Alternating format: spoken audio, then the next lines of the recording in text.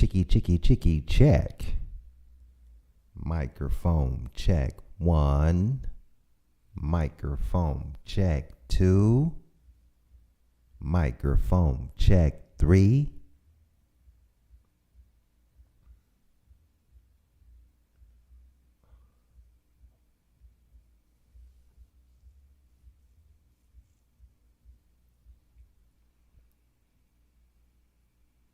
What's popping with it, YouTube Fizam?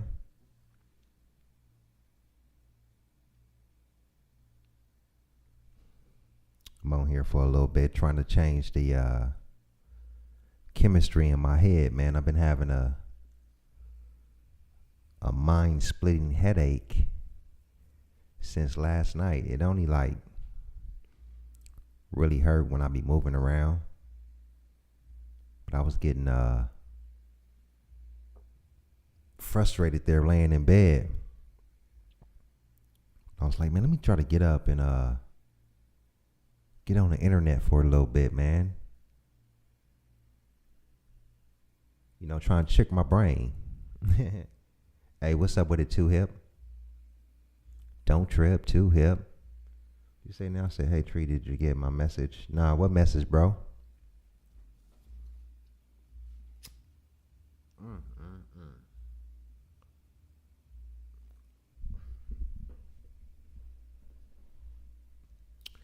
I'm talking about sometimes the pain be so intense with my headache, it just make you scrunch your whole face up. You just be frowning the whole time. Cause you be like, damn, shit feel like an axe in the middle of my head.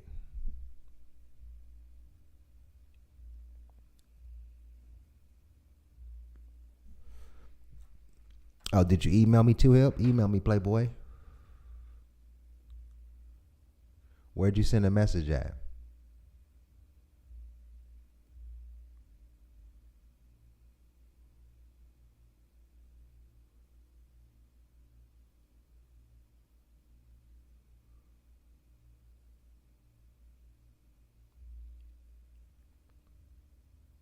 Okay, for shizzle, I'll check it out, player.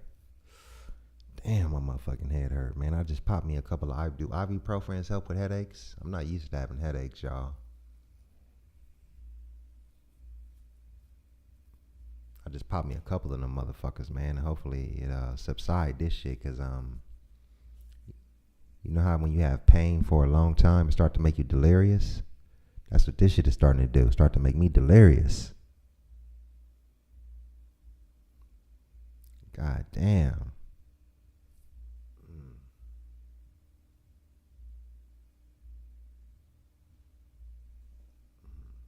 Hold on. Let me check my temperature.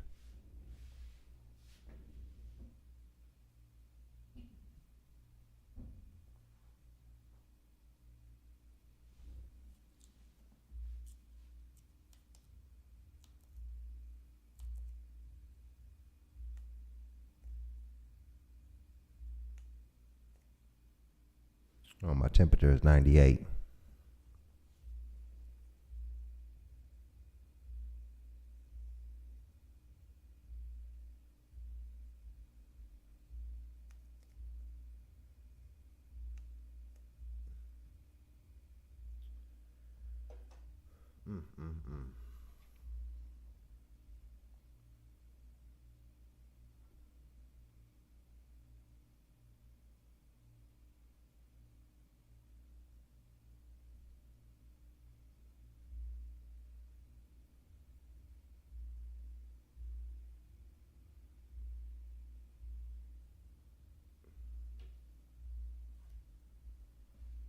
Got the what's the name? Hold on, let me get the StreamYards link.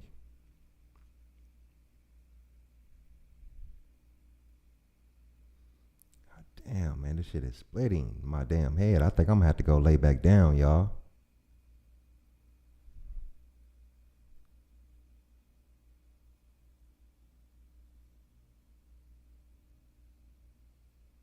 I felt like I was going crazy though, just laying there in pain. I'm like, fuck that, man. Let me get up and move around a little bit.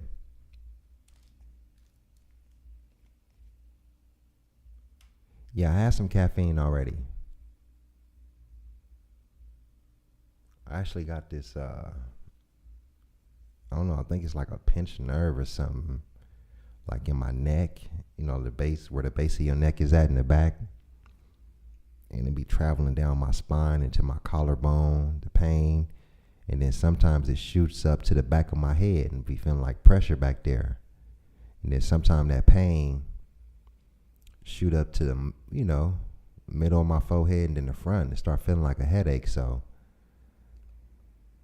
I don't know if this headache is linked to that pinched nerve or whatever. Only thing I know is that this shit hurt like a motherfucker and it's consistent pain. Like right now, it's just consistent, but me conversating with y'all is kind of like taking my mind off of it a little bit,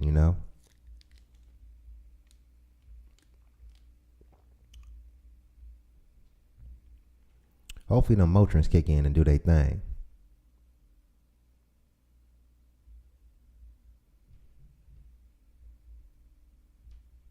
I'm talking about this shit hurt so much you can't even go to sleep.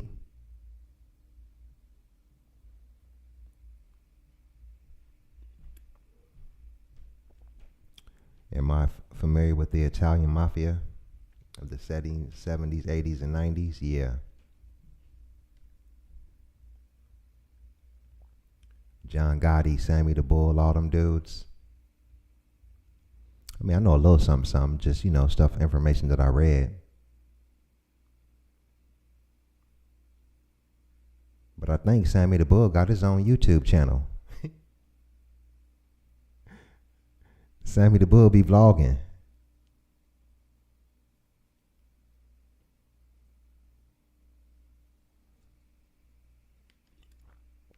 Hey, what's good, Sassy Cat? But yeah, I got some natural remedies for headaches, y'all. Type them up in the chat if you do. I need some natural remedies, to make a headache magically go away.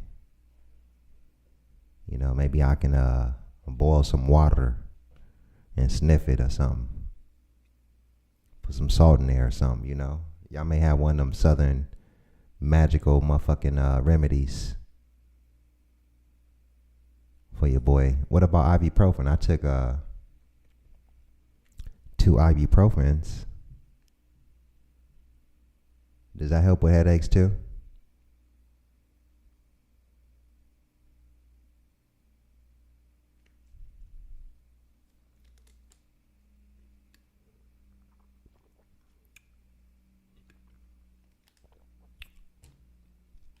I got to give me some Tylenols.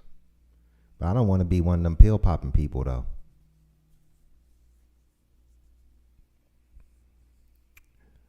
I'll be skeptical about taking my vitamins every day. You got to take your vitamins now, especially in these times. But it'd be so many pills to pop, I'll just get tired and shit.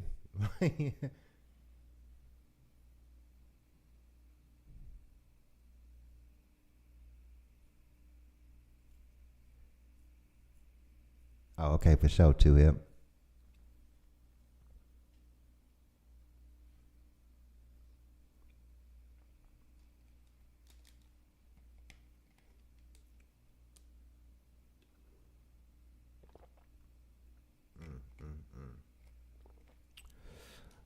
If y'all ain't seen Wonder Woman 1984, you need to find a way to see that. Unfortunately, you can't go to the movie theaters because they got this virus out there called the coronavirus, COVID-19. And it's preventing everyday Americans from living their life like they usually would live it. So you got to find other means to see your favorite movies now, because you can't go to a nice movie theater, especially the movie theaters with the reclined seats where you can just get like super comfortable, kick your feet up, have you some nice popcorn with extra butter, big tall soda, some red vines or your favorite candy, and enjoy your favorite movie. You can't even do that no more, ladies and gentlemen. What has the world come to? So now you got to resort to different streaming platforms. Now this Wonder Woman 1984, it's on HBO Max. And I think you can do like a trial, or maybe you just want to get it for that first month just to see Wonder Woman, and then you can discontinue the motherfucker.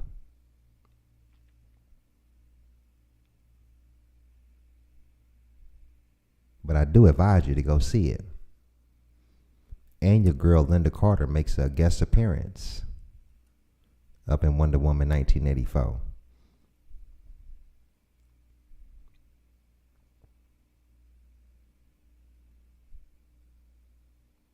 You know?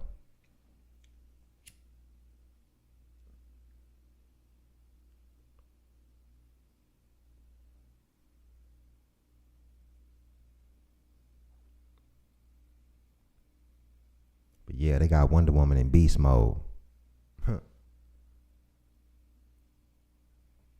I was tripping out when they came out with the new Wonder Woman. They had her in beast mode. I said, damn, she whooped Superman and Batman ass.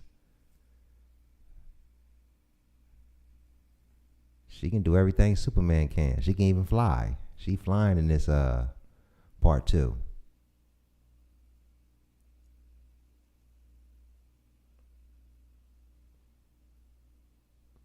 Oh, look, Linda Carter is fine as wine.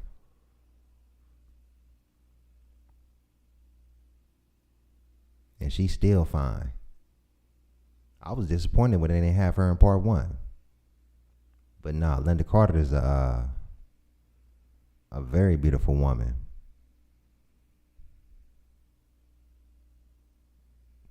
Most dudes, most dudes that like regular things, regular thinking dudes, they had a crush on Linda Carter. If they come from my age range or a little bit older. Everybody had a crush on Wonder Woman back in the day. I say it was one cheesy part in the movie though. And yeah, we doing spoilers on here. But this ain't nothing that's gonna disrupt your whole movie watching experiences. But Wonder Woman was up in one of them jets with her dude. And her dude was flying because he like a little pilot, whatever, right? A little pilot boyfriend. And he flying in the motherfucking, they was being chased and shit. And so, what's the name of them was detecting them on radar. Like the military base they was trying to break out of and, steal the plane from. They was detecting them on radar. And I was like, man, this is some bullshit. I said, Wonder Woman got an invisible jet. And like soon as I said that, Wonder Woman cast some type of magical spell. Yeah. Hey, look here, man. Wonder Woman got all types of powers in part 2, man. She got Superman's powers. She got like all the DC comic abilities combined with hers. Just real talk if you want to get technical. But yeah, Wonder Woman casted a motherfucking spell and turned the whole jet invisible. I was laughing like a motherfucker. I said, oh, hell nah, that's cheesy right there. She need her own motherfucking jet. Wonder Woman don't need no nigga flying her around.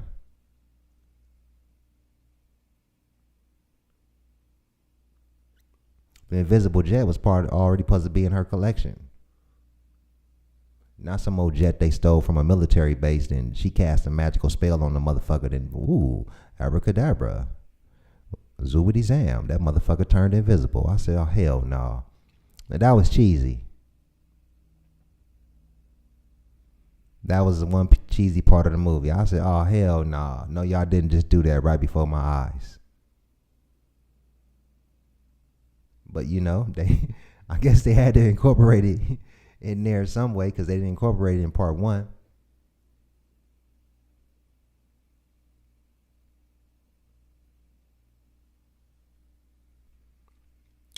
And I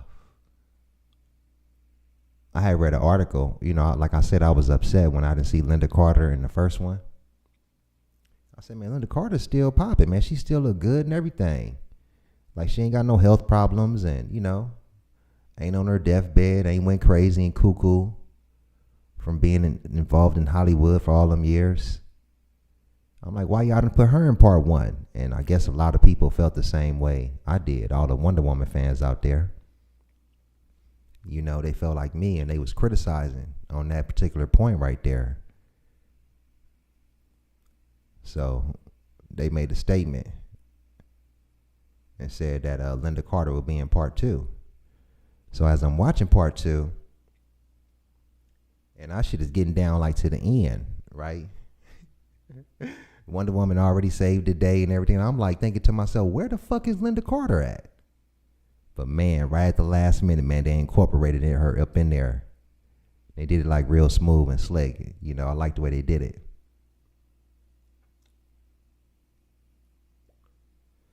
I mean, that made the movie everything. Once you see her up in there, that gave it like its final little, icing on the cake. Yeah, exactly. That part, sassy.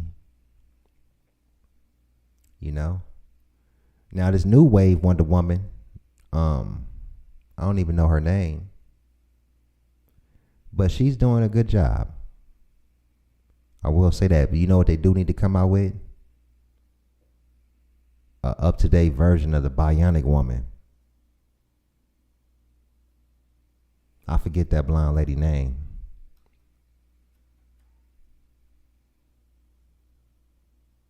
But I used to watch that shit too back in the day.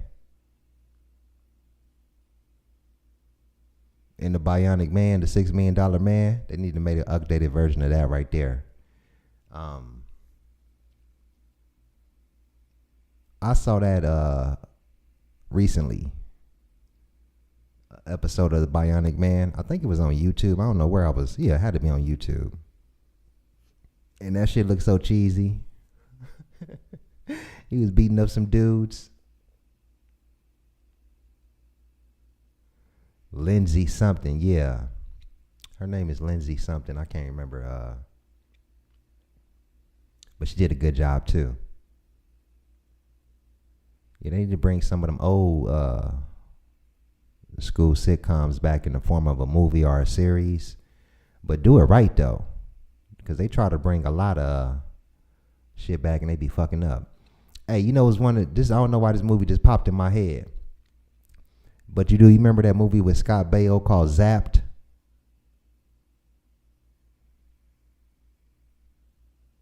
I like that movie a lot. Then they try to do a remake of it. I think the remake, they fucked it up. Oh, Lindsay Wagner. Yeah.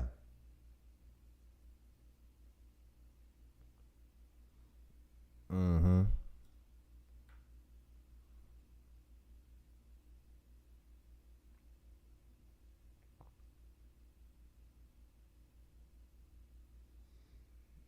Superhero movie? No, Zapped wasn't a superhero movie. Zapped was with Scott Baio. And he was in the lab or something, and they made some type of formula, some magical potion that exploded, and it gave him the powers of telekinesis.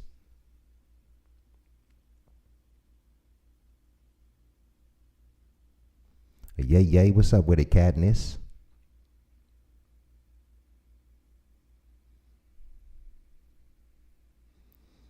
Yeah, it gave him the power of telekinesis, so he was going around using his powers to create mischief up in school, lifting up girl skirts, all of those type stuff, man.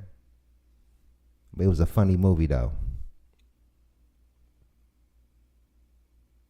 But they fucked up on the remake.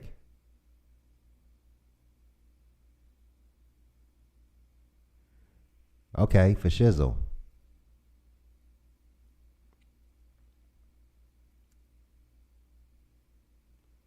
For shizzle, cat. Shit, good luck with that too, man. I was just watching the hold on, I want y'all to see this video. Let me go get it real quick. It's on Lady Lot channel, and it was with a nurse. they got the coronavirus, and she crying and stuff, and half her face is frozen. Hold on, let me get this video, y'all.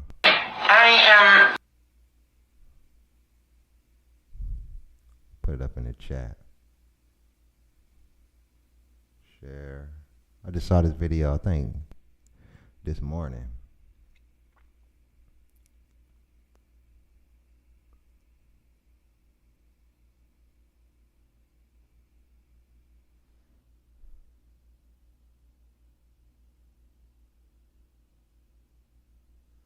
Yeah, check out that link right there.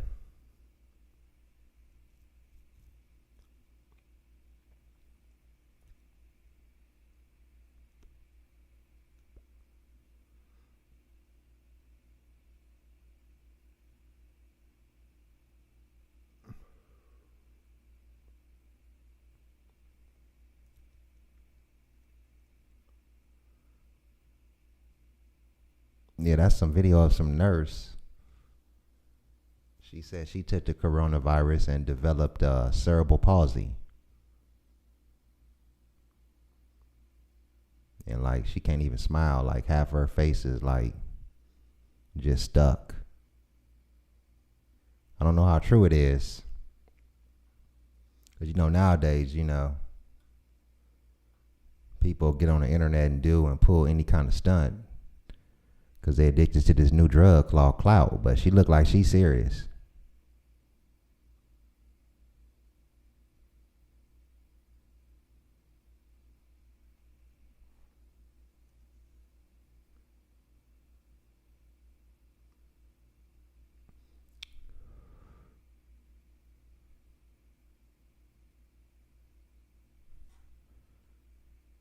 Or that, okay, registered nurse gives Bell's palsy. Yeah.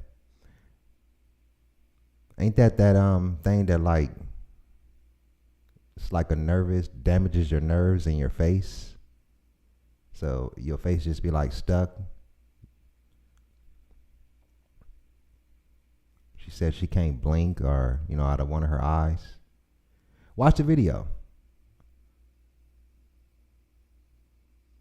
Oh, you saw the ones too, Sassy? Hold on.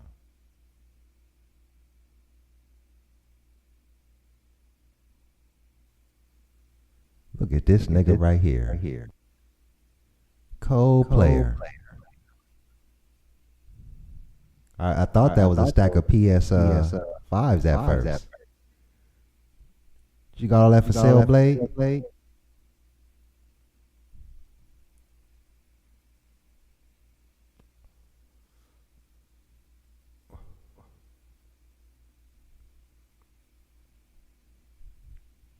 Look at Blade over there. That's what you got all up in your studio player?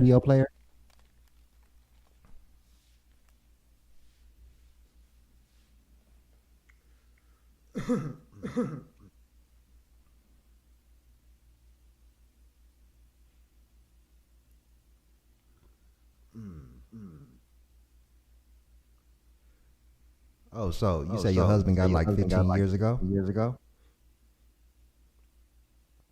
So it's a curable thing, right? Yeah. What's up with it, the show? You got an echo over there, Blade. If you're talking, I can't hear you.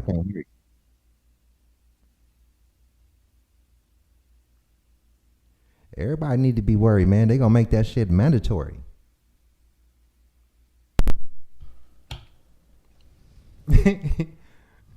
They gonna cut out your human rights. You ain't gonna be able to walk to the park. You used to take your dog to the park. They're gonna be like, well, this park is only for people that had the COVID-19 vaccine. Yo. Yeah. What's up with it, Blizzade? Hey, now what's going on? I didn't even know my fucking camera's on. Your shit kind of low. Is it? Can y'all hear him cool? How we sounding right now? You good on my end. Let me see. All right. Mic check testing. But shit, you only coming out of one ear though. That could be my shit though.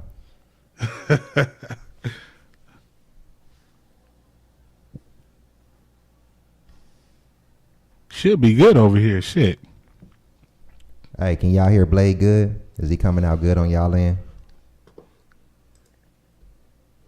But yeah, man, when they start doing that, they already lining this up to do that mandatory vaccination type of thing.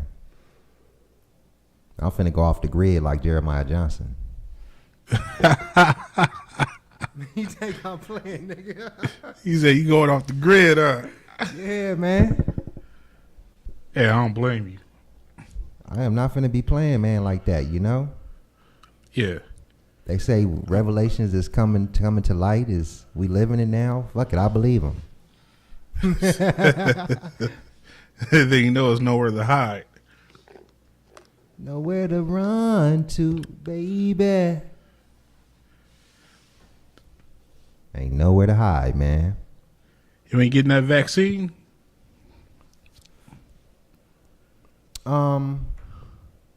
As of right now, no. And, you know, I was against vaccines, period. I mean, I stopped putting the flu vaccine in my body once I figured out what that was. Right. So I'm just anti-vaccine. You know, I figure it out on my own. You know what I'm saying? If I get sick or whatever, you know, and if it's time for me to go, then it's time for you. It's a cold way to go, though, man. Sick. Yeah, it's been a good one, man. It's been a good one. Yeah, okay.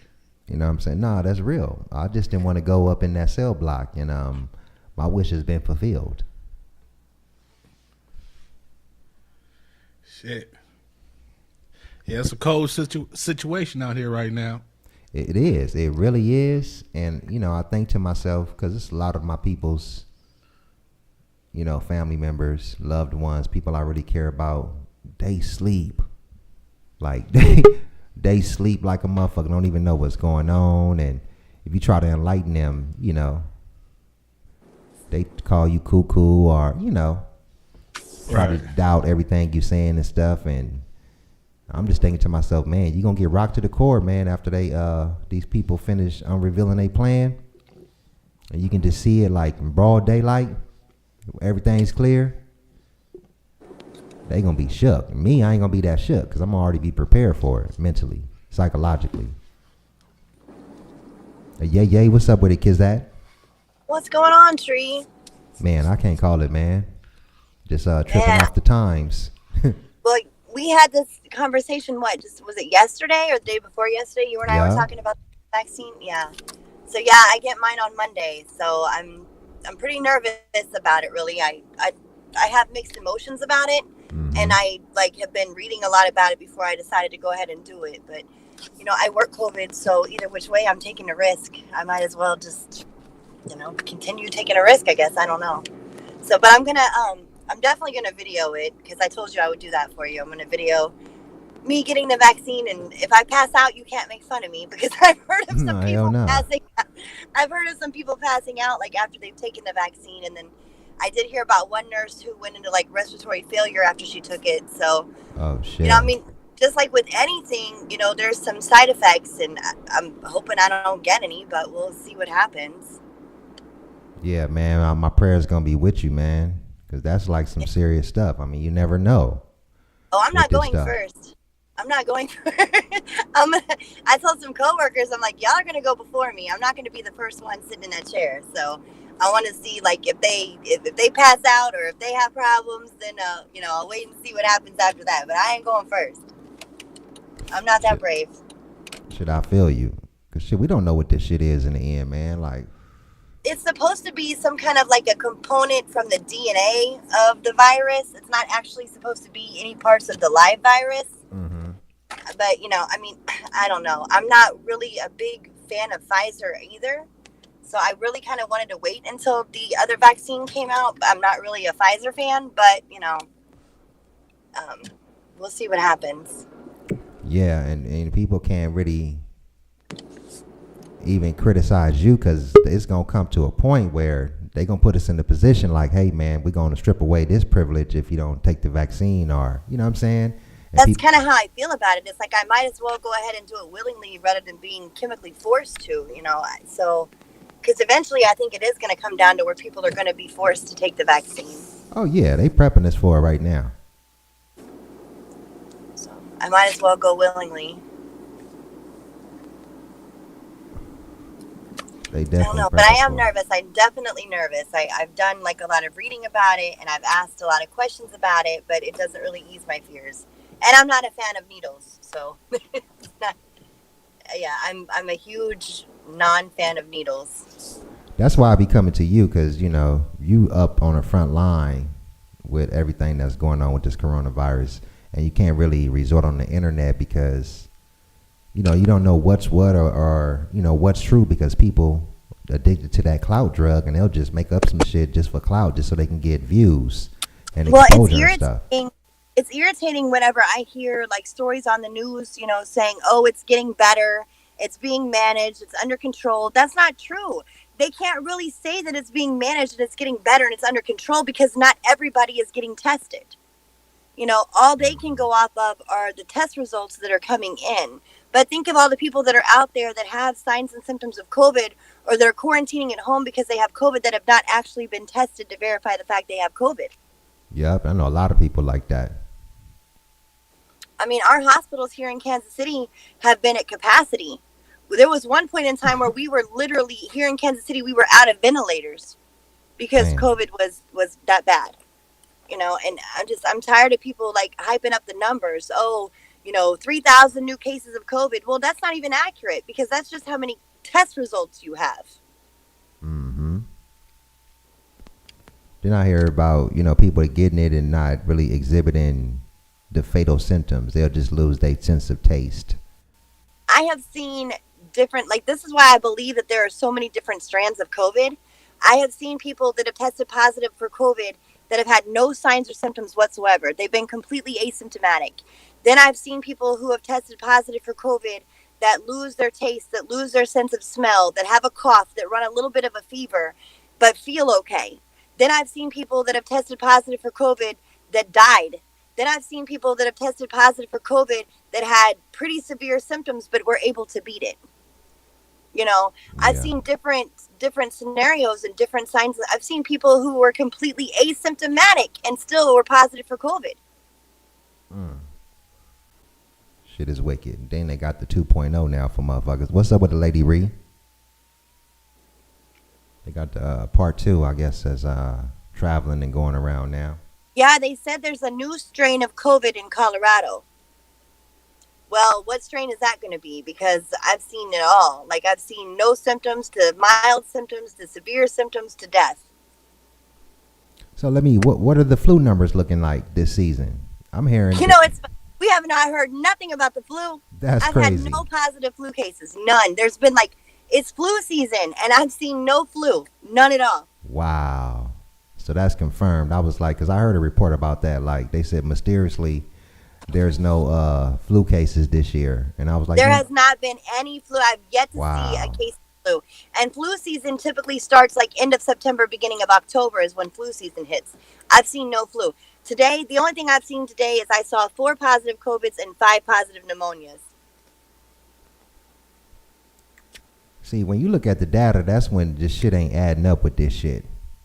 So I can understand the people who are skeptical, in a sense, saying that it's not real, and I think it'd be a lot of confusion. They're not saying that it ain't really nothing going around. It's a virus going around, but it's not real in the sense of how they trying to make it a big deal Well, and it's really per even se. hard now to diagnose a true case of pneumonia because when you do a chest x-ray, COVID on a chest x-ray, COVID looks like pneumonia. So now we have to compare the chest x-ray with a white count. So in order to say that somebody now has pneumonia, they have to have a positive pneumonia chest x-ray with an elevated white count. If they have a positive pneumonia chest x-ray with a normal white count, then we start to look at COVID. Mm. Hey, Lady Ree, I don't know how to drop the membership link. I think you got to just go to my channel and hit join. I know, man. I don't know too much about this shit. Hold on. So yeah, it's crazy out here. It really is. At first, I didn't really think much of COVID. I was like, well, nobody really knew anything about it. We didn't know how to treat it. There was just, you can't do nebulizer treatments for people that have shortness of air because of COVID. Because when you do a nebulizer treatment and they breathe in and out through that tube, it just releases the particles into the air. It's like blowing COVID all over a room. Mm. Shit is crazy, man. I done cut my motherfucking human contact down to 0 to none, damn near. I don't even be around motherfuckers. I'll be like, man, fuck that. A couple of my homies said they had that shit, and I didn't cut them off completely. Oh, I have a really good friend that's one of my coworkers. She's a nurse and she contracted COVID, and the only thing that she had was a horrible. She said she had a horrible headache for like 3 days. Oh my goodness. See, don't tell me that, because I'm Yeah. over here fighting a horrible headache since last night. Yeah, she said she had a horrible headache for 3 days. Wow. I keep taking my temperature though. That's the problem, though. Not everybody with COVID is having a fever. The symptoms are changing. In the beginning, we were like a temperature over 100.4 and a dry cough and, loss of taste and sense of smell. Well, now it's headaches, it's vomiting, it's diarrhea, it's a fever, it's a cough, it's a sniffle. It could be anything now. Mm. That's crazy.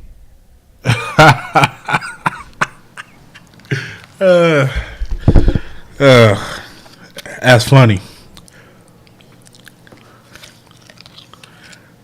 The fix is in. It's all a mind game. Oh, it's definitely population control and government control. They try to scare people to the point to where if you sneeze too hard and you feel your back crack, they want you to think that's COVID. Plus, they're diagnosing everything as COVID anyways. If a motherfucker slip and fall off a 10-story building, They did it. they do it because it's COVID. That's 13,000. Well, and then you have to take in consideration the death rates, okay? Here's the problem. You could have somebody come into the hospital that is like a 99-year-old dementia patient, okay? They're 99 years old. They were on hospice. They have dementia, but they test positive for COVID. If they die, guess what they say? Oh, they died because of COVID. No, they probably died because they were 99 years old and end-stage dementia and were already on hospice, but that doesn't matter anymore. If they have a positive diagnosis of COVID, COVID is the reason of death on all the death certificates, and it's ridiculous. Oh yeah, it's all a money grab at the same time. Yeah. You can't even say that the death tolls are 100% accurate.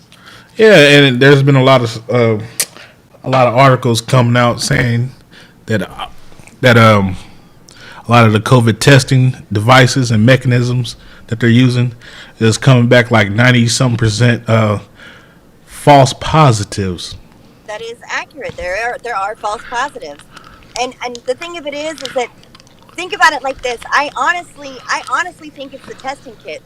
I think it's luck of the draw. Tell me how you can test negative. Okay, they stick that swab up your nose. You test negative, but then 72 hours later, a week later, all of a sudden you're positive.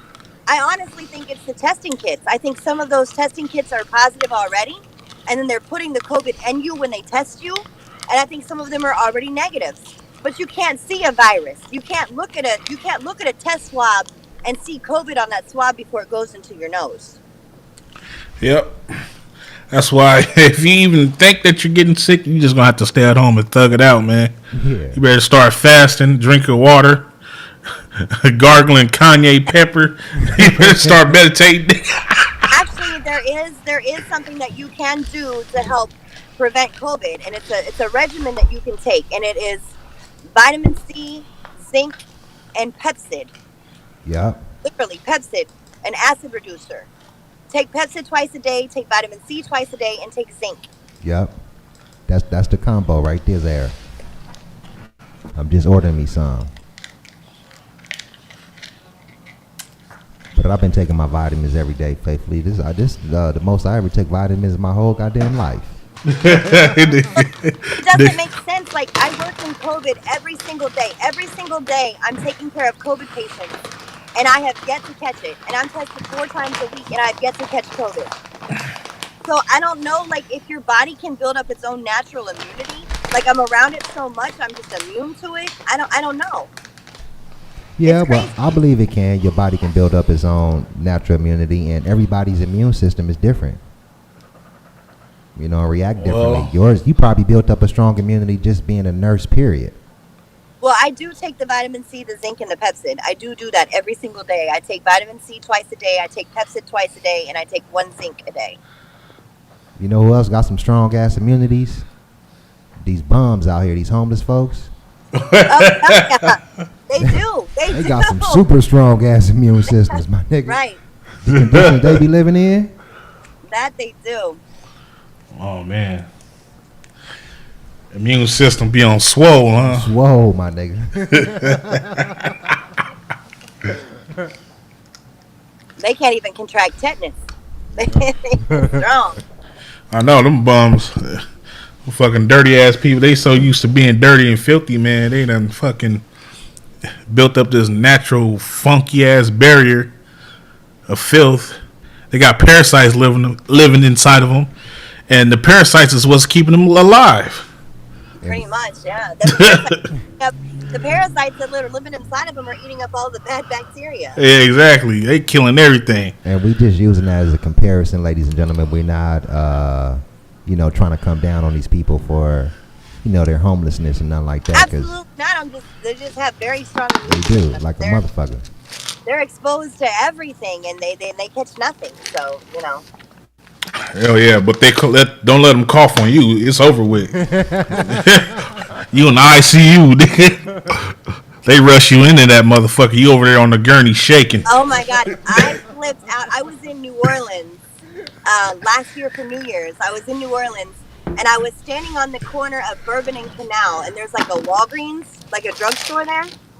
And Harry and I were in New Orleans together, and so we're standing on the corner, and this homeless man, he's standing there in front of the Walgreens. He took a cup of water and dumped it over his head. Well, then after, I don't know why he did it. He just did it. So then after he dumped that cup of water over his head, he went into the Walgreens. He did not give two fucks who was watching him. He walked in, he grabbed 2 bottles of wine, and he walked right back out. Damn. Nobody said shit to this dude. And so he popped open them bottles, and he started chugging them right there on the corner of Bourbon and Canal. So later on that night, Harry and I are walking down Bourbon Street, and I see that same homeless guy. And I just looked at him. He was still carrying one of the bottles. And he saw me looking at him, so he walked right up to me. And he grabbed me by my shoulders, and he kissed me on my face. What? I about died. I was looking at Harry, and I was like, listen. I went into a bathroom of a bar on Bourbon, and I took a bunch of soap, and I just started scrubbing my face, and then I took hand sanitizer and started scrubbing my face. I've never been kissed by a homeless man, ever. Damn. Until I went to New Orleans. You must have probably, did you do the flash, Cat? Did you flash Oh your my titty? God. It took everything in me not to throw up. And Harry was laughing at me, and I'm like, "You're not funny. Like, this is not okay. There's nothing funny about this situation. Like, I about threw up. It was all bad." Oh, bizad. Hey, let me ask you a question about New Orleans. Is a lot of titties out there being shown? Yes. Is it just like we see on the movies and shit? Yes, especially during Mardi Gras, because we went to New Orleans for Mardi Gras. And literally, like, walking down the street, like, people are literally walking down the street butt-ass naked. Oh, damn. Yeah, lots of boobies for beads, absolutely. New Orleans is amazing. I love New Orleans. But unfortunately, because of COVID, next year for Mardi Gras, I don't even think they're doing the parades. Yeah, that's a shame. That's a shame right there. I wanted to go to Brazil in February, so I go to the Carnival. I don't know if they're going to do it, though. Man. Don't go to the swinger convention. You heard about the swinger convention? They had recently a couple months ago, and somebody went there with COVID and spreaded it to 40 other people. Man, nigga, I ain't going to nothing swinger. What the fuck? Nigga, it's not that bad. What, a swingers club? I'm talking about being desperate to the point where I got to show up to one. Oh, I went to one here in Kansas City. It was actually a lot of fun. I mean, I didn't do anything. I did nothing. The only thing I did was skinny dip in the pool. But, like, then like I was in the pool with my friend Coop, and I was walking backwards, and my butt hit the butt of a midget, and I literally bumped butts with a midget, and it kind of grossed me out, so I got out of the pool. But Okay, so you telling me that while you was in the pool skinny dipping, there was no 55, 65-year-old man with a white chest hair. He didn't run up in you.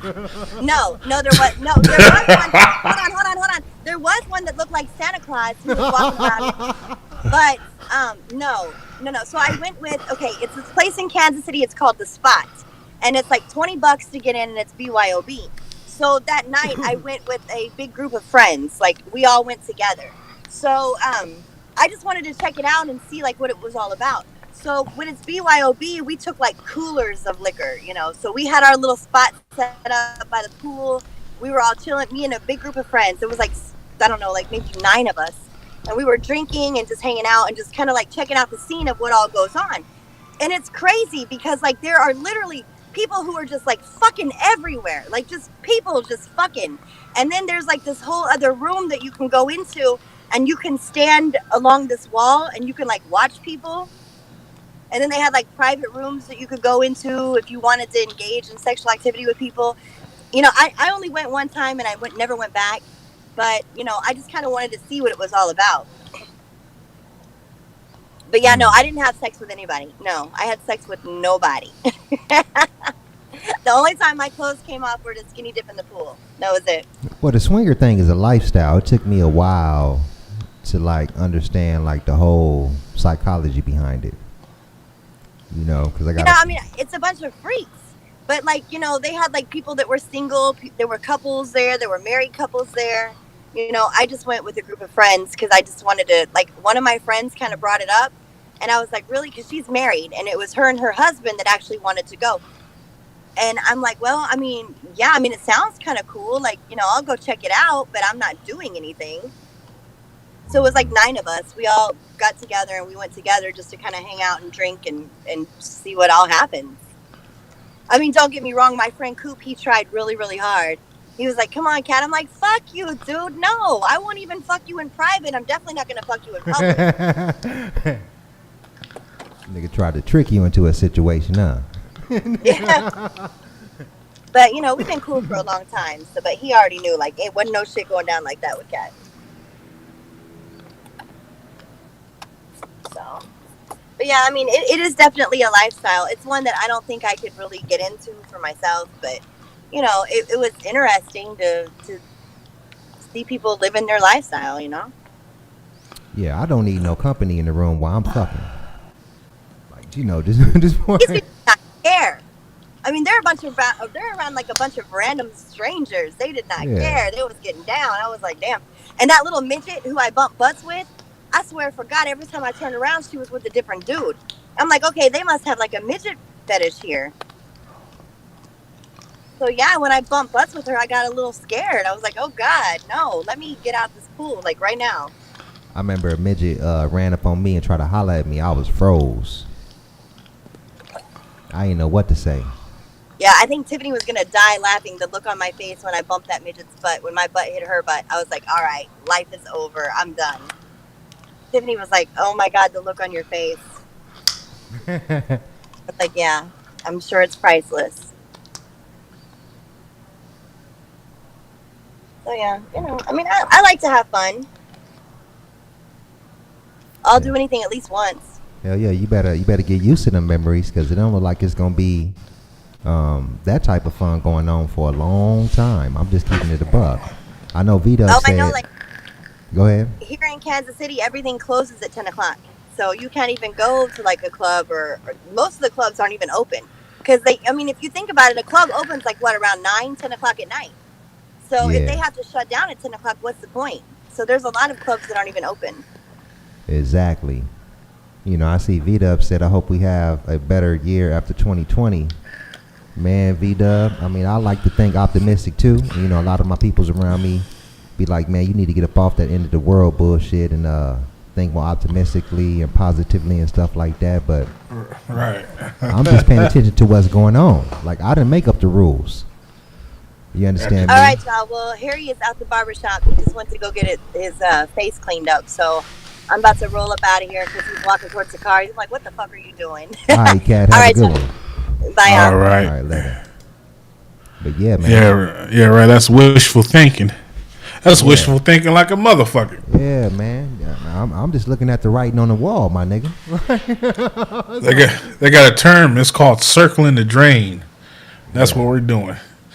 We're circling the drain before we go into it. Yeah.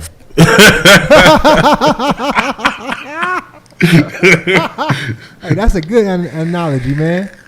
You damn goddamn right, nigga. We circling the drain, nigga, before we switch right on down and up in that motherfucker. You know, got to make a couple laps around the drain before we actually get sucked into it. Circling that bitch. And, you know, I see, like, some of my peoples, you know, because we do a lot of BBW events and stuff like that. And, you know, they, like, taking, you know, promoting events like, you know, for instance, they got an event coming up July 2021. They, like, collecting people's monies for this event. And I'm thinking, like, nigga, what do you know that I don't know, nigga? I'm like, you know, how do you know it's going to be all good in 2021? It's not. I'm just, you know. That's why I think it's a money grab. I'm like, nigga, I started to bust them out. Like, man, that seemed like you motherfuckers trying to put a money grab on right now. Motherfuckers is desperate, and ain't no telling what you'll do with somebody else's money if you in a position. If you're in a position where your back is up against the wall and you got to pay your rent or give the people their refund, what you gonna do? Yeah. Well, don't call it a money grab. Just call it securing the future.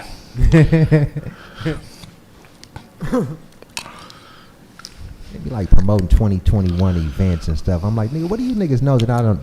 There may not be no idea of a movie theater no more, because you just got to think about it. The way they setting up the rules right now, they don't want us gathering and being in bunches. They want us 6 feet away from every person. Right. So ain't gonna be no clubs or no gatherings or no swinger events or none of that shit. No swinger events. Yeah, that's out of pocket.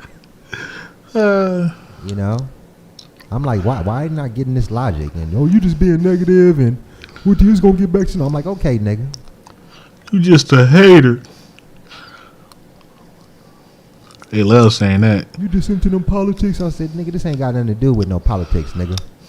Actually, I mean, it does, but shit. It do, but it's like the politics then got mixed in with fucking motherfucking livelihood and your survival of life now. Like, Yeah, and you're losing control over your own life every day. On how you can live it and how you should live it. All that is slowly slipping away each day by each day. I'm looking at the writing on the wall, and these white folks are saying, like, they figure like this is the end all be all come January 6th if that boy Trump don't get back up in there. They thinking like this is their revelation. They ready to fight to the death, to put their life on the line. This is what they saying. Pretty much. I mean, you know what I'm saying? So I'm listening. I'm watching. I'm watching all the writing on the wall. I'm like, oh shit. Like, pretty much. This is next month means everything. yeah, That election next month, it means everything. everything. They saying they ready to set trip, my nigga. Like for real, if they boy don't get back up in there, nigga, they said they ready. They said All the way set ready. this motherfucker off. You know? I mean, And I believe they ass. yeah. I mean, when you think about it, he did get cheated, though. Yeah. He got cheated like a motherfucker. And the what's the names, they looking like they not budging. They looking like we done came this far. You know, the Democrats, we done came this far, so we got to go all the way along with it. We can't tuck our tail now. Right. So they done set the stage up for something to happen. You know, that's all I'm saying. You can expect it to go down. Yeah. I mean, I think only way you make it out of this if you got some type of money. If you holding something, at least you can have a better position in life as far as what's going down. Yeah. That's real talk. It's finna get real scandalous. You know, you got to keep an extra watch on your goods now because motherfuckers is on their thievery even more now. They desperate.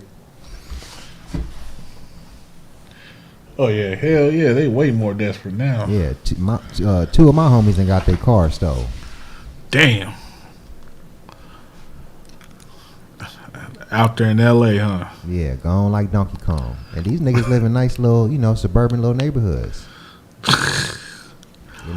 Shit gone. Pew. I say, oh man, niggas is getting desperate. Niggas is getting desperate like a motherfucker. Yeah. It is what it is, man. What can you do about it? But protect yourself. Yeah.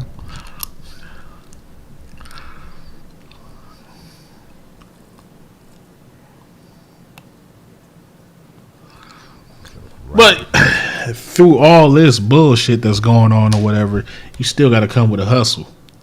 Yeah, true that. Regardless. You got to stay on top of your game, man. And there's even some new hustles being created, oh, yeah. This situation.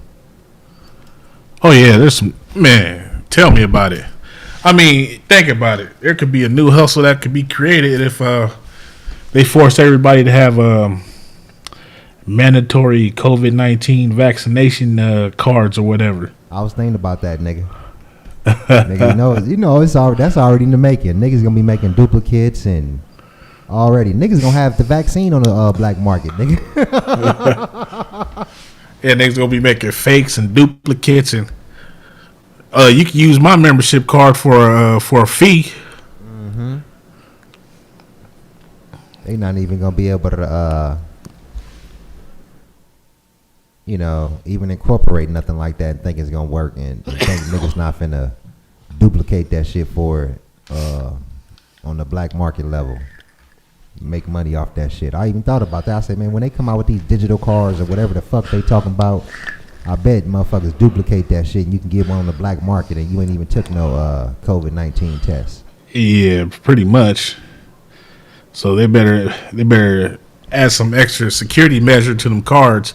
Immunization cards, you know what I'm saying? Motherfucker, they better have a holograms, hitting the holograms under blue lights, all that shit.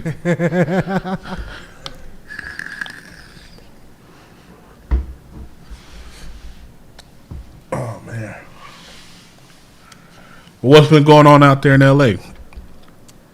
Ain't shit, man. Same old, man. I ain't been really tapped in. I've just been in my own little bubble. That's it, huh? Yeah, doing me, you know what I'm saying? Just sitting back. I've been watching the show just from a political standpoint and what's going on in the world. Yeah. That should keep your ass super occupied. Yeah. Pretty much. I've been outside most of the time. Yeah, I should be keeping my ass indoors, but fuck that shit. I like to move around. No, not as long as you ain't around motherfuckers, it's good to get outside and get exercise and get some of the real oxygen in your lungs and shit like that, Yeah. So instead of staying cooped up in the house. That's what a lot of people are like their mental state is deteriorating, but also their physical state because they're not getting the same exercise and oxygen, and it's a bunch of women that have turned into BBWs. They went in, looking like Ally McBeal.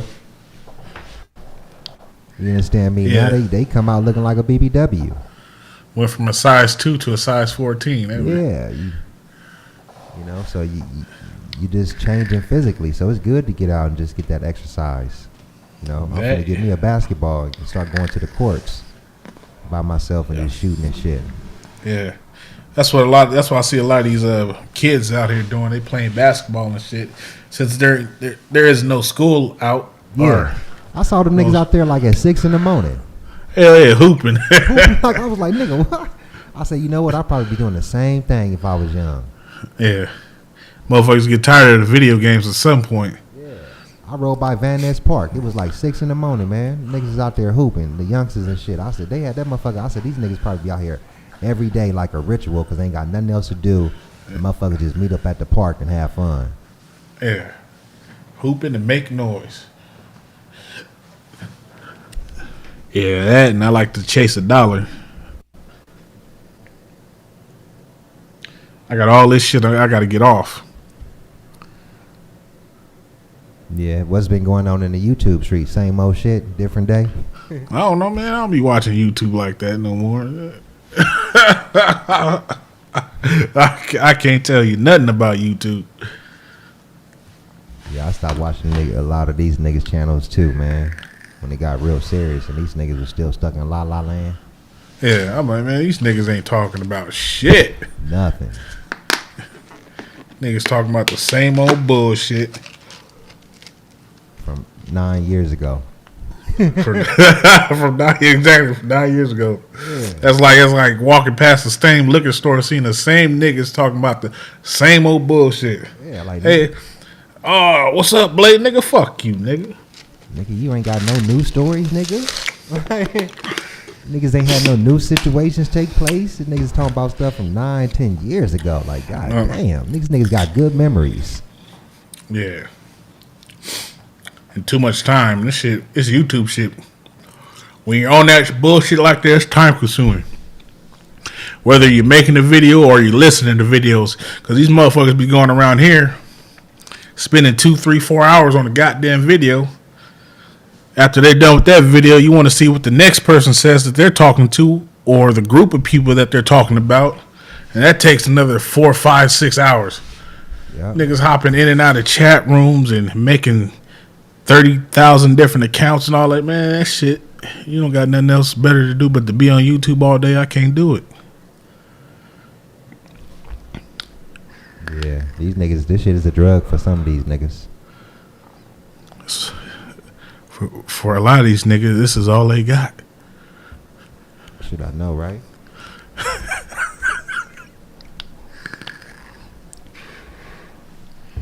So, yeah. Oh man, they got this. Are you up on Tasha K? Tasha K. I seen her every once in a while. She got this cold documentary coming out about Jaguar Wright. Tasha K's a cold piece of work, man. Tasha K done went all through that girl family and invited them to Christmas dinner, the sons and the nieces and the daughters and the ex-husbands, and she done a whole documentary interviewing them, just exposing Jaguar Wright. I said, Tasha K's a cold piece of work, man. Yeah. I mean, somebody got to shut her up. I mean, God Jaguar probably going to shut her up. Jaguar talking about popping her. She said, man, let that shit come out and I will be rolling up to your spot. She like put the address out or said the address and she said, she showed her pistol. And she I'm talking about somebody that shut Jaguar right up. That bitch. Oh, no, they ain't shutting Jaguar up, but I didn't even know who she was till Tasha K exposed her. And Jaguar Wright been running her mouth for like the last year, nonstop. I heard all the little stories about what's the boy name? Not Q-Tip, but the other nigga, Common. Yeah, Common. She said Common just tried to put the tip in.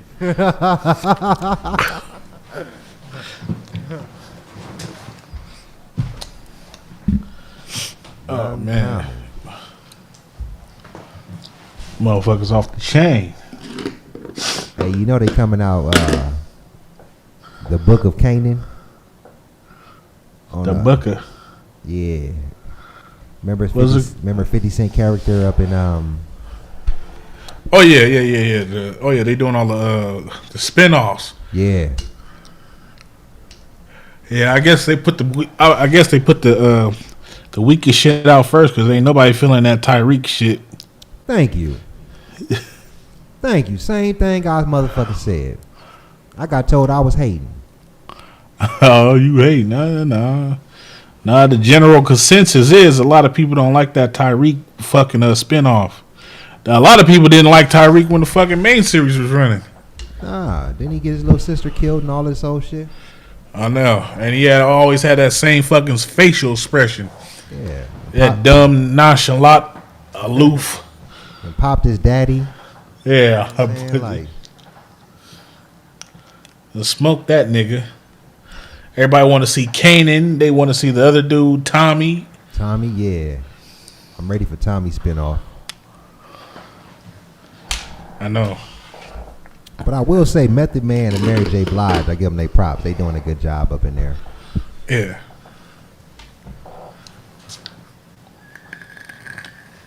But just whack writing, though. Need to be more gritty. I mean, what's the name was kind of gritty at moments. Ghost, Power. Tyreek little show seemed like some little high school stuff. It ain't really been that gritty. Nah. I think I seen about 10, 15 minutes of that show. Like, man, I don't give a fuck about this nigga in college. Hey, nigga, did you ever see that show, P Valley? No, I didn't see it. Nigga, that shit fire, nigga. You better watch that shit. P Valley, huh? Yeah, it's porn or pussy. No, it's Pussy Valley. Okay, Pussy Valley. It's about a strip club. A series, though. But it's dope, though. Oh, Lord. Yeah, I definitely give that a look at. I'm over here fucking, when I'm sitting at home, I'm over here watching anime and shit. Now.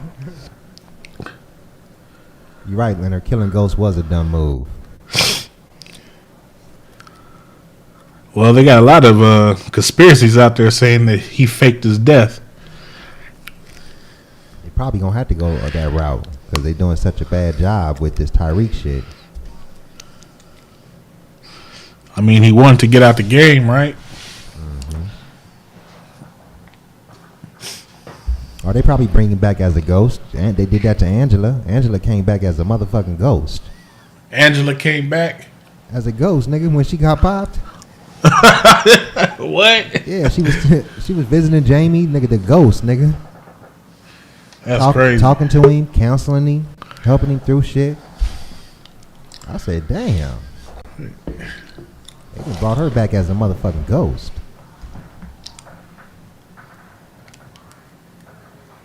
Oh, man. That's crazy. But yeah, I caught on that to that little episode. I mean, the whole little Power series later on. Yeah. I didn't even watch it when it first came out. Yeah. Before I went to the animes, I was watching a lot of fucking older sitcoms. I was watching Malcolm and Eddie and some other shit. Oh, yeah? I was just watching older sitcoms. What's up, y'all? What's going on? With it. Shit. I came on and fell off. I'm trying to figure out this phone. What's cracking though? Ain't shit. One day chicken, next day feathers. That's right. Go on. I just wanted to say hi. Go on talking. No, we was just talking about some old sitcoms and shit. I told people to go watch that. Oh, you saw Wonder Woman Blade? I don't watch that shit. Watch that Wonder Woman. Oh, you don't like that? That nigga was watching. He didn't even. You wasn't no. When you was little, you didn't watch Wonder Woman. You wasn't no fan. Not really. I seen the first one. Hey, did she turn around in circles like it used to back in the day? No, when she wanted. Remember her turning in them circles? She didn't bust that man. But shit, she got abilities like Superman in this one. She can fly and everything now. Yeah, I know this. They gave her some trumped up superpowers, huh? Mm-hmm. Does she got the invisible jet? Yeah, but it's cheesy how they incorporated it. That old school. What's up, y'all? I can't see y'all in the chat, but I know you're here. Yeah. But yeah, back in the day, Wonder Woman, when she wanted to change her clothes, she'd just turn around real fast in circles. Yeah. And she had the invisible jet. Straight up. Her boyfriend, because he a pilot, so he stole a jet, and they was trying to get off this, like, military base. And it was like a regular jet. And then they was up in the air, and the radar was finding them. So they was sending more jets at them and stuff because they was tracking them on radar. And then, lo and behold, right when I was thinking about, like, damn, I said, this don't make sense because Wonder Woman had an invisible jet. She wouldn't be detected. Lo and behold, motherfucking Wonder Woman did a magical spell and turned the whole jet invisible. I was like, oh, hell nah, that's cheesy. You know, you think they gonna come out with a modern day Bionic Man. Remember the I was just Bionic saying Man? that. I was just when I was putting people up on the Wonder Woman movie, I was giving my review of it. I said he need to come out with a brand new Bionic Man and a Bionic Woman. I didn't like the Bionic Woman. She, I did. well, you a man. Hey, but Blade didn't watch that Yeah, you shit. remember that? Don't That nigga, you know what Blade was watching? Trish, he didn't watch none of these shows. You know, Blade was watching MASH and shit like that. Oh yeah, Mash used to come on late night. Nigga, No, man, not the man. I got a late night one for you, nigga. What was that music that would have? I used to hate when my parents watched that shit. I got a cold late night one for you, I nigga. think- Benny Hill. Yeah, I wasn't allowed to watch that motherfucker. Hell It was no. too much sex cracking. I was too young. Yeah. Nigga, They you wouldn't remember let Benny me watch Hill? Benny Hill, nigga. Nigga, Benny Hill was the shit back in the day. Yeah, but I wanted to watch it because the kids in school was talking about it, but I think Benny Hill had too many bitches. And my Yeah. parents was like, nope. That shit was low key like soft comedy porn or some shit. No. I wanted to watch, like, I could watch nothing, man. I couldn't watch Three's Company. Older. Hey, do you remember right when they start showing? Those were swingers right there. Three's Sorry Company. about that. I'm trying to get my wash on. Yeah, Jack Tripper, man, he was a cold player. Yeah, I think that's why I wasn't allowed to watch it. Mr. Furley. Yeah, I wanted to watch it bad, but it's like my mom was like, "It's a man living with two women. You too young." I'm like, "Damn." Yeah, he fucking both of them. He popping pills and fucking both them hoes. I didn't know. I didn't know. I just wanted to watch it. Like I didn't get to watch Fantasy Island when I was a kid. I wanted to watch it. Be playing. Hey, boss. Be playing. I mean, I caught a lot of back end of that shit when I was a kid because They were reruns. yeah, reruns on what was that shit, Nick at Night, Nickelodeon, and all that shit. They used to play a lot of that shit on Nick at Night. Yeah, they were reruns when we were young. Just like what else I used to want to watch? There's a lot of shit they wouldn't let me watch. Crazy. My mom was crazy. I couldn't even watch the Smurfs. She was like, "That's pagan." Like, what the fuck? Oh yeah. Yeah, I watched a lot of crazy ass, irrelevant ass sitcoms. Like, what was that shit? It was a Taxi. Yeah, you liked it, that boring shit and Cheers. This nigga Blade used to watch Cheers. Cheers. I got into it when I was in college. It wasn't no cable up in the dorm, so only thing that used to come on late night was fucking Friends, Cheers, and Taxi. And I was liking it because it was the only thing we could watch. But I couldn't do the MASH, man. Nobody could do the MASH. That shit was boring as fuck. Hell yeah, I could Some never folks do like the that MASH, shit, though. man. Every time that little theme song comes on, you see the helicopters in the sky, man. It feels like all life would just been sucked from you. It's like I don't care how high I was. It's like I could get through Cheers, I could get through Friends, I could get through Taxi, but MASH, it was like, oh man, I'm going to sleep. I can't do it. Yeah. Or back in the day when they actually used to turn the fucking TV stations off at night. And play the song. Do do do do do do. Yeah. Or you Put that you no wake up broadcast system. or you wake up to the military salute in the morning. Yeah. Shit. Yeah, that remind me of college, man. It's like, god damn.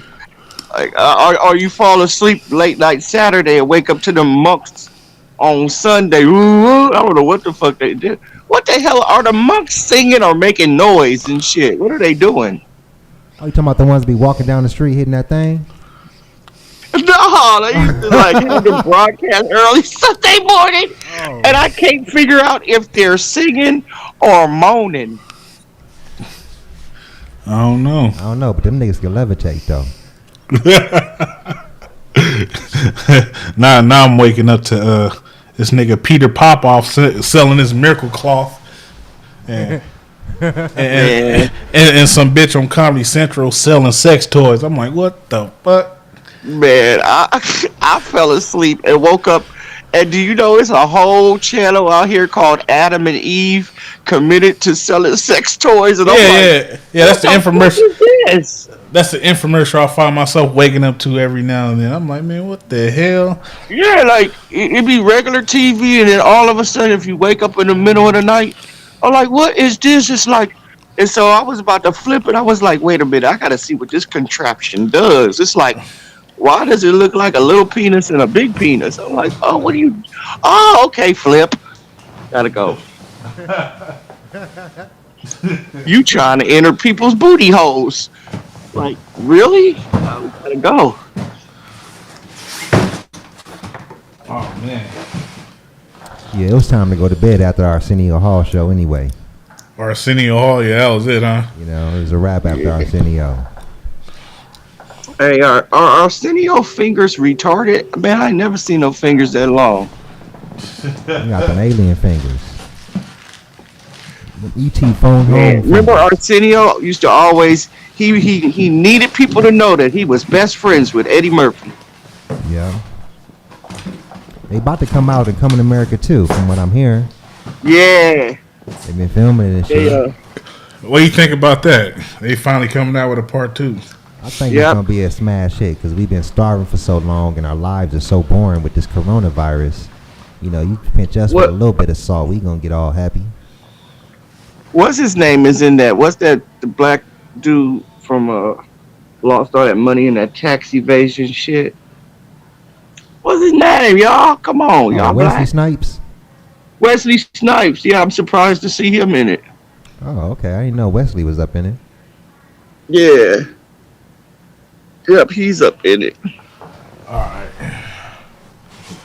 Well, Wesley Pipes. Well, me personally, it may do good, but me personally, if you're gonna come out with a sequel, there should be at least like anywhere between a 2 to 5 year time limit for that sequel to come out. I ain't gonna say that because what's the name of them did a good job with the Bad Boys that came out with. I was satisfied. I didn't see it. But they already had two other that came out before it. But the last one came out 20 years later though. I know, but that was pretty good though. It was pretty good. But as far I'm talking about as far as making like a part 2 to a part 1. Oh, okay. Yeah, that's what I'm talking about. Yeah. Right. Yeah, it is a long. How long it's been? Like 20 years? It's been over like 20 30 years. years. That shit didn't Coming to America come out in the late 80s? Yeah. Just let your soul glow. Man, Soul glow. have y'all seen? I like to watch the memorandum at the end of the years to see all the celebrities that died. Man, this year I ain't never seen so many goddamn celebrities dead like this year. I know there's been a lot of little young rappers. You know, people you never heard of, but you know they be famous on a little kid level or teenager level. Right. A lot of the little rappers and a lot of celebrities died this year. Hell yeah, and today, what's her name from Gilligan? Marianne from Gilligan's Island died. Oh, of what? I don't know. I didn't see. I just saw she died. Man, she was a fellow pothead. No, I know. Oh, Marianne was. I was like, no. I think she was the last. I don't know if Ginger's still alive, but I know Marianne died today. Damn, that's cold. That was one of my favorite sitcoms. Gilligan Island was bomb. Mm-hmm. And now you look at it when you grown and you like that shit was stupid, but I liked it when I was a kid. Oh yeah. And is why a movie star. It's like I wanted to be like Mr. and Mrs. Howe, man. They was rich living on the island. They made them a little mansion. I was like, damn, if I could just get on that island and get that money and bounce. I know, right? Well, they couldn't bounce. That's the whole point. Hey, every time they had an opportunity to bounce, it got fucked up. I was like, these are the luckiest ass people in the world. I say that shit about Al Bundy on Married with Children. He had different opportunities to hit it rich and bounce, but he didn't. He wanted to stay miserable with his family. Hey, that was the shit. Al Bundy. That show was fire when it was out. It was. That was a cool sitcom. Yeah, I know. I used to watch that shit right after The Simpsons. But what fucked all that up? But what fucked all that up was the OJ trial. I know that. Man, I've been on this South Park lately, catching up with these episodes. That shit be having me dying laughing. What's up with the Boondocks? South Park is the creators. They're pure geniuses when it comes to that shit. Hell yeah! I watched the one last night with where they were doing the what was it? It's Legends of the Ring, where they were all the Lord of the Rings.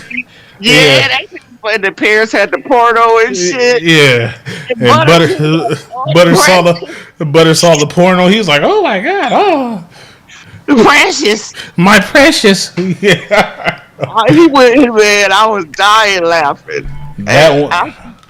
Man, South Park is. I thought they was remaking the Boondocks, or was supposed to come back out, or did it? Oh boy.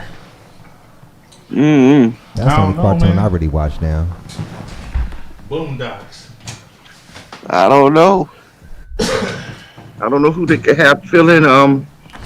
What's his name? Spot Pops. Oh, he dead? Oh yeah, come on. You know Pop. You don't know Pop's dead? No. Nah, but like who they gonna have do that voice? That's some dude from Friday, right? Yep. Yeah. Yeah, he died too. Man, there's been so many celebrities died. Like she said, man, I can't keep up. Yeah, for real. They just like how I don't know. I don't think they're gonna do another Friday. How could they come out when a lot of them characters from Friday, Adele, Tidy Lester, they dead. They gone. Yeah, that's true. But if Chris Tucker come back, he got to get off his high horse because they say Chris Tucker's on the high horse and he act like he too good to do another Friday. No, he chose to. Chris Tucker. I hate to say it. When he chose not to curse anymore, his career, I didn't like him no more. I was like, you got to curse, man. You got to cuss. He gonna come back around. Everybody gonna be trying to like do money grabs in 2021. It's gonna make a lot of people do stuff that they probably wouldn't normally do. Like Floyd Mayweather is fighting this YouTuber. Oh God. Which is the most ridiculous, one of the most ridiculous things. But I kind of knew that it was gonna go to like that. The way he knocked out that boy Nate Robinson. Come on, man. Stop this shit. When would the madness stop? Yeah, it's gonna be a whole bunch of abnormal stuff going on. You're gonna be like, huh? This person's doing this and coming out with this. You know why? Because we bored. Yeah. We bored. Like, I don't know about where y'all live, but out here, it ain't shit to do. And motherfuckers are trying to cash in too. They know times is rough right now. Man, I look at other places like their Universal Studios, their Disneyland is open. Ain't nothing open out here still. None of our amusement parks, nothing. No movie theaters. People that complain about the coronavirus, I'll be like, is y'all theaters open? Yeah, I'll be like, you're doing better than us because there's nothing open out here. The only thing you can do is go grocery shopping. Like, I find myself happy to go to the store now just to get the fuck out from job, going to work at home. I'm like, why am I so excited to go to the grocery store? Because that's the only place to go. Get gas to go to the grocery store. Hell yeah. Yeah, I heard what's the name of them. They said they got paid the show, but they just got some chump change. The pop. I know that online movies are making more money than the theaters did. Yeah, because everybody's streaming now. Well, the first Friday they said they got paid something like $5,000. Yeah, $5,000. But since that first Friday did so good, Ice Cube was able to pay people better. Mm-hmm. He went from 5,000 to a few 100,000. Mm-hmm. But the first Friday is still the best one to me. Oh yeah. You know what I want to see a remake of, and they could let that boy come back. Maybe he have a son or some, as a type of little spinoff. But The Last Dragon. Oh hell no! That was the shit back in the day. Yeah, but have you watched it recently? Have you watched it? All them shows we thought was the shit like Colors. What was that other one? Beach Street. That shit is boo boo now. I still like Colors though. Oh no! I was watching that the other day, man, with Pac-Man and shit. Remember out here, they didn't want nobody to go to the theater to see Colors, and niggas was dying to go see that movie. Yup. So what? I am a nightmare walking, psychopath talking, king of the jungle, just a gangster stalking. Yeah, that was the shit back then. Oh yeah. I can't watch it now. Yeah, that was the shit. I mean, it still is a shit. I still like that movie Colors. That's what I said. I don't like it no more. Hey, Pac-Man. The funniest part was when what's his name was trying to have sex with the bunny rabbit. Yeah, give my bunny rabbit, man. Yeah, that shit funny. That shit was hilarious. Trying to hump the damn bunny rabbit. We just say no to thugs. You know what's still funny to me? I'm going to get you, sucker. Yeah, that one. Yeah, when she started taking off her body parts in the room and shit. That was hilarious. Man, I was watching a few days ago. I was watching what was that? Mo Money. I was watching that shit. That shit was kind of funny. I didn't see that. Yeah, I haven't seen these movies in years. Mo Money, Mo Money. Oh, if y'all got Amazon Prime, a good movie to watch on there. It got Trey Songz and who else up in this motherfucker? But it's called Blood Brothers. Trey Songz is a cop. Oh, you boy. know, I got Amazon Prime too, and I never use it. I haven't tried it once. Yeah. I mean, they got some decent They do. They got some decent series on it. Yeah, they do. Man, Netflix, huh? Netflix pisses me off because you get into them series and then they get canceled. Really? Yeah. I heard about that. What they doing now? They canceling series after a certain time or something? I don't know, but you get in good and you go back and it's like no more. Yeah, so what I do now is I check and see how long the series goes, before I even start watching. And then I just said, oh, the hell with it. So, my kids utilizing the Netflix, but I gave up on it. Yeah, I got Netflix, but I use Hulu too. I like Hulu. I like Hulu too. I remember when Hulu first came out. Well, Hulu was boo boo when it first came out. Hell yeah, it was super dopey. Super duper boo boo. Yeah, I just recently they had a package over the summer where you got Hulu and that Disney and it was actually free too when it first came out. I don't even know why I have cable anymore. Yeah, I don't know why you have cable either. Yeah, I don't even. I'm like, damn, I got the Hulu, the Netflix, the Disney, Amazon Prime. Why am I paying this cable bill? Exactly, cable TV is pretty much basic fucking TV stations with premium movie channels added onto it. So right. streaming is just that, and then they also offer you the fucking premium movie services like HBO and Stars and all that shit. Yeah. Like, and AT&T, we were just talking about that the other day. They be sneaking up their prices on your ass. You be like, wait. Oh yeah. Motherfucking companies, they do that with all companies. They try to give you the best deal that you can possibly imagine for 6 to 8 months, and after that, they done jack the price on you. Super jack. Yeah, my bill went up like $48. I didn't notice because I have it debited out my account, and then I look, I'm like, oh, y'all didn't even tell me. Y'all just gonna take that like that? Yeah, they got the nerve to try to sell you a fucking package with a fucking home phone in it. Yeah. Nobody want that shit. Yeah, who the hell, well, I do for emergencies. I got a landline, but most times I forget about the landline.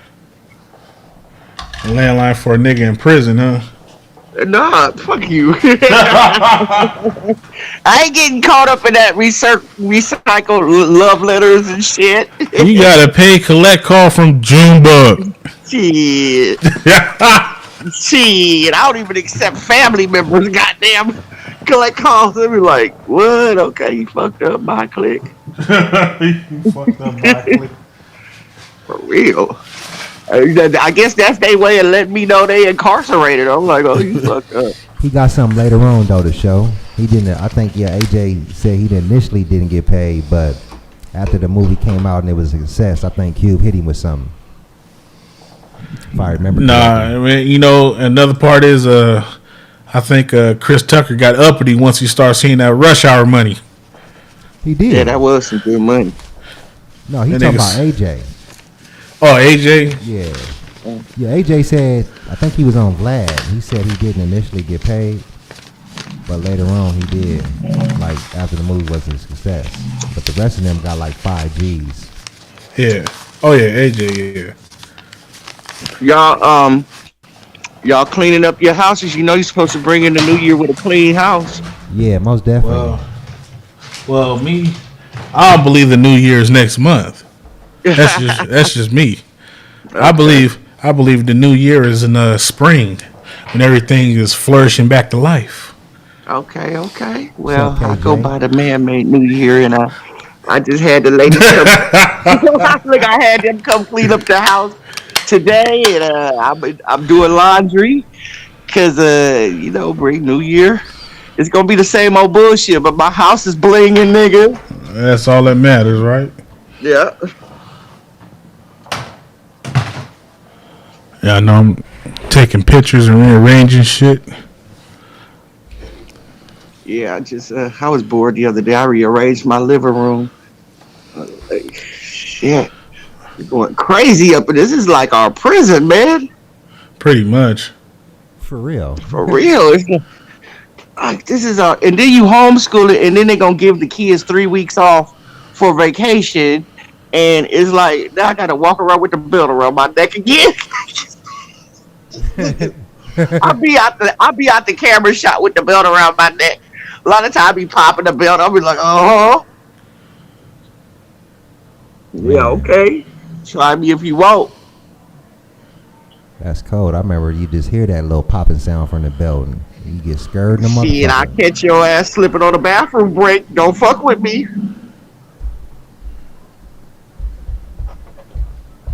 I just got my youngest into the routine, and now they gave him 3 weeks off. Man, I'm so pissed off. It's You gotta know be- why? It's not their fault. Because usually when you stay home, home is home. Now you got to. Hey, what is that, Blade? A soundboard? No, that's what do you call it? NPC. Oh, okay. I'm about to get rid of this bitch. Shit, I've been playing these. I done started back playing goddamn video games. Why not? Fuck it. I disconnected mine. Shit, man. That's a cold drug. I right there. can't even lie. I had got them that PS5 for Christmas, and the cold piece is I can't wait for them to go to sleep. I had them to bed by 11. I stayed up playing that goddamn video game till 5 o'clock this morning. South Christ I was Council. like, they sleep, no interruptions. Let's get it, Beat Saber. Nah, you really can get mind fucked by it. Like it become like a lifestyle, man. Like I really got into that shit. Like and found like friends on the net. Like we was a pack of dudes that became cool. They was like all around my age, and man, I was gaming like 14 to 16 hours a day. Got my 8 hours of sleep, back gaming. Like the next day, like that shit. Man, no, what's crazy is I put on my son's headset, and I don't know why. I just put it on, and I'm listening to these badass little kids. I'm like, they up with me at 4 o'clock in the morning, just talking big shit, talking about each other's mamas and stuff. I just took it off and turned it off and kept playing. I'm like, I don't want to hear a bunch of little kids talking shit. Hey, the show said what you want for that NPC, Blade. What? Who? The show said what you want for it. Oh man. You want me to ship it to you? That's what I mean.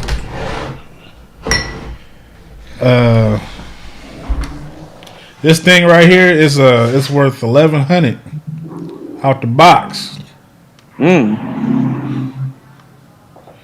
So you give me $650, you can have it.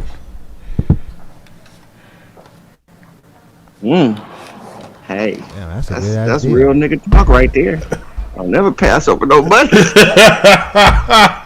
You just channeled your inner nigga.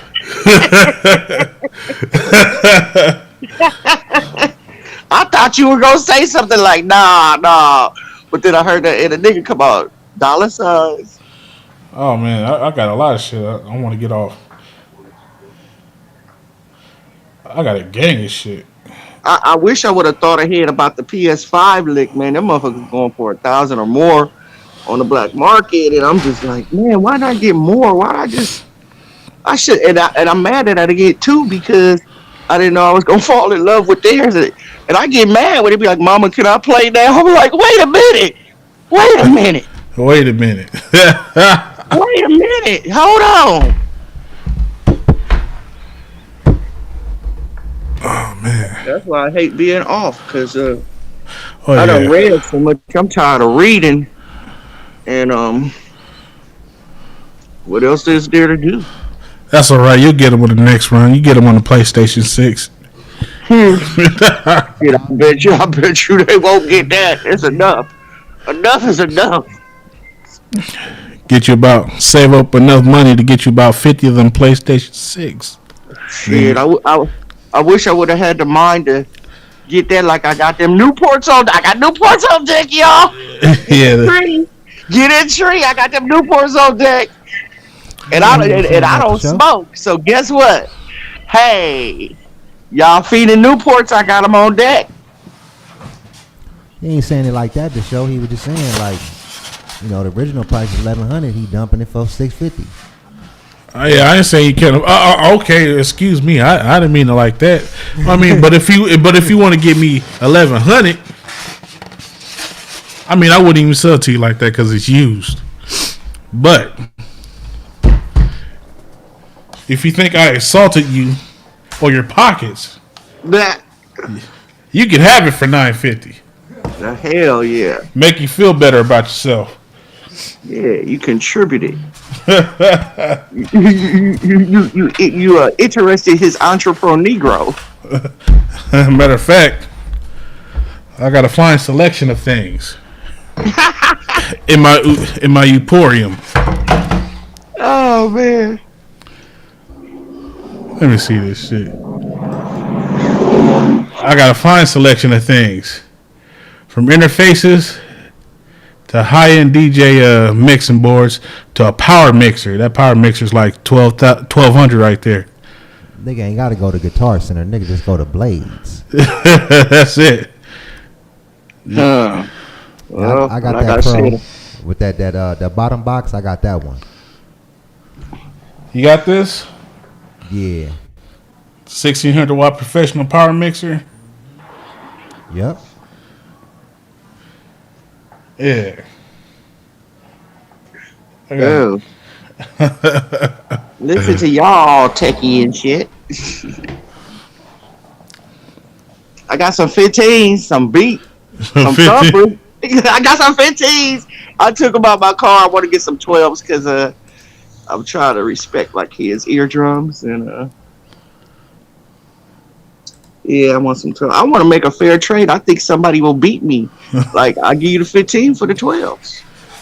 Hey, I heard about the Russian dude that killed this girl on live stream. The what? The Russian YouTuber He killed his girl on live. on live stream. Yep. Damn. Well, I remember that chick, that light skinned black chick that bust her dude out for being on the DL with Hey. another dude. I just found out last night that he killed her. She bust him out live and he murked her ass. Oh yeah, I heard about that. I saw Yeah. the video. Yeah, I seen it months ago when she bust him out. I was like, oh. You talking about that chick in the yellow Mustang or whatever, or what was it a Corvette? Not a Corvette, Camaro, right? I think so. No, she was standing there. She light skinned black chick, like shoulder length hair, and she's a little chubby, and she was telling the story of walking in on her dude with another man, and I saw that. It was a long live stream, and then last night I'm just scrolling. I'm bored, and they say he murked her. I'm like, oh my gosh, that's crazy. Sometimes you gotta keep shit a secret. You heard about that little nigga they just murked out here, Trish, named Block Boy? He was actually like filming himself going to different people's hood. Like he would go to the Jordan Downs, go over there, diss them niggas, and just go around, go to Long He was Beach. trying to die. Yeah, go around there with spray cane, cross their hood out. And he was filming himself doing it. Dummy. They finally caught up with that nigga. Mm-hmm. Yeah, he wanted to die. He's stupid. Yeah, he was. He was doing the clout chasing and stuff. Had made a big following on Instagram. Yeah, that Takashi method don't work with everybody. Nah, they said when trolling goes wrong, they pop For his real. ass. Like, what possessed him? Well, Views. he's a dummy. Man, I mean, he's a dead dummy now, but damn. The same thing that possessed Sansaray to motherfucking fake her death and come back to life. You know, I don't watch her, but I heard all about it. I was like, but you know what? It's a lot of people that resurrect themselves, kill themselves, and resurrect themselves on YouTube. Yeah, but you know what though? Like that, I guess that rubbed folks the wrong way. Like now she used to have a little following. Now nobody pay attention to her. She be having like 7 views over there on Facebook. Maybe you know, I noticed this a lot about certain YouTubers. They like to talk that shit, but they don't like to clap back. Or sometimes you don't even have to get talk shit to get the clap at you, but you got to know what comes with this. And people is just, they have nothing, especially now. They don't have shit to do but troll you and try and figure out your background. And you don't need to do all that bitching and crying. If it's too much, just bounce. You have all the power. If it gets to be too much, you don't, just bounce, because it's just verbal altercations. Yeah, you can. There's nothing people. cracking except for verbally. Yeah, you can ignore people, but people ego get caught up and they start throwing stones Yeah. from a glass house. You can't throw no rocks from a glass house and not expect somebody to shatter your little shit. Yeah, and these people do get it. I don't agree with the calling of jobs, and I don't agree with the just there's a lot of shit I don't agree with, but at the same time, you hold the power to deal with it or not. You know what comes with this shit. I think a lot of people get on here expecting everybody to like them. And everybody's not gonna like you. I don't give a fuck who likes me or not. I'm not for you.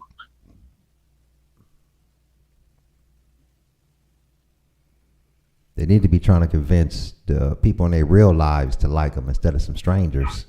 You ain't got to prove nobody. That's the problem. People don't have to like you. If you go around expecting people to like you, everybody's not going to agree with you. Everybody has their own opinion. And if you want to dislike me for my own opinion, that's a personal problem. You don't have to sit around and argue with me on my opinion, and I don't have to sit around and argue with you on yours. These niggas think they're going to get an extra like or view. I don't know. I'll stop analyzing this shit now because this shit going to go on forever to the end of the internet. Niggas going to be on this because it's verbal. All it is verbal. Ain't nobody meeting up. And the ones that did meet up ain't did shit. It's all verbal. It's verbal, and the ones that did meet up, really, what the fuck? Look at, I don't even know too much about True Freeman, and he was in Tommy's face. He had a piece on him, and did shit crack. Look what happened between Styles and Cliff. They met up. One. I didn't even see the kick connect, but I heard about a kick or something. I don't know what y'all looking at. I never saw it connect, but me either. Oh yeah, they just like to put extras on it, embellish it. It's like fairy tale shit. They said it kicked that nigga's stomach out his back. they upper they uppercutted that niggas and his neck stretched out like the old rock'em sock'em boxing robots. But look, my There's nigga. all type of weird shit going. Niggas ringing niggas bells, running off laughing and shit. Like, niggas. Like, even when they do meet up, what the fuck do they do? Niggas is flying drones over niggas' houses. You doing all? I feel like if you bold enough to go on somebody's territory, and I'm watching and don't shit crack, it was just all talk.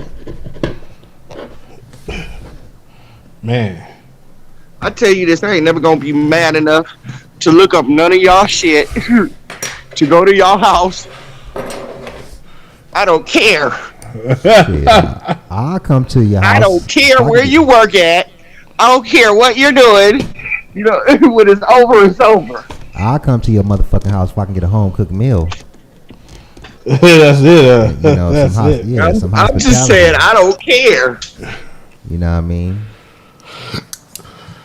I'll pull up. You know, you want to give a nigga some hospitality and fix a nigga something special that's mighty scrumptious.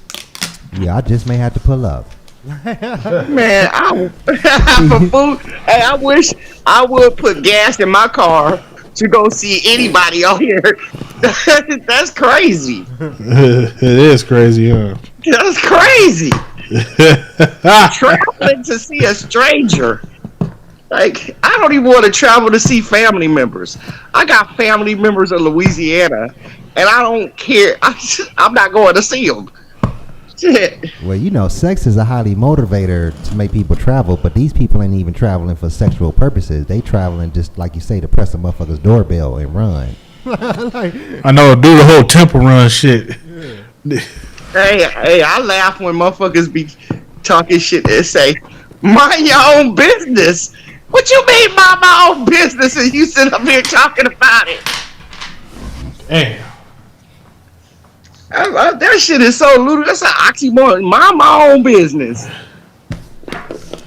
They don't really mean that shit.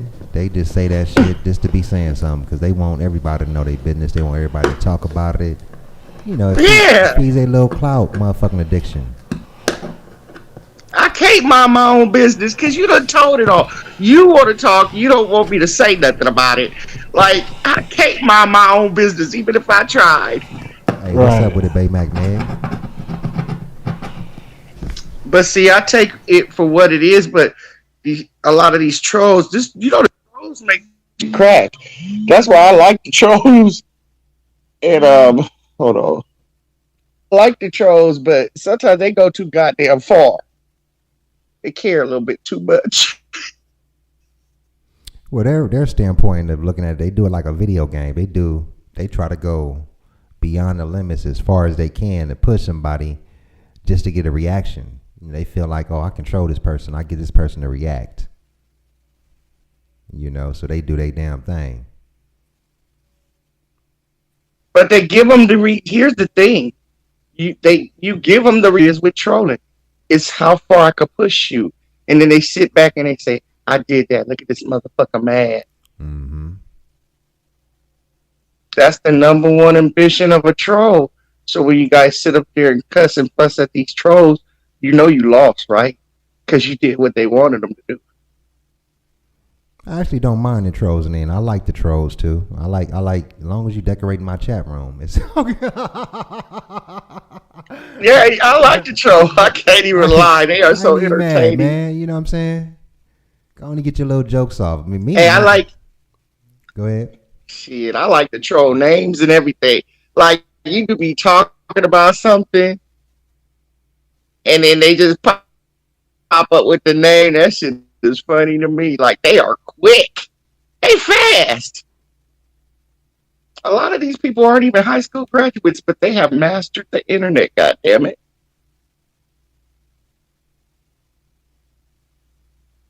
How does that happen? How does somebody with no background education just become a a motherfucking YouTube professional. That shit is amazing to me.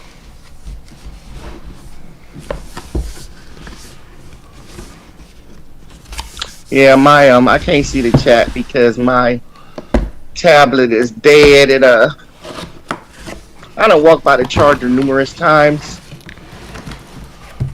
But see, what had happened was that blood that made me a little lazy.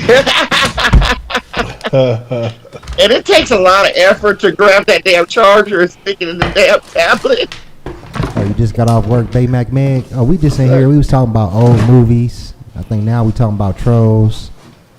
We just talking about random stuff. You can hit the link if you want to. Come up here and chill and shit. We ain't talking about nothing in particular. We just shooting this shit. Nah. Snap it to a Slim Jim. Oh, yeah. Hanging out on a Wednesday afternoon. You know, I hate that it get dark early now. For real, it's almost dark here. By 5 o'clock, it's gonna be dark. Yeah. Yeah, about 5:30, it's gonna be dark as hell. You be feeling like it's like 9, 10 o'clock at 5 o'clock and shit.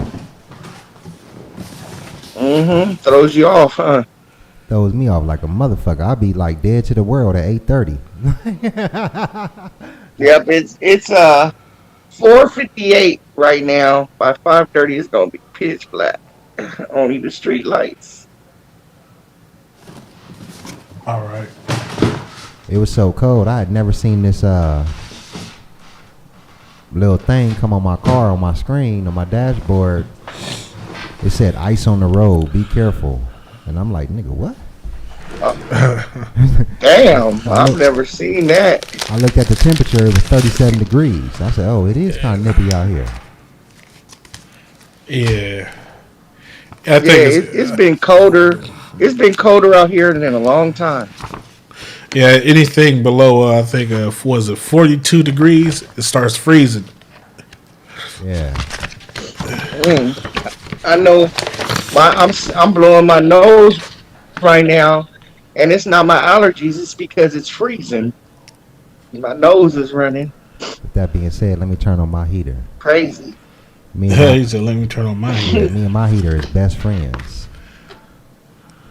Yeah, I got my heater on. I'm like, oh no, it's cold. I've never used my heater. I go through years without even having to turn on the heater. But this year I had to turn on the heater. Oh man, fuck a heater. I don't even think I turned it on last year, but this year I've been using it. I like to use blankets. Hey. Well, usually blankets suffice, but I'm saying this year it's very cold and I had to heat up the house, and that is rare. Nigga Blade be walking around the house with a blanket like the dude on Charlie Brown. But he got a onesie, like a rug onesie. Onesie. Oh no. Like, think that nigga Chewbacca walking around the house, goddamn it. Hey, I ain't gonna hate on you. I wish I had one. A Chewbacca onesie. Ain't that about a bitch? where his buttons? Where his buttons in the back? Take a shit. You can flap that part down. That's old school with the buttons in the back. Winnie the Pooh onesie with the button in the back. Hell yeah. That's a shit. I got my kids some thermal, some of them thermal pajamas. Yeah. And they've been shit. Ain't shit else to do. They've been walking around the house in their thermal shit.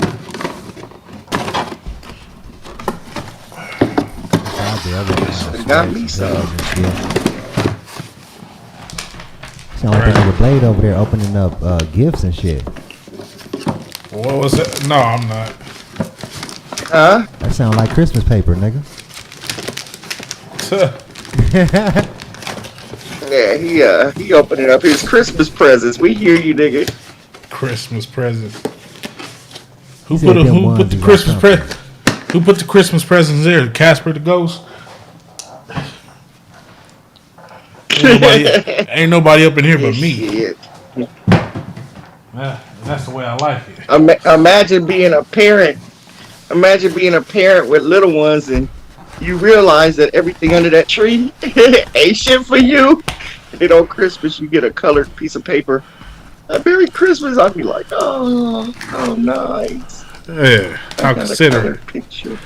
I gotta thank you. Yeah, oh, I got a yeah, I got a Fortnite picture colored for me. What you talking about, nigga? That's my only. Yeah, Blade, what the fuck? Blade popping bubble wrap and everything, man. Nigga over there unboxing them niggas. Unbox on these No. niggas, Blade. Yo, what's good, man? Oh, I I remember wish that I had nigga like. Christ. Speaking of unboxing, nigga, I remember that nigga Christ Council was over there unboxing one time. That nigga had a gang of shit over there that time. Remember that shit? Christ? Oh, yo, for the computer? Yeah. Yeah, man. Yeah. Miss Karma. Hey, hey, Oh, trip yeah. on this. While they was opening their presents and they opened a PS5, I was like, look at what we got, nigga. Oh, I took it back. I was like, at first I was like, I was thinking I was saying, I got y'all a gift for this. And then they opened it. I was like, look at what we got. Yeah. hey, what's poppin' with you, Miss Karma? Hi, I'm good. How are you? Oh, I'm doing pretty good. How you doing? Oh, what's up? What the fuck? Hey, man, it's time to turn up, man. Oh, what's up, Skookie? What's up, Pat? It's turn up season now. Turn up, turn up. What's up, Miss Karma? Good. How are you? I'm fine, hanging in there. That's what's up. Hey, who else already took all their Christmas tree and shit down? I did. I ain't had one to begin Same with. here. You do that. I got rid of that crap. I tried to do it on Christmas Day after they opened their presents, but I was like being nice a little bit.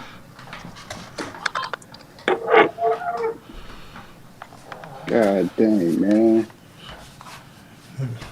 I wanted to go out and see Christmas lights Not this on your year, head, Skookie. but I didn't make it to it. Hey, hey, Skookie, I went looking for that cereal milk, and they did. Where I went didn't carry the cookie strain. I'm gonna try those tomorrow.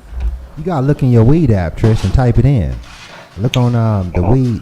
What is it called? Weed tracker. What is that shit? Hey, Hold on, I'm gonna tell you right now. but Tree, I got some of that garlic stuff you Garlic had. cookies? Yeah. I got some of that garlic. Yeah, they fire, and they be giving like a discount out here. Where I'm at, you can get like a quarter of that shit for like $50, like 2/8. And that shit test at like 28%. Yeah, I I got it. Because I remember you mentioning it.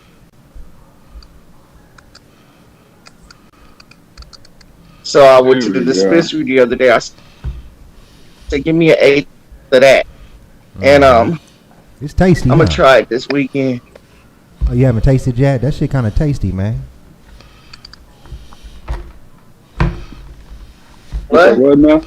I said that shit kind of tasty. Them garlic cookies. Yeah, I got it, but I what? Because you mentioned it, but I haven't tried it yet.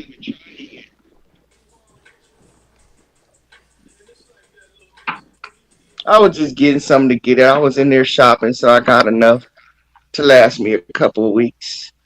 But I sure did look for the cereal milk, but then they had a cookie What strain. what I was dispensary you kind of be going to, pissed. Trish? The one in Compton? Cereal milk. What dispensary you be going to?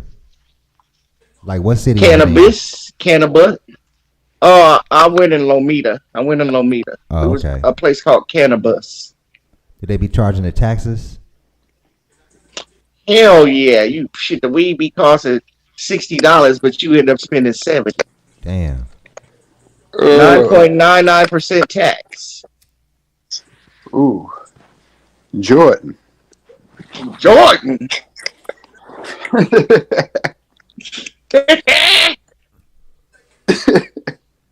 That shit killed me, man. And you know what I always say? I always say stuff like this. I'm just gonna spend $60. That's all I'm gonna spend. Fucking leave out of there with $300 worth of weed. I was like, motherfucker. Mm. God damn. I might as well get enough to last a couple of weeks. Hey Pat, what you over there blowing on now?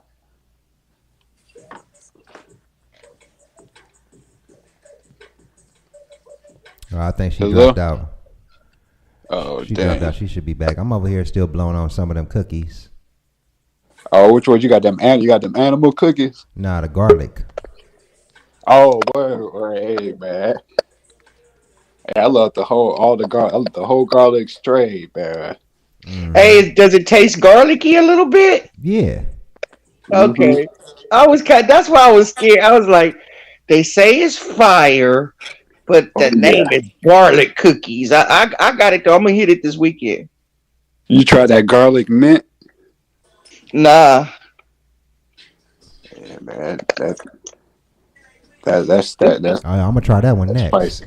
Yeah, man. You gonna like that one, man. this is the first one I ever had out of the garlic series. I've had all most of the strains of cookies, but man's cookie they say they don't even have a cookie strain there. I'm like, what? Yeah, you gotta like shop around and find that shit. I had some shit called dipped French toast. Ooh. Mm. That shit was pretty good. What you smoking on, Miss Carmen? Lemon haze. Oh, that liver head. That's what I'm about to dab It's, on. it's nice. Lemon haze. That's a Yeah. sativa, huh? Mm. I like indicas because Me I too. mostly smoke when I'm just trying to relax. But the truth is, I smoke whatever the fuck they have if I want it. But I like indicas the best.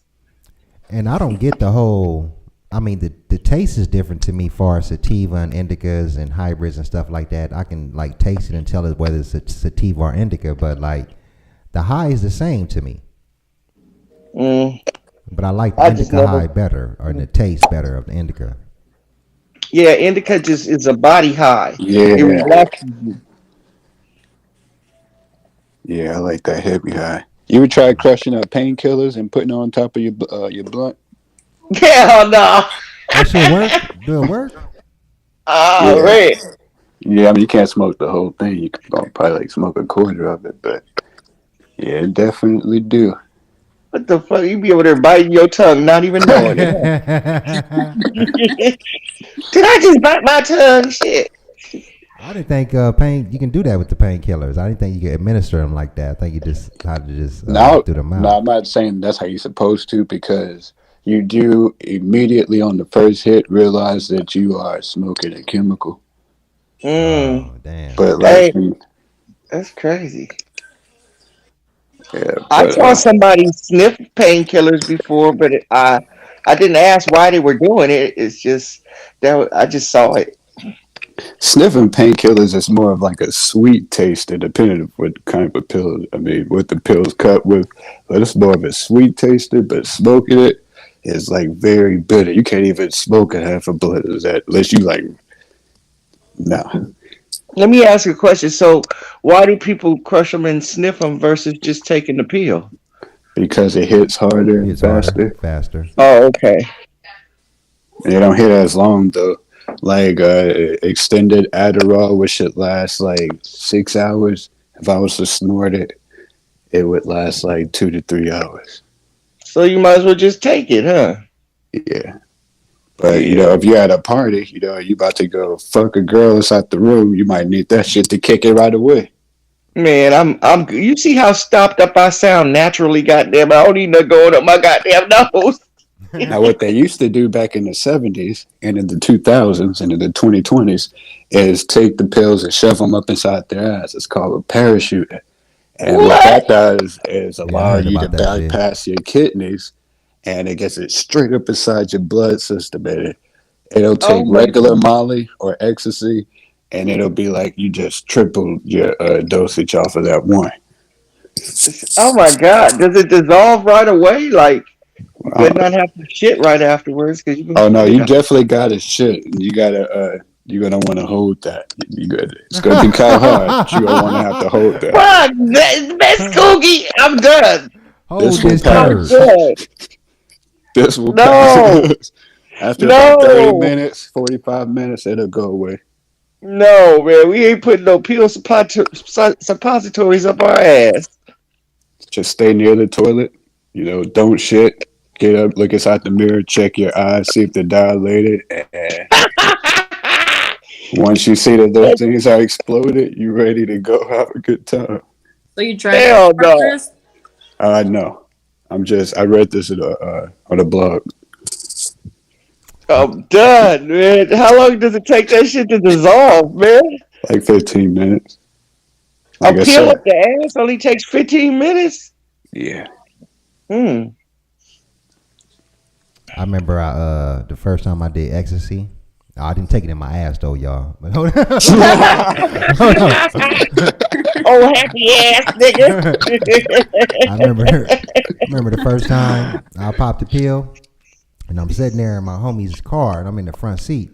And at this time, this one I had the strip club out in Hollywood, so it was two of my dancers in the back seat because every night after the club, we used to go out in Hollywood and go to like the Pink's Hot Dogs or go to Mel's Diner. We used to go get our grub on after the club would close, right? Like partying in Hollywood and nightlife, having fun and shit. So one of my dancers had some ecstasy. I was like, I ain't never did this shit. I want to try this shit. Right? So she gave me a motherfucking pill and I popped the shit. And I always, from the research I done, what it I heard, look like? I don't even remember. It was like we was in the dark in the dang. car and shit because we had just finished eating and got back in the car. And she said she had some, so she gave me some. And so immediately I just started drinking bottles of water after I drank like about maybe 7 or 8 bottles of water, right? Damn. Because I heard you get dehydrated. I heard Yeah, motherfuckers die you off that definitely will shit. be hydrated. Yeah, but I shouldn't have chug-a-lugged that water like that because I didn't do nothing but throw up. Like maybe like 15 minutes, I start feeling it. And my stomach started getting like bubbly. I started getting nauseous. And I just immediately start throwing up. Right? But then I got home like about an hour later and I'm trying to like jump in the shower. Man, that was the best shower I ever took in my life. Man, it felt like the motherfucking water droplets was massaging my skin. That shit felt like sex. Hey, man. Made you hypersensitive ass nigga. Man, I was Oh, like, yeah, I see man. what people talk. I was happy in the motherfucker. I said, oh, Was you humping the air? Was you humping the air like All I heard that. it makes people sexual? all that, man. I just felt love and Yeah. I was like- You was trying to get that buddy rabbit, huh, yeah. I said, ooh, I like this shit. nigga? Yeah, I never tried an X, but I heard it intensifies people's sexuality, and I was like, Intensifies man, everything. I'm It just- scared. I'm scared. It just releases a lot of serotonin, you know what I'm saying, in your brain. And then the serotonin is that feel good shit. Yeah. So Yeah, you yeah, get yeah. lots of amounts of it to where you just be feeling like you on the cloud floating. Yeah, pure pleasure. Mm-hmm. Like, hey, Tree, remember everybody out here was starting to smoke the sticks that wet. What was that? That Sherm? I was scared because we heard about that nigga over there in the Bloods eating his bitch, eating her face off and shit. You talk Spice? I was like, what was his name? They did a documentary about his ass. He ate that bitch. Like, I can't be doing shit when motherfuckers become cannibals and shit. You talk about that Spice? Yeah, No, he's that talking about some came too? PCP, Sherman, sure. Sherm sticks. They was dipping them cigarettes, and it's like it became a fad out here for a minute about 10 years back. And then And every bomber time I fluid? And bomb yeah, it, like, what are nigga. you doing? I'm about to smoke a stick, nigga. You want to smoke hear one? about that. Hell We no. used to have disputes in our neighborhoods about that shit. Like, if the young homies around my age smoked that Hell shit, no. they would discipline you. And, you know, the older homies would Hell discipline you if you no. was That off that shit. motherfucking Sherman. I remember gang members be like, we about to go do some work. Let's smoke a stick. I'll be like, Yeah. what the fuck? I'm getting away from all you cannibals. Fuck you. They call that shit the butt naked juice. You hit that shit, Yeah. butt naked. Hey, I seen people on it, and they be like, hey, they give them some Butt milk. naked. Give them some milk. Yeah, that's what they had to do me. Hey, I'm finna tell y'all this, sir. I hit the Sherm one time, y'all. Right, What you call it when you put the sherm with the weed? Is it called a? It's not called A lovely. a They call lovely. that a lovely. Yeah. So look, I pulled up on my homies one time, and I was in the hood. Now they was hanging out on one of my homies' spots on the steps, and them niggas was smoking. So I pulled up. I was like, oh, cuz, let me hit that. And I hit it, and I just thought it was weed. And so them niggas started laughing a little bit. They was like, nigga, you know what that was, right? And I said, nah. I said, some weed, right? He said, nah, nigga, that's is mixed with some Sherman. That's some wet daddy. Hell no. Hell no, right? And I hit that motherfucker like about 4 or 5 times, right? Oh hell So I no. said, man, I'm out of here. So bam, I left, and I was riding a bike. I was like maybe like 14 or 15 too. So I rode the bike to one of the dope Your spots, right? bike. Yeah. So we had this abandoned house we used to call the spot. And we used to be selling drugs up out of there and shit. And so I went over to the abandoned house where all the rest of the homies was at. It was like maybe 10 to 15 people up in that motherfucker, homegirls, homies. We all chilling up in that motherfucker. And I remember in the abandoned house, as soon as I walked to the door, that shit hit me. They was like, what's up, little tree cuz? And I'm like, what's up, nigga? What y'all niggas doing? They said, man, we chilling. So immediately that shit hit me, right? And I looked at the motherfucking carpet, and the carpet was blue, right? And so the carpet started turning into waves, right? And so I sat down on the carpet against the wall, and I felt like I was like slipping through the waves, drowning. And so I immediately started like backstroking, right? It was like, it was like, Tree, what's wrong with you, cuz? I said, cuz, I'm trying not to drown. You know what I'm saying? I said, nigga, just all this water down here, nigga, I'm trying not to drown. They was like, what's wrong with you, nigga? What you didn't hit, nigga? And by that time, my other homies had came. They was like, nigga, that nigga hit the Sherman. Right? I said, that nigga got off that wet daddy, right? They was like, give him some milk, give him some milk. So I'm Get him sitting some there, milk. yeah, so I'm sitting there tripping, trying to backstroke. So they stopped That's me. funny. They stopped me. Yeah. Look, they I was stopped. at the homegirl house, and her other homegirl, I said, I got to use the bathroom. I went up in there. It was a bitch fully dressed in there taking a shower with a bar of zest, like suds on the clothes. I was like, hey, your homegirl tripping. It was like, she smoked a lovely. Get her some milk. I'm like, oh, no. Yeah, Can't look, be doing that shit. look. So they stopped me from backstroking, and they went and got me some milk, right? And so Did I'm high the as milk work? no, look, I'm high as a motherfucker by now, right? So I'm sitting up against the wall, and it was some tweezers on the rug, right? And so I grabbed them, and I was just like tracing across the wall. They was trying to get me to drink the milk, but I'm gone by now, right? And so Oh, fuck. listen, y'all, I'm tracing against the wall, and guess where the motherfucking tweezers slipping to? What? My Oh. motherfucking socket. Man, do you know I was sitting there vibrating and shaking like a motherfucker. I electrocuted. You a liar. I swear to God, I electrocuted the fuck out myself. I'm talking about that shit brought my high down. I didn't need no more milk, none of that shit, nigga. I was sober as a motherfucker. Blew out the power. You didn't get electrocuted your ass with a burnt up. You got a shock in your life, nigga. Look, blew out the power to the motherfucking dope spot, all that shit. Like, Dang. Hell no, I'm good. See, I'm scared. It's stories like that make me stick to weed, nigga. yeah, that Sherm had me tripping, man. I was like, oh shit, never again, nigga. I said, I don't even see how you niggas be smoking that shit. But the homies that do smoke it, them niggas always want to get naked. Be talking about they hot and them niggas be in the middle of the Yeah. street taking their clothes off. You don't want to pass out. Yeah, I know. I seen a homie smoking a stick one time, but he was like, "You want to hit it?" I was like, "Nigga, it's black smoke coming off that motherfucker." Hell no, like it ain't no white smoke, nigga. It's black. I mean, Black. black like charcoal burning smoke. Hard smoke. Yeah, that's how that shit get down, man. That shit is crazy, man. I'm like, nah. I don't know what made niggas start smoking sticks, but it was like, I don't know. I'm sure the CIA got something to do with it. But niggas started smoking. I was around somebody before, and they had smoked a stick, and then they were smoking some meth, but I didn't know what it was because it had the little round thing at the end. I was like, so why are you smoking? Why are you smoking the sherm and the meth? That motherfucker said the sherm makes the meth go down. So what the fuck did you smoke the sherm for, nigga? Like what? See, you smoke the Like meth, and yeah, then you you know, ride that up. And when it gets too like hot, then you got to bring it back down. Yeah. Well, that's what he said. He smoked the sherm stick. He dipped the Newport in a little jar. I was so cute. I was like, "What is that?" He's like, "This is the sherm," and he smoked it, and he was just sitting there spitting. He just kept like it was a puddle of spit. I was like, Taste that "Yeah, them nah, chemicals. You yeah." feel He it on just your kept tongue too. spitting. And that's how you know Oh that you're man, smoking yeah. chemicals because you can start feeling it coat your tongue and the back of your throat. Okay, well that's why he was spitting because he was like, I moved away. I was like, and so then I seen him, and I said, well, what is that? He was like, the meth. I said, nigga, you smoking sherm and meth. He was like, well, the meth brings the sherm down.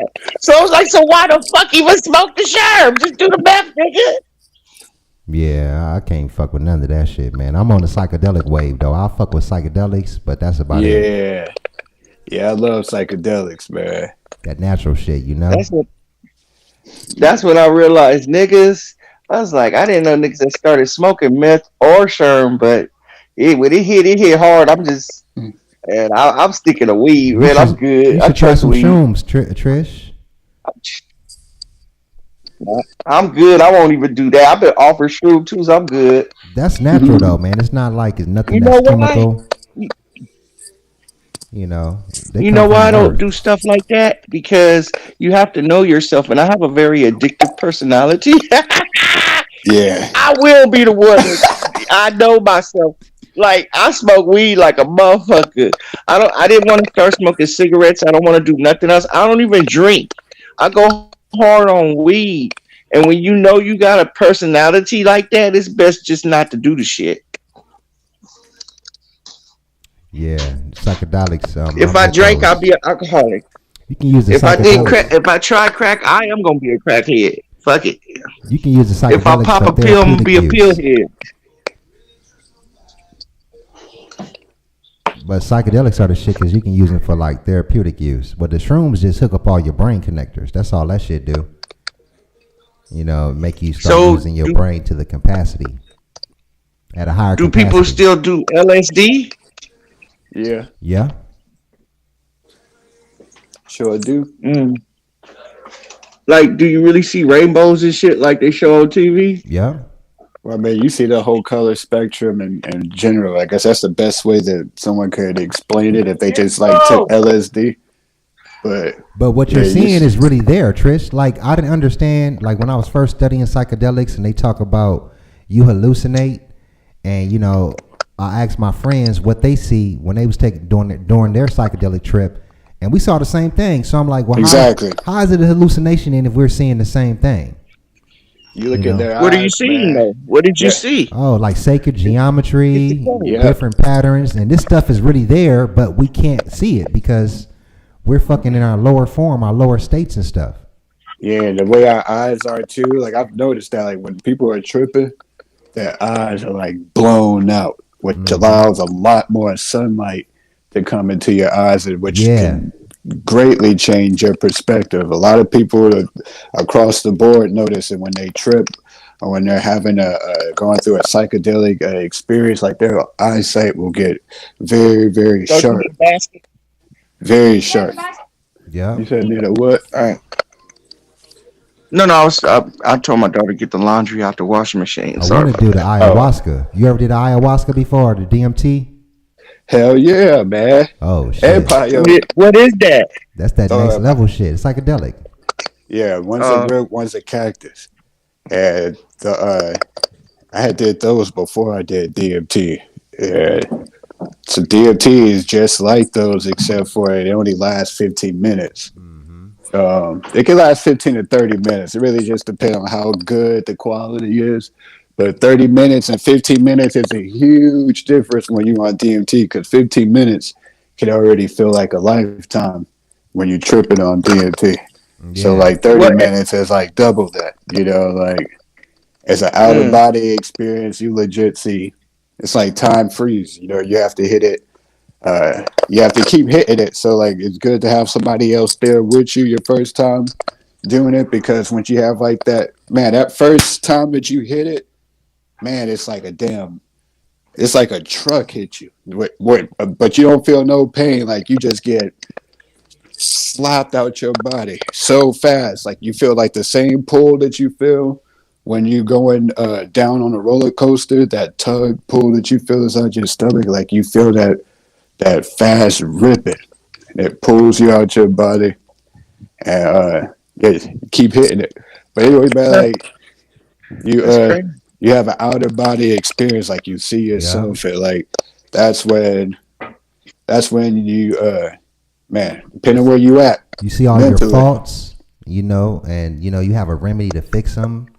yeah, yeah, You man, you know. see all man, both mentally, physically, like man, if there's any ailment that you're going through, you will be Hmm. able to man, you'll be able to identify it. You'll know where it's coming from, you'll know where it's stemming from. Yeah. You'll start going over, like, and mentally you'll start thinking over, like, well, how am I eating, well, what else have I been doing, what kind of medications have I been taking, and like you'll be able to Yeah. pinpoint it, like you're the way that your brain processes your body when you're tripping on DMT, well, psychedelics in general, like the stronger that the psychedelic is, the more sharper that reality is when you're tripping, and it's already like realer than this reality that we're in as it is.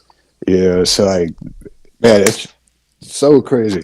That's why also why the people are afraid of getting stuck, or you hear about people getting stuck like that, because once you see that reality and you deem that to be the truth, it's hard to come back to this. You'll always look at this world like this is fake, like, Yeah. so is What, this what do real you or is mean that getting fake? stuck? What do you mean getting stuck? Like they can't come back? Yeah. Yeah, Mentally. like once your eyes are open to a certain, man, people have a hard time processing, being able to, man. Like for It's Hey, like, example, let me. Trish, there's a lot of it's, things going on. Like when you like do the psychedelic trip, you able to see what's really going on in the universe. Like we yeah, can't see different colors and there's different stuff going on in front of our eyes right now that we just can't process and see because of light. because of light. Like what our eyes are able to perceive is all based off of how much light and what how much light our eyes are able to take in. And Mm-hmm. like when you're tripping, like you'll notice your eyes are hella blown out. So like a lot more light's coming in. You're able to see a lot more light perspectives at that point. Yeah, you see what's like So, really going on in the universe. You see like these geometric Yeah, patterns and shapes these and grid lines, yeah, sacred man. geometry. You see Like that and it's if you ever crazy. used AutoCAD, the architecture program, like it looks exactly like that. Like Yeah. everything looks like a damn grid, and it looks like, man, if I were to just move one cell, like the whole structure of what I'm looking at it would just fall apart completely. And like you immediately realize too that, man, somebody had to create all of this. There's no way that all of this just happened randomly. Like somebody strategically and purposely created every single fucking thing that you're looking at. Yeah. And that's why it's so Matrix. hard to come back to this reality, because, man, like y'all know the story of Peter Pan. Nah, spit it to Yeah. us. It's like, man, it's like So being what a happens lost when they boy. get stuck? How It's do they like come back when they get stuck? it's hard to come back. It's just like being a lost boy in Peter Pan. And you know that you've been a lost boy, and you remember every single experience that you had as a lost boy, and then all of a sudden you're around grown-ups and they're telling you, nah, none of that was true. You never been able to fly, you never had no friends like that, ain't none of that ever happened. None of those memories you had, none of that's true. This is the reality that you in. Like immediately, man, like you feel like, no, this is fake. Especially once you No, see I'm the asking. truth. Do some people stuck like that forever? Yeah, some people have been stuck like that forever. They can't perceive. This is bad. Like you got to be in a certain mind state to do that, to do stuff like that, especially the more harder or more extreme ones. Mm-hmm. Because yeah, they'll get stuck like that forever. To give you a perfect example, Trish, you ever see like a crazy person who you might think is homeless in the street and they just be walking down the street laughing and giggling and You know, like Talking to themselves. talking to themselves. A person to be stuck in that state, like everything is just, you know, fine Talking and to dandy. trees. Yeah, You would think they were mentally ill, which at that point, I mean, they could be because they done been in that state for so long. yeah. But what they're perceiving is really going on in their world, their reality per se. We just can't see none of that Oh, shit. that's true. Let me say this. What's up, the show? It's the big show. The show. If you talking, we can't hear you. The show. It's the big show. The show. Come back, man. Hold on. Come on, man. You hear the show? Can you hear me now? All good, bro. Yo, what's good, man? What you was about to say? The show.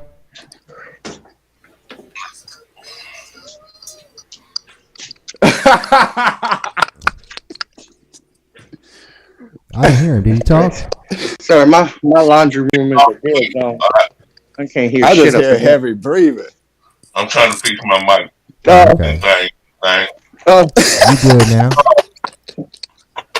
What I was about to You heard heavy breathing? That It probably wasn't me. I don't had to blame mute me. my laundry Glad room about is this. dead zone.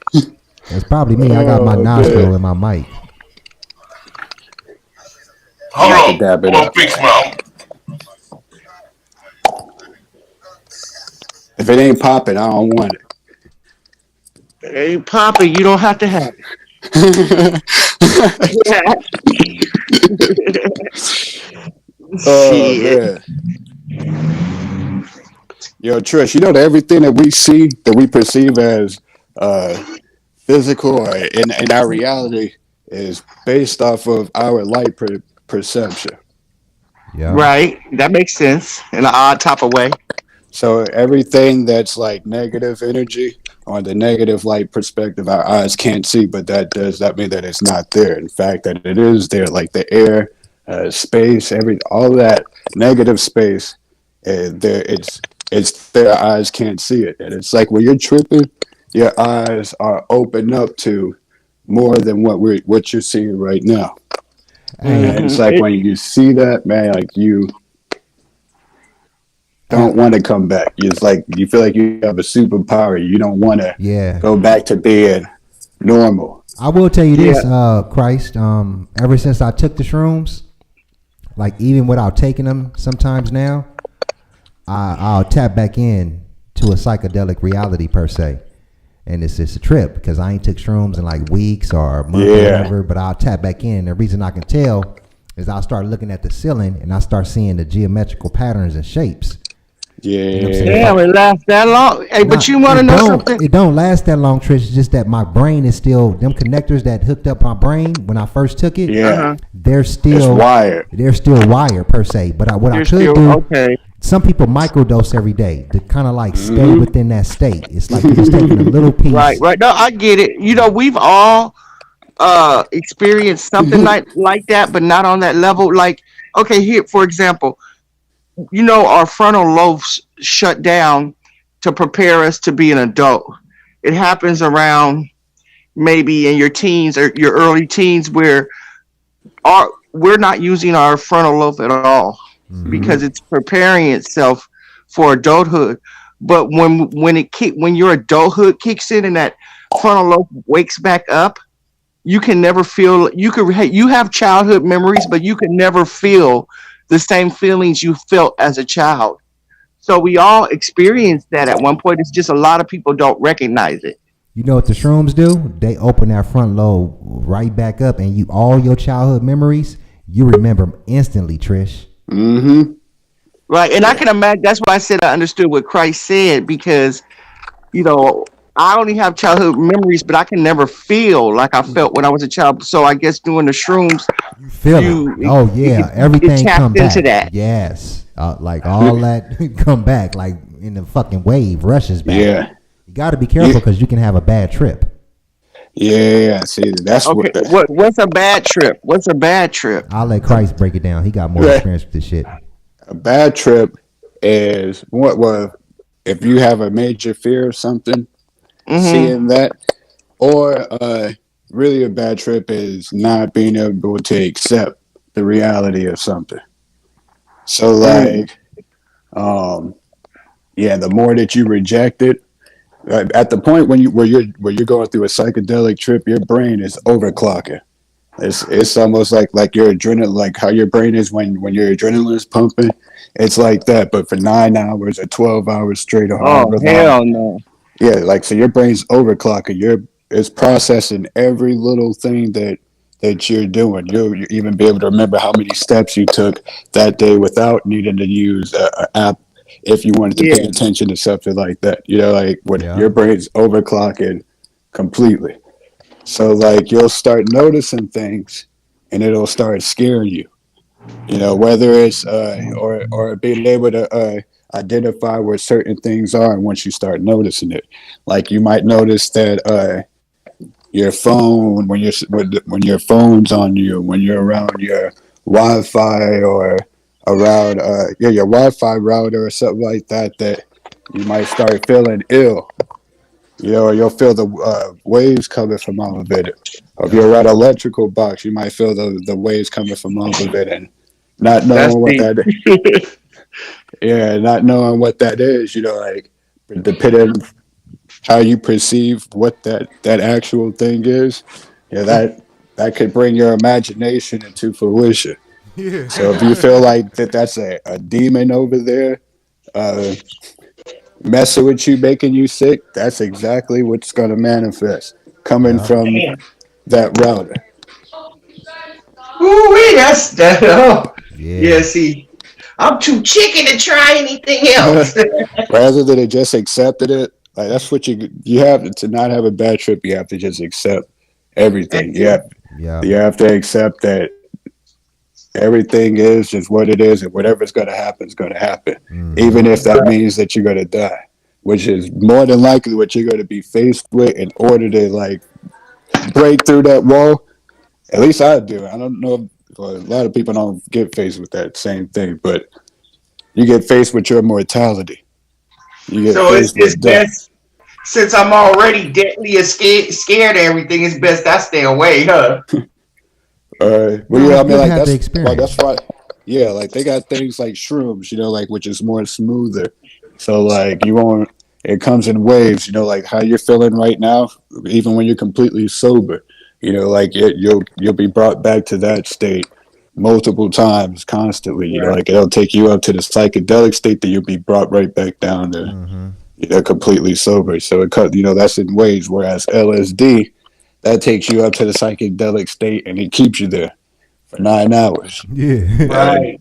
and DMT takes you like a football uh, in the fourth quarter of the Super Bowl and punts you for down 50 yards. That's what. And see, and see, my thing is, I already have a stressful career, and I'm thinking, I'm worried about stuff even when I'm out of the office. So I'm not a candidate because I can just see myself now in a corner, butt naked, shaking, trying to put a Nah, but pill up my booty. the psychedelics would probably make you do, Trish. It will probably Huh? make you find a remedy to all them problems that you deal with on that level, like with the families and stuff. You'll come up with like a cold motherfucking remedy and formula to No, heal. you know why? Because when I get real high, when I get real high, I can solve. I solve all my problems. I mean, like, Because they use this shit for therapy. I be having some deep conversation in my own head, and sometimes I answer myself out loud, and then I laugh. Like, damn, Yeah, you that's your just so hard. subconscious. Yeah. You answered yourself. Off this shit, you'll step outside your body and start talking to yourself. Off Yeah, this shit right you'll here. you'll be talking to your subconscious, and you'll have the most realest conversation that you've had with anyone ever in your whole life. And your subconscious will sit you down and like man, like you'll just I swear, man, it's like y'all lock eyes. It's like you when Yeah. I talk about you lock eyes, it's like Really lock no eyes. matter there's no matter if it, man, you don't even want to look away. Like there's no way that you can stop looking at yourself in the eye. Well, And they that's have crazy. Because the they other have the night most. I got so high, I literally sat down and solved all politicians' problems. Man, that shit was so cold. The problem is, the problem is when I sobered up, I forgot all that shit. Hey man, hey, that's exactly why. Like, you would see a lot of mathematicians, a lot of scientists, which they're also going through the same experience. So a lot of people are able to do that naturally or just through uh, the natural study. But man, you'll notice that a lot of those people, they're on the same substance. It don't matter who, Yeah. which scientist, which engineer, which technology designer. We acknowledge they all have been on the same Yeah. substance. Straight You know, up. and when you see them working and they're having those fits where they're trying to figure shit out, they're sitting writing everything down. And like Hmm. I've noticed that like when you're tripping, like man, if you make it a conscious effort, like even if if you decide to trip for study purposes, you'll do it naturally because you'll have to. Like you'll start on one path and it takes you all the way out, and you have to write it down. And it's like you feel it in your soul that if you miss one detail, which is going to fuck up everything you just did, like you're going to die. Like it's going to be the end of everything because you're discovering something, you're chasing something, you're hunting for something, and you don't want to lose anything. So like you'll see them in a rage writing out solving a fucking problem, and it look like they're just writing alien talk, but they're literally chasing, that solution. Yeah. Hey Trish, you know what has been Right. it's been revealed? It's recently been revealed that all them tech billionaires that live in Silicon Valley, they recently revealed that they've been microdosing this whole time. And so I was like, oh, them niggas was cheating this whole motherfucking time. And to basically compare what they was doing, have you seen that movie called Limitless where that nigga popped that pill? Yep. Yep. So, I haven't seen it. yeah, it's this nigga where it's a movie called Limitless. Look it up. Where a nigga pop a pill and nigga, you just become like the They most got smartest that. person. Everything is on point. Like you see better, everything. Give you like some super enhanced abilities. But that's basically what the microdosing boils down to. What these niggas been doing up in Silicon. I was like, oh, these niggas been cheating the whole time. Like, Yep. you know. Yep. And y'all remember No, in because 2000, I used. what do you say, Trish? No, nothing. Go. I was listening to you. Go ahead. I was saying if y'all remember in 2000, I think it was like 2013 or 12 at UCLA when all those students had to retake their finals or whatever because they got caught doing that same drug. They were Damn. microdosing, and so many of those kids had passed. It was like talk about like how they considered it cheating as well. Damn. Yeah. Yeah, because see what it is. I know about weed. Weed is a downer. I know back in the day, I get real high, and I get my pad and pen and write some of my best poetry. But see, lately, I've been lazy than a motherfucker. I be figuring shit out, and then when I'm sober, I can't remember a goddamn thing. Be like, man, I had the key, man. I had the key. I lost it. I need to stop being so lazy. But weed is a downer. And anybody that tell you weed ain't no downer is a lie. Well, it's an upper for some people because their chemical makeup is like that. Man, I think you That come down. When you come down, you come. Nah, it's some people that hit the weed. I forget what they diagnosed with, but they stay away from it because the downers, whatever's, even if they pop a downer pill, it's an upper to them. It Shit, I reacts know. like I know. I'll be like differently. high, and then the next morning I'll be like, I can't wait to get off work so I can get high again. I know I do some of my best thinking high. Can't nobody tell me no different. Well, it's just easier to get focused. You know what I'm saying? When you get off the weed, it Right. blocks out the other stress, and your brain is able to focus. Man, that's it for I be by myself having the most absurd thoughts, but it makes goddamn sense. I love playing the piano when I'm high. I Right? Hey, love playing the piano.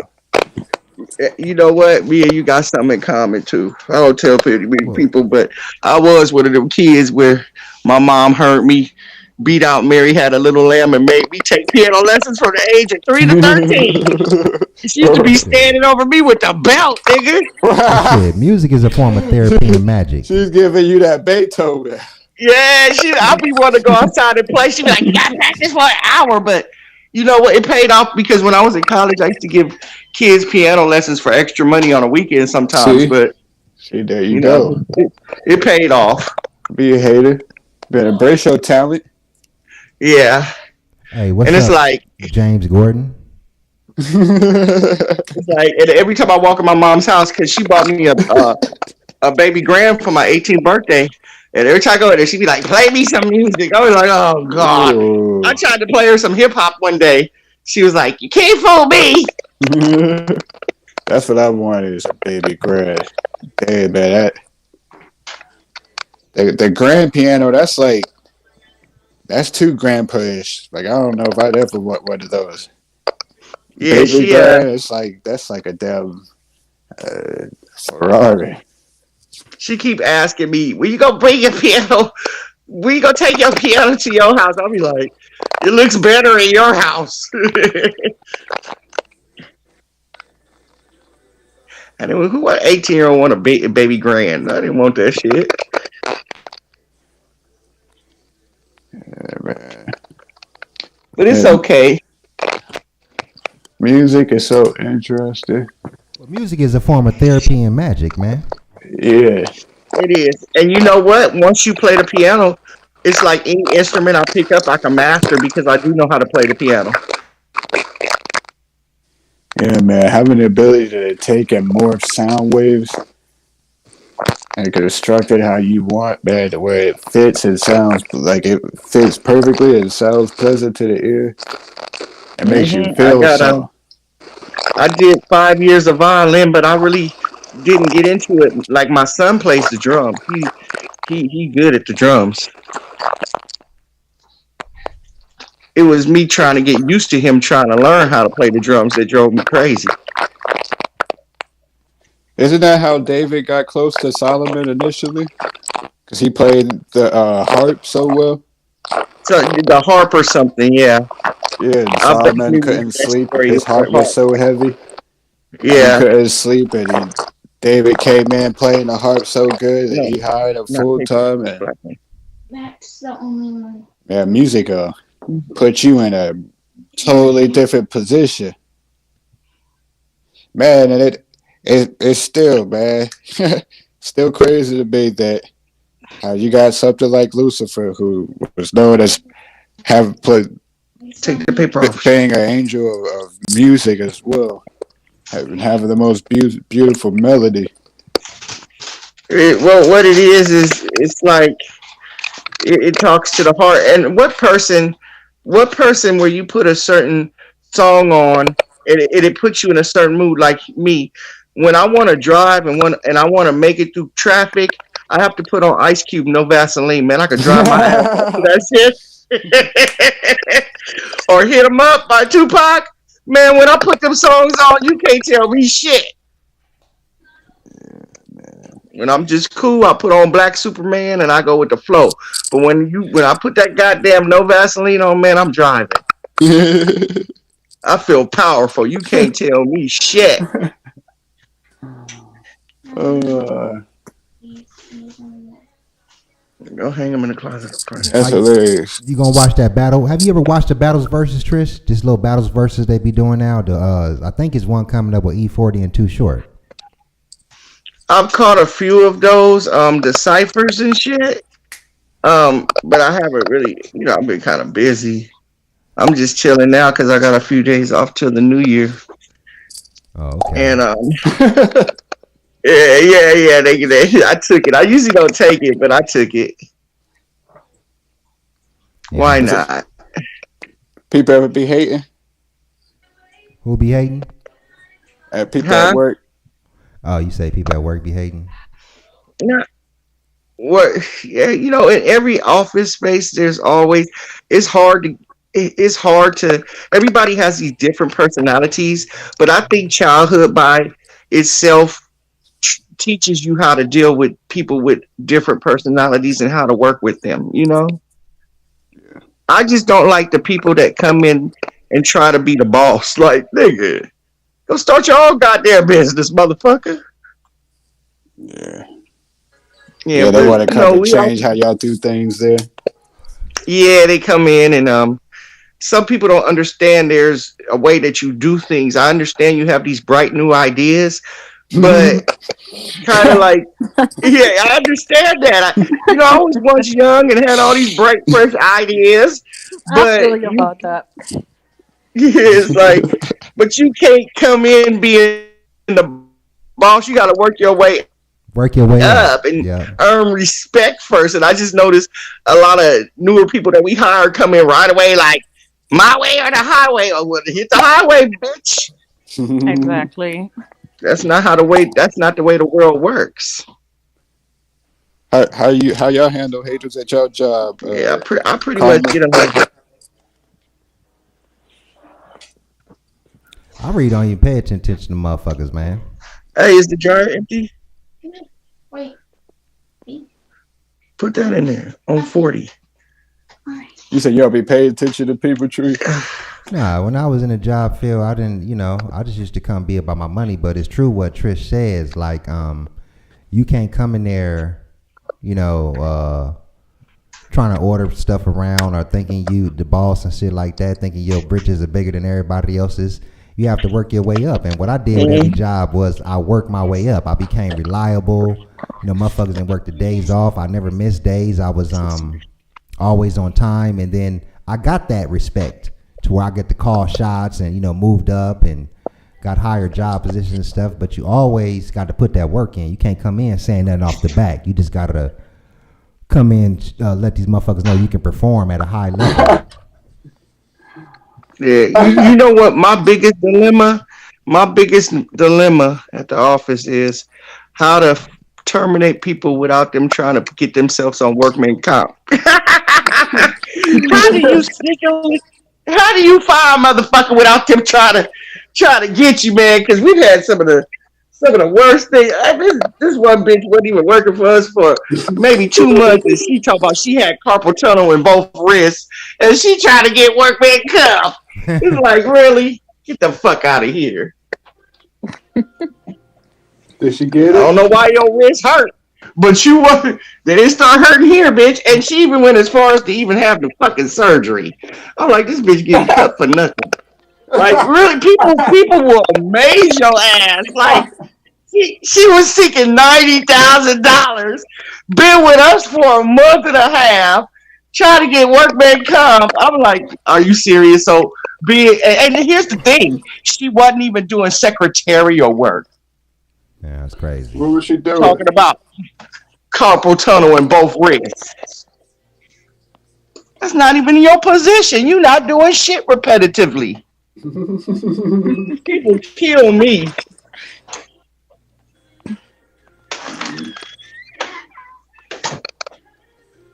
I want to know how his motherfuckers getting away with all these unemployment scams they pulling off.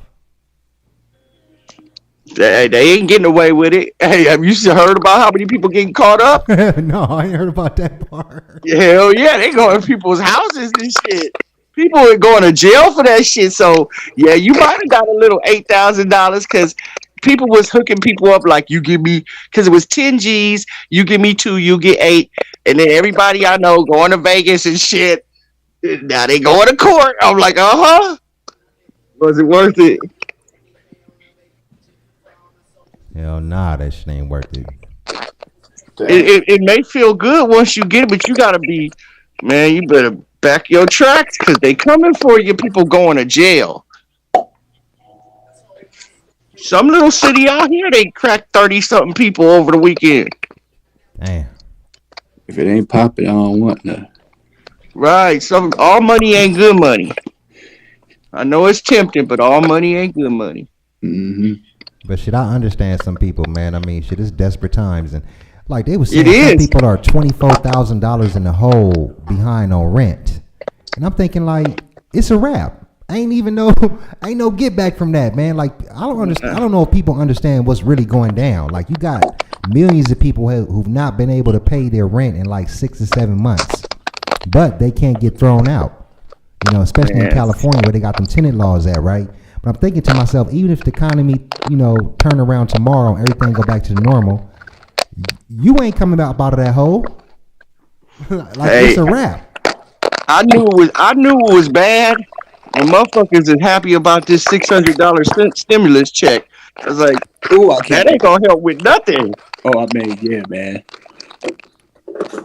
But you know, people want it because they've been without for so long, though. So I get it from both ends because I'm like break mines off too. Right? I'm just like, y'all. Yeah, I knew it was bad. People talking to me like I'm about to get $600. I'm like, yeah, it's pretty bad when you, cause these days $600 won't even fill up the grocery cart. Nope. That's real talk.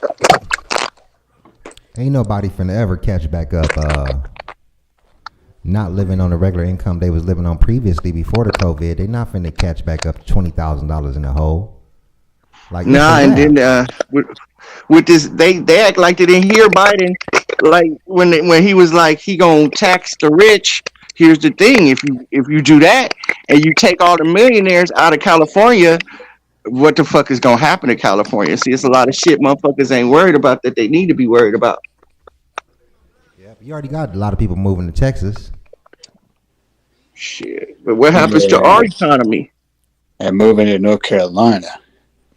Right, you just get them Newports on deck because they gonna need them, Oh, Scooby.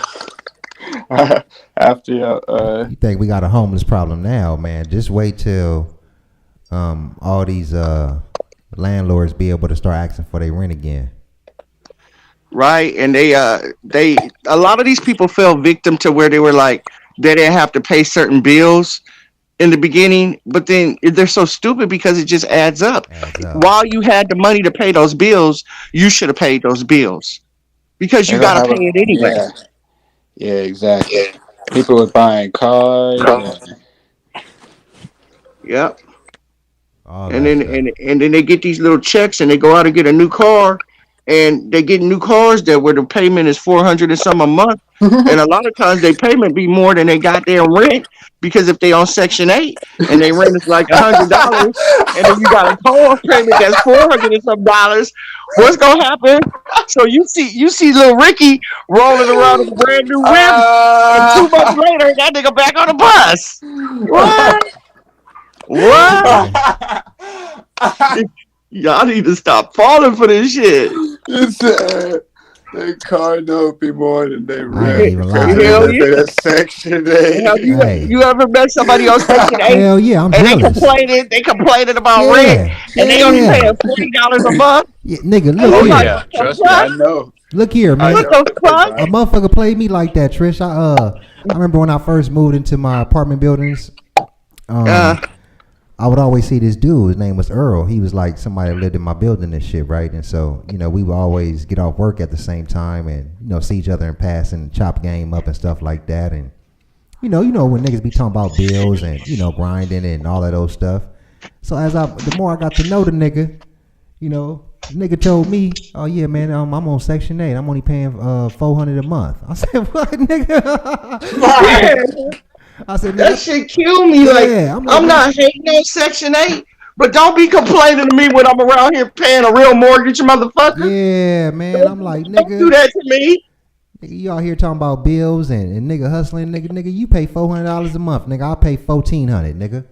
Nah, I had a homegirl because she was living in the low incomes over here.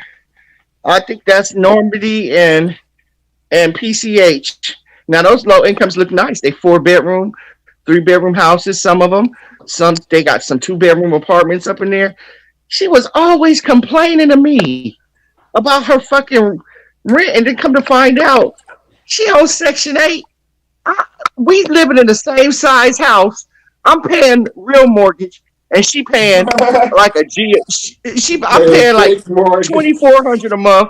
She paying like a G ball. I felt some type of way, like Yeah, hell yeah. nigga. I felt some type of way. I'm like, damn, nigga, like shit. I want Section Then 8. they went Shit. up on her Section 8 because her two oldest sons moved out. So she had to pay like $200 more, which made her have to only pay $1,200 a month. She caught a bad attitude and moved out. Wow. Dumbass ended up paying $17.95 for a goddamn 2 bedroom That's what apartment. her I'm like, dumb ass get. that's what her What a dumbass dumb get. ass. That's a dumb bitch, ain't it? I Hey, was cause it like, take like 10 years to get on that list. like, you belong on the dumb bitch list. Like, for real, you was complaining. You got the same size house as me. I'm paying a mortgage. You complaining about $1,200 a month. And it's like, and you Man, left because they went up? Like, really? Okay, you deserve it. I used to hate going to the grocery store whenever I'd be buying food stamps from some of my friends. And not the fact that, like, when we get up to because I would get as much food as they let me get.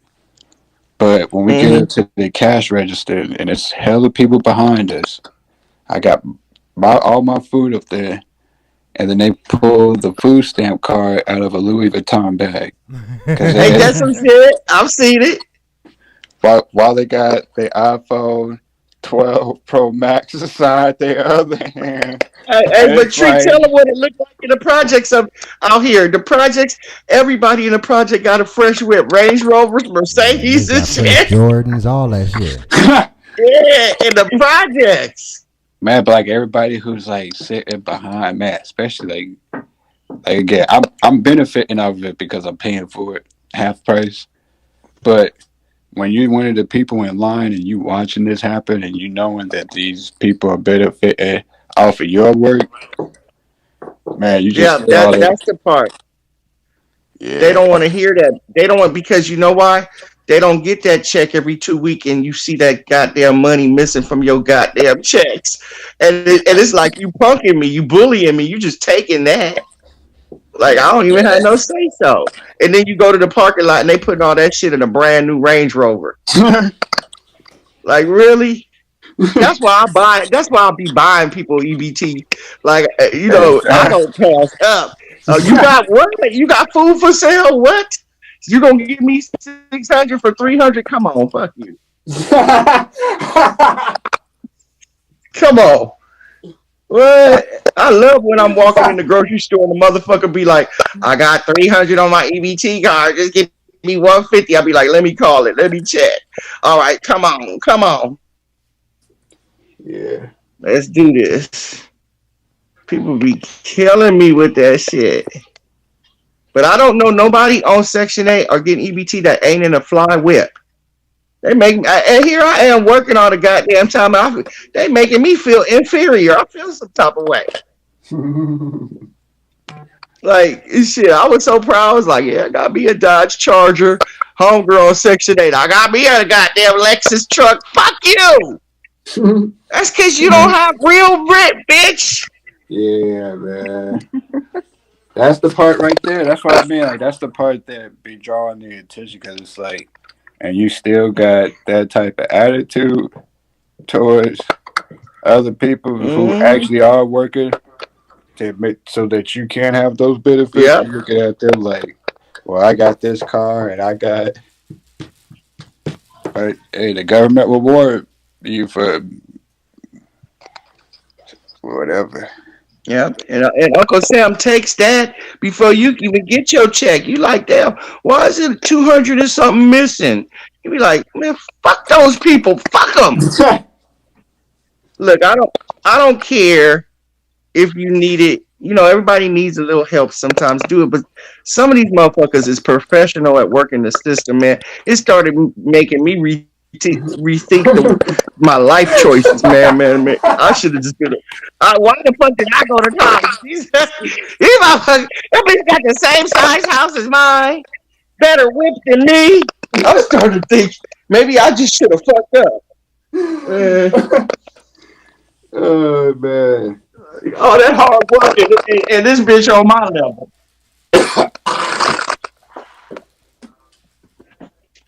We have a lot of people like that here Yeah, as well. They take advantage of the government, but it's a little bit different. yeah. over Yep. here. For every A lot kid of people do that that. they have in Germany, it's like when you have a kid, you get 220 euros every month for one kid. So they will Mm. call in that they're not having a job, so they will get paid by the government for the rent, for food, and for every kid that they have. So you will have a lot of families over here having like three, four kids, and then making like 2,000 euros per month from the government for free, not working. Wow. Because here in Well, Germany, if you're homeless, you still will get money from the government to have the rent paid, the food, and all that stuff. that's insane. Well, up until about 15 years ago, people was having a they were having a lot of children because they were getting cash aid per child. But when baby Bush took over, he made it where they can only get money for one child. It don't matter if you have 10 more children. You're only going to get money for that one child. So people stop having all them kids, but they have figured out new ways to work the system. You know, it Yeah. is like don't be. I can't stand that shit though because people people don't understand when you're working and you're getting paid once every 2 weeks or even bonus checks and you see that a certain amount is missing and you didn't have a say so in that. Like, Yeah, damn, let me be charitable when I want to be charitable. You just gonna take right. that? Yeah. Took that. I With us, thought, it's like those 16% of taxes that we had to pick off. It's just like looked at my papers from work, how much I earned this month, and how much money went away just for the taxes. I lost 2,000 euros just on taxes to pay those damn. families. Mm. Yeah, it's when at the end of the year when you're going over your taxes and you see how much you did give up, it makes you feel some It type of way. do. Yeah, like you're working your ass off, and then all the money is gone for those Right? people who don't want to work and take advantage out of it. Right. Like I said, I don't care if you need the help, you need the help, but utilize the help until you don't need it anymore. But instead, they work in the system to keep like that. That bothers me. You know, it bothers me when somebody is getting government assistance and they spending the money on weed. Like I buy weed, but that's my Yeah, money that I worked for. exactly. Like You I got some think people that's that think wrong. like It's that, Trish. I was on I took one of them trips, a round trip to the state line, the casino, and it was this lady, and she was getting cash out of the ATM with her fucking EBT card and gambling with that shit. I'm like, I was like, really? Oh, damn. That's how we gonna get down? Well, That's crazy. it's some people Yeah, who it's just think crazy. like that though. They don't like think about getting up, going to get it on their own. They just think about like how can I work the system for it. Right? Like how you and you know what else is meant? The system is so broken. Like I know people that need um, SSI for physical disabilities or for illnesses, but an alcoholic and a crackhead can get it before they can. Like, why is that? Why does somebody on drugs or somebody that has a physical ailment because of neglect? Why do they get the SSI before the person that really was diagnosed with something gets it? Mm. Yes, it's pretty messed up out here. The system's broken. Because you get rewarded for neglect. Right, because it's all money. You got to understand that a lot of these people that are hooked on these narcotics and stuff, the doctors are the ones that got them hooked. But then when they send them to the rehabs, they get Medi-Cal gets a portion of that. You see, it's a fucked up cycle of what the fuck. They know what they're doing. Yep. That's why pharmacy is a $1 million industry. Right, right, and that's why it's like I have a high tolerance to pain. The only time I ever take painkillers is when I have had to have dental work, then I Hmm. might have taken the Tylenol 4 with codeine or something. But other than that, it's like the doctors. You could go in there and say, "Hey, my wrist hurts," and you might be looking for an ointment. And sometimes the doctor will say, "Well, what do you want?" Like, what the fuck? Mhm. Some That's ointment crazy. Yeah, you want some ointment.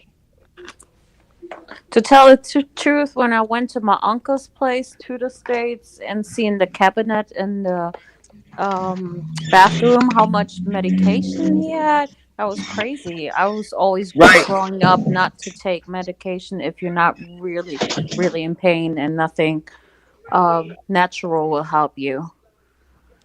right, Like, right. And that's how I was raised. And it's like at one point I had bags and bags because I had at one point I had an injury to my finger and then I had broken my arm one time and it was painful, but it wasn't like where I couldn't sleep, nothing that bad. And I was yeah. like, look at all this medication. I took that shit to the police station and dropped it off because they have drop offs there. You just rip off the label and drop it off. I was like, I Oh, don't that's want this shit cool. around me. Yeah, for me, it's shocking over here. The girls, when they're in the period, they already start taking medication for the pain of their Right? period. They offer them medicine. Yeah, it's like girls are getting their period around 12, 13 years old, and they start taking kind of painkillers for that already every single Right, month. right. Like, Yeah, that's so bad. same thing out here. Like I never knock on wood. I was fortunate enough where I don't have cramps. I don't get cramps, but Hmm. my daughter does. And the first thing the doctor was like, "Do you want me to prescribe her?" I was like, "Hell no, nothing. A little Advil can't help. Exactly. You're gonna have to learn how to live with that because that's gonna go on until the well runs dry. So she might as well learn how to live with it now." Same thing with headaches. People are taking way too fast some medications instead of just like getting some rest and close your eyes or something like that. Or natural herbs and change your eating Exactly. habits. Yeah, Exactly. I found that over the last maybe 5 years, I've found that a lot of natural things such as herbs or even vinegar could stop a headache. Vinegar doesn't taste so good, but it'll stop a migraine. Mm-hmm.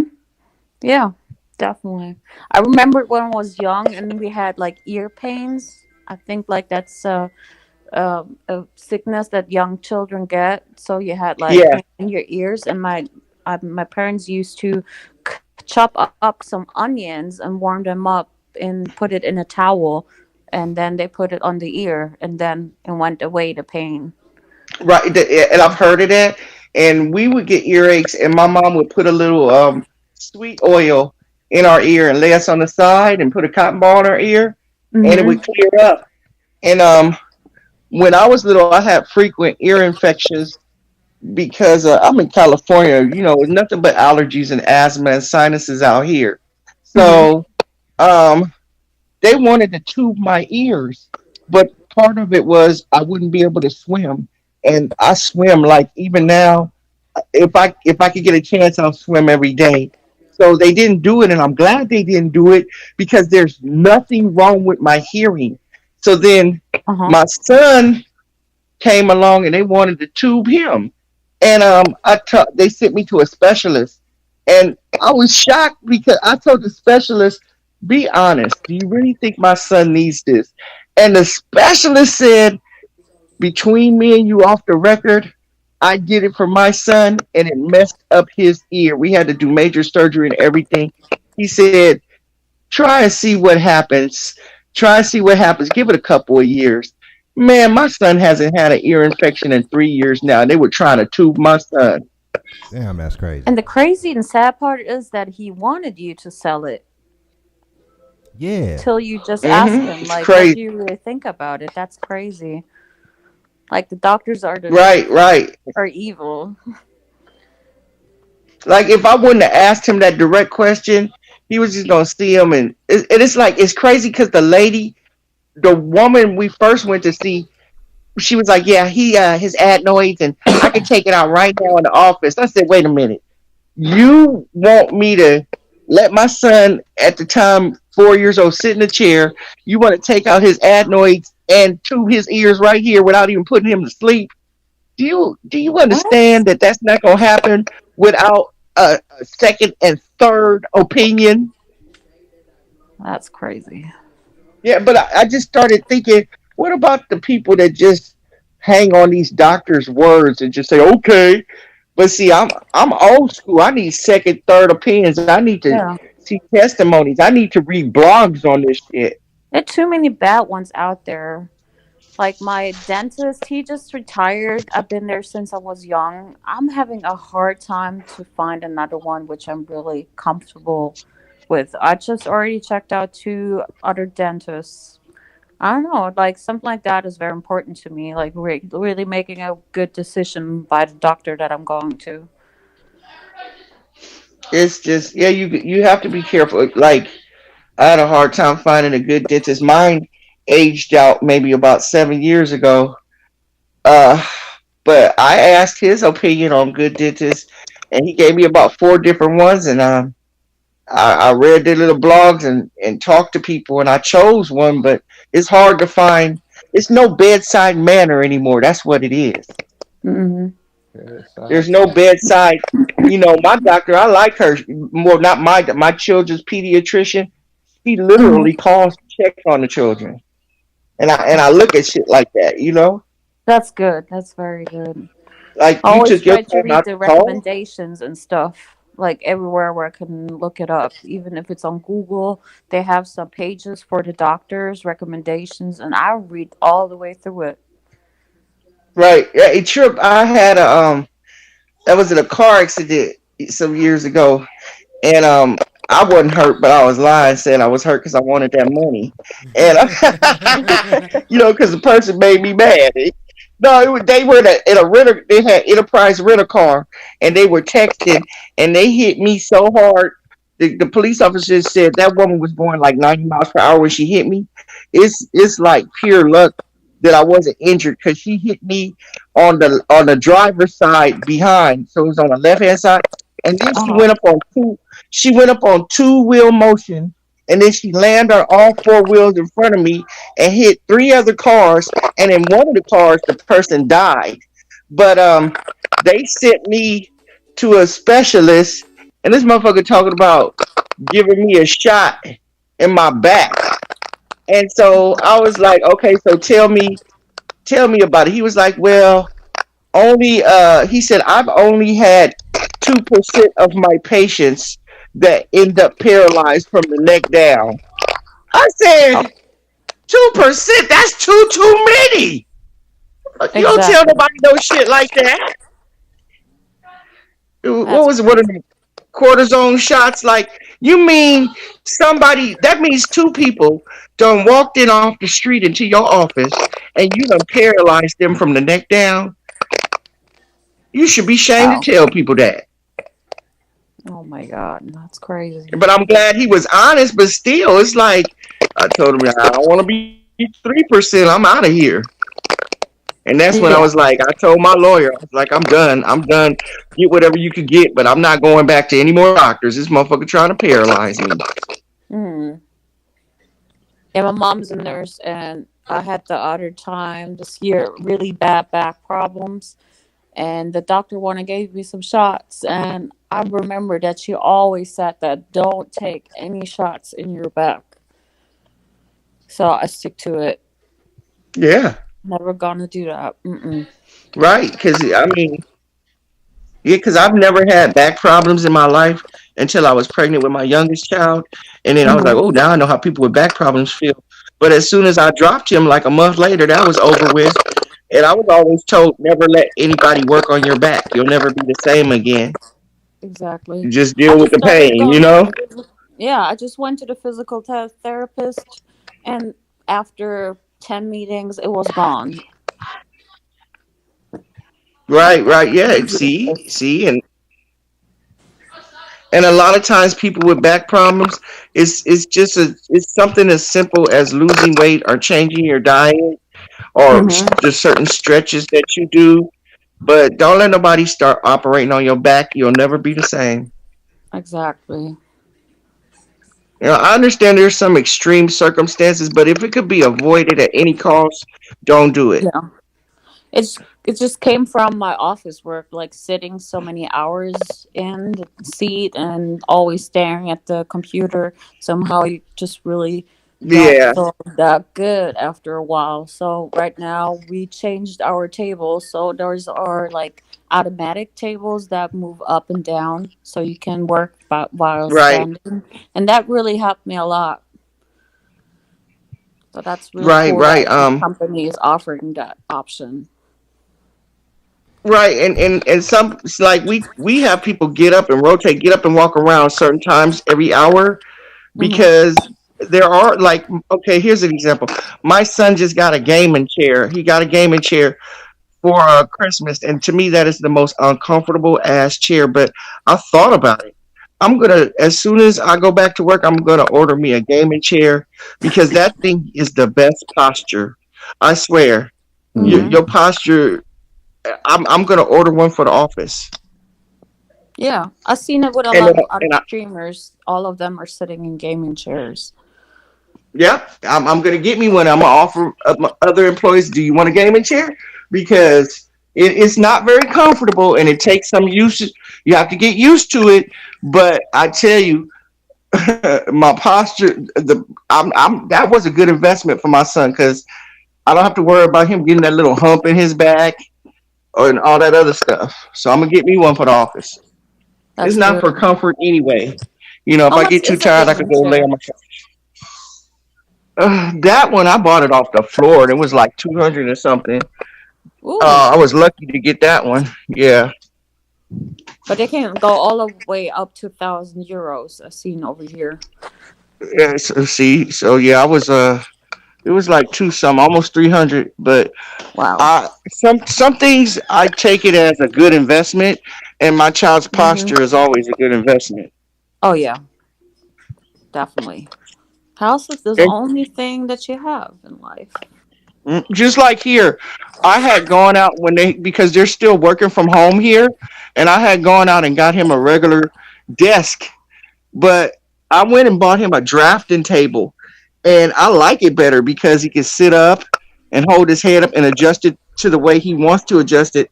So I Mm-hmm. said, when this is, I'm gonna get my daughter a drafting table as well because it gets the job done. Perfect. That's a good idea. Yep, because you could raise it up, you can lean it over, you could adjust it to the way you're sitting.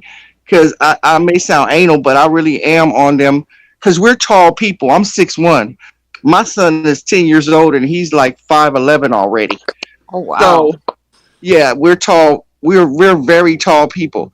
So when you're taller, you have to work on your posture, Mm-hmm. Yeah, that's very true. and your legs and start hurting, stuff start hurting. So I don't want those problems. I don't like to see people with hunchbacks. Oh yeah. Like I used to think about it when we was sitting at the dining table back then. My parents always get at us, sit straight, don't put your Yeah, elbows on the table. no, none of that. We same here, and because I have six brothers, and not one of them is under 6'5", and those, so the doctor said my son gonna be like set between 6'9" and 7 feet. So I'm on his posture right now. Is he playing ball? Yeah, he been playing basketball since he was 3. That's good. Yeah, in fact, he got a scholarship. They scouted him out at the park, Oh, congratulations. right? Because they when they first saw him when he was 3, I took him into the office and tried to get him in the little basketball league, but he Mm-hmm. was too young. He was too young. Well, they didn't know his age, so they had Mm-hmm. told him no, they didn't have any more positions, and so the man had me fill out an application. He said, "We'll call you," but before I got to the car, he was like, "Wait a minute, he's only 3. I thought he was 7. No, Oh we'll make wow. room for him." I'm like, okay, but just because he's tall doesn't mean he knows how to play. He don't know how to play. He don't even. He can barely hold the ball. It was like, no, we'll work with him. This isn't tagging to my other pages for Oh, some that's reason. amazing though. He's Yeah. So blessed. like, yep, like 2 summers ago, we were at a park, and he was over there shooting the ball, and this, I thought it was a dude because, like I said, I'm 6'1", and she was taller than me. And so when I walked up on her, I'm looking up at her. It's not too many women I look up at. And I'm like, God damn. And she was like, yeah, I work for UCLA and I got this junior scholarship program. and he tells me he's only 8, and I want him. I'm like, I thought it was bullshit, and they had him come in for a physical and everything, and what happened? He's right hand, but he shoots left. So I was trying to make him shoot with his right hand. It was like, no, we want that. We like that. And then the doctor came back with the results from his physical, and he was like talking to me and the coach, and he said, yeah, by his chart, by his growth chart, he's gonna be 6'9", between 6'9" and 7 feet, 6'9" and 7 feet. And they got like really happy, and they offered us a scholarship right then and there. That's amazing. Yeah, it's amazing. So I don't know if he wants to be a professional basketball player, but right now he eats, sleep, and drink basketball. Like he sleep with the basketball next to the bed. But I'm for scholarships, man. If you could get my son into college and it's free, and then all that money I've been saving up for my kids' education, and they go for free, man, I could blow that on something else. Exactly. Yeah, that's the crazy part. Over here, everything is for free. School. See, that's love. Not here. Mm. Not I here. You have to have academics or sports. My cousin, she went to UCLA. She's still paying back the money for college. Yeah, I know a lot of people like that. I was fortunate where I went to a private college. My mom just paid it, but it's like it's you got to get it. What a lot of people don't realize out here, you got to get them in early. You got to get them Mm. in early. You got to start now. If they're in high school, first year of high school, you got to start now. You got to really inspire them academically, Yeah, definitely. or because and not to say that being going to college, because I know people that are just as successful as me that have never been to college. It's just helps sometimes. It definitely does. Over here, if you really want to have to get a high paid job, you definitely need to have somehow of college education on your records. Right, and it's becoming like that out here. It's becoming like I like you could get certain jobs like In and Out Burgers. They're making 20 some an hour with medical Mm. benefits, but Yeah, I don't, I don't want my kids to flip burgers unless they're planning on buying the chain. And if they're gonna buy into the chain, they need to have some business know-how so they don't get duped. yeah, definitely. Like even over here, like So, the systems and of people say, I'm sorry.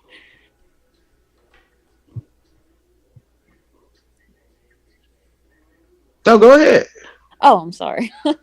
The assistants of the dentist back in the days, you didn't have to have a graduation of a college. Nowadays, you need like even the Hmm. smaller jobs, they want you to Yep. have somehow of education at the college. It's crazy. Like Right. everybody is now so forced to go on college because we have a different kind of system over here too, which is 3 years of school, but 3 years at a company. So you go 50% in school and 50% you work at the company and actually make your first money with 16. And then after Right. those Right. 3 years, you graduate and the company decides if they want to keep you or not.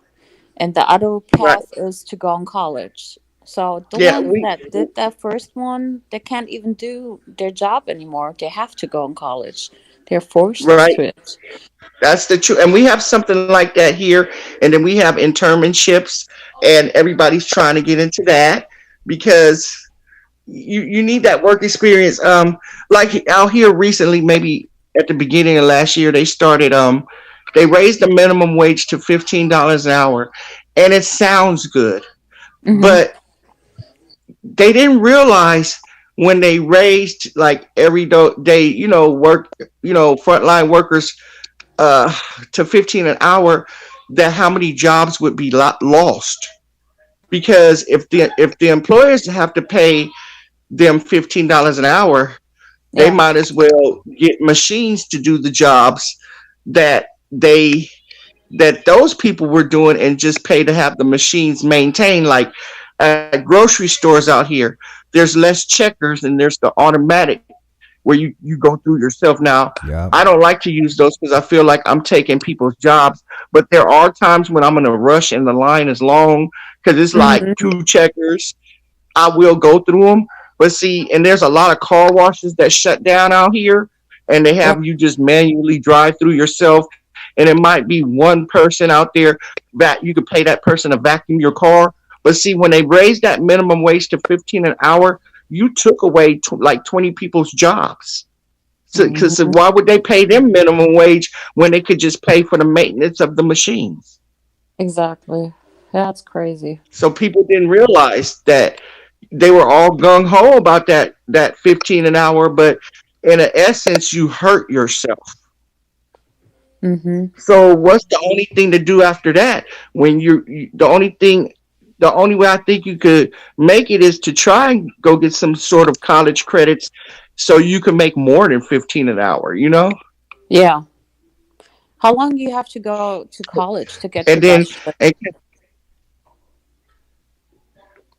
about 4 years, and then you got to do another more, three more for your masters. Oh wow, that's a long time. Yeah, yeah, it was a long time. The 3 more years killed me. I thought I wasn't gonna make it, but I was like, okay. But if you start right out of high school, by the time you're 26 or 27, you can have your masters. But a lot of people just go for their bachelors because that's a little extreme.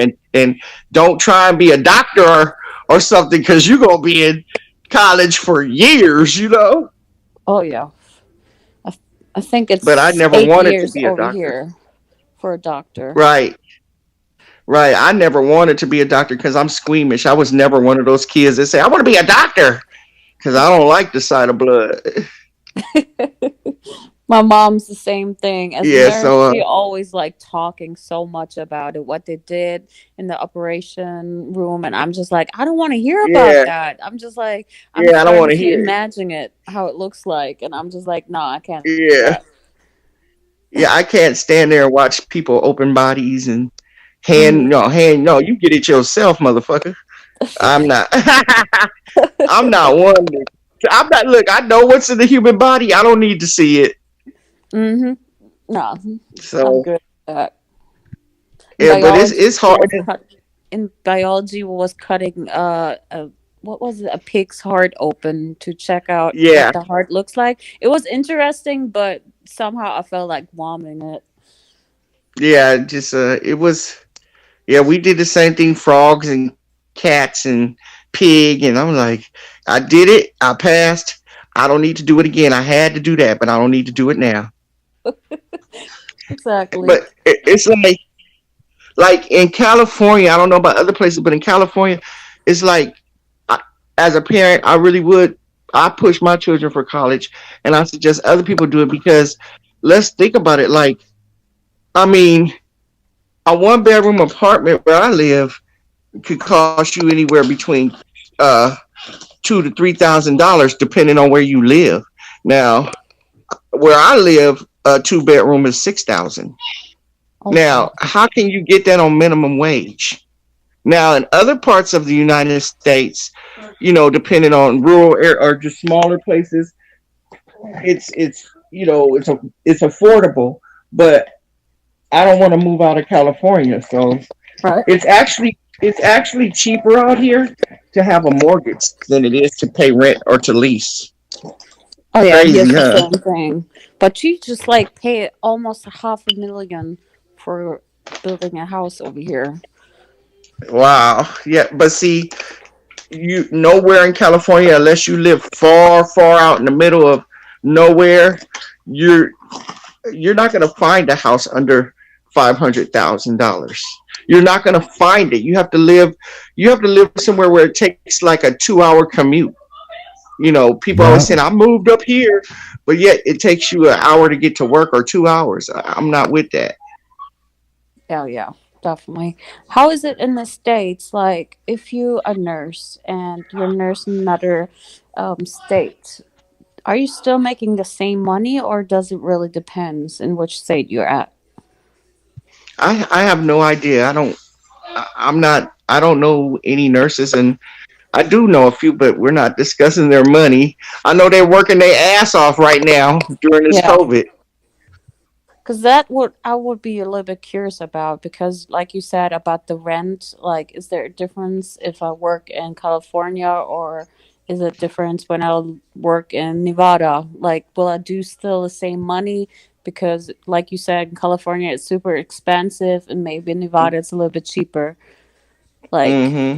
difference is interesting to But hear. here's the thing: I know a lot of people that move out of California because they say I could live in Arizona, I could live in Nevada, and pay cheaper rent. But here's the thing: when you get there, the jobs aren't there, and you may be paying 450 for a two bedroom or 300 for a one bedroom, but you don't have what you had here. So now they try to come back and they can't afford to come back, which is always a sad. Okay, here's an example. My homegirl, her grandmother left her house.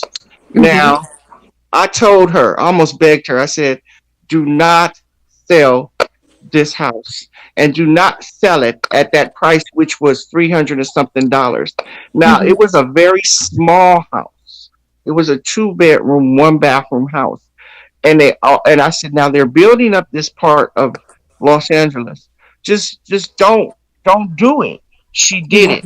Now she can't stand where she lives and she wants to come back, but she can't afford to come back.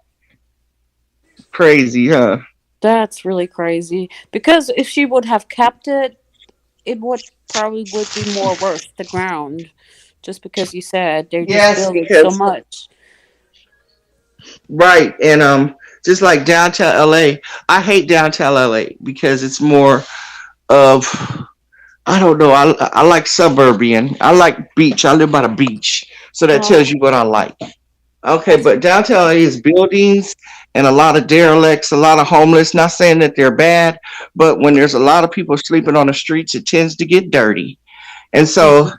they have these penthouses and they have these apartments, and their rent is like between 3,500 to 6,000 a month, and your view is the slum.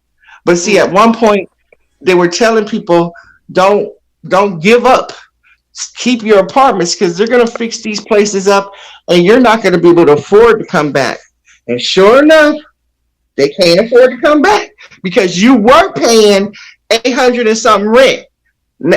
How can you go from being able to afford 800 to be able to afford 35 at the cheapest rent? You can't. Just like Inglewood, California, they rebuilt the what's that tree? The Coliseum, the football arena. mhm. And in Inglewood, California, all that property was real cheap. And they started doing facelifts. And I said, look, if you got an apartment or a house over there, keep it. People selling, greedy. Now they living in the middle of nowhere and can't get back. Yeah. Gentrification at its finest.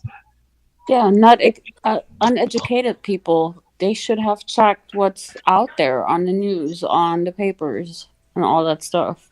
Like Well, you said, you knew about it, what's happening, why they don't know what's going on in their own neighborhood. because Uneducated. it's because when you don't have any money, like okay, for some people, $1 million seems like a lot of money, Mm-hmm. and it is a lot of money if you don't have any money. But then you have to think ahead and say, and I'm talking about people that live where I live. I can only talk about them. So Mm-hmm. if you're in California and somebody gives you $1 million and you don't have nothing, you're like, "Ooh wee, I'm rich, bitch." But then you realize that a house called the cheapest house is $500,000. So if you Mm-hmm. buy the cheapest house, you only got $500,000 left. But then you got to think about the yearly taxes. What if those yearly taxes are between $20,000 and $40,000 a year? Mm-hmm. Can you afford to pay that? With the possibility of you being broke again, unless you invest and flip it, there's no way you could live out your days in that house if your yearly taxes are between $20,000 and $40,000. You feel me? So then you Yeah. go buy $100,000 vehicle flossing, not realizing that most vehicles, especially Mercedes, as soon as it leaves the parking lot, it starts to devalue. It's not Yeah, because they're pushing out so many different, Mercedes every year that when you drive off, that shit don't even cost as much as it did when you were just in the parking lot. As soon as you drive off, exactly. it's not worth as much. So it's Yeah. like unless you do have some sort of education or inside hook on how to invest your money, you will lose. And a lot of people don't think that far ahead. So that means that $1 million living in California ain't shit. It ain't a lot of money. But you have a bunch of people who never saw this type of money before, and Mm, somebody saying, "I'll give you $100,000," and then they're like, "Yeah, I'm rich," but you're mm, not. You're losing yeah. If because you it's not any money. Yeah. If you would kept it a little bit longer, the house, and see how much more worth it got, you probably get double out of that. Yeah, If it it's kept the like ground up more. it's enough to live on, but it's not enough to get out. Just like government assistance, it's enough to live on, but it's not enough to get out. Mm, So yeah. I always tell people that are on government assistance, the best thing you could do is try and get you some sort of education while you're able to get the assistance so that you can further yourself in life because you'll never get out. It's a trap. It's a straight up trap. Mm, You get comfortable and you get settled, and that's where a lot of us mess up is we get settled. yeah. That's very true. Right. And even I have that conflict in myself sometimes. I'm like, ooh, I wish I could just quit. But I know I don't have enough money to live the rest of my life. I'm gonna have to work till I'm 65. And that's a long time away. They went even up. Like, I'm 31. I think I definitely will work till 70 over here. Right. And then some people they don't have to work and they just work because working keeps you alive. A body in motion stays in motion. Have you Yeah. ever just been lazy laying around the house and you're sore? Like, what the fuck? Why am I Yeah. so sore? I didn't do shit. That's why I like to smoke it up. Just like to Yeah, calm down. The whole chill. body is turning down and shutting down. And I love that feeling. Yeah, and fortunately, I have the type of career where I don't have to be tested, so it's legal here, and I smoke my ass off. That is my what I do in my free time. I jump on YouTube, I smoke, or even if I'm not on YouTube, I smoke. That's me. You know, That's if you, amazing. yeah, that's my adult fun, and especially during the pandemic, there's nothing to do. That's So for sure. I get Yeah. I get my kids settled. They busy. I creep outside. Yeah, I feel some type of way that I gotta sneak and smoke and but hey, I gotta be respectful. It's my habit, not theirs.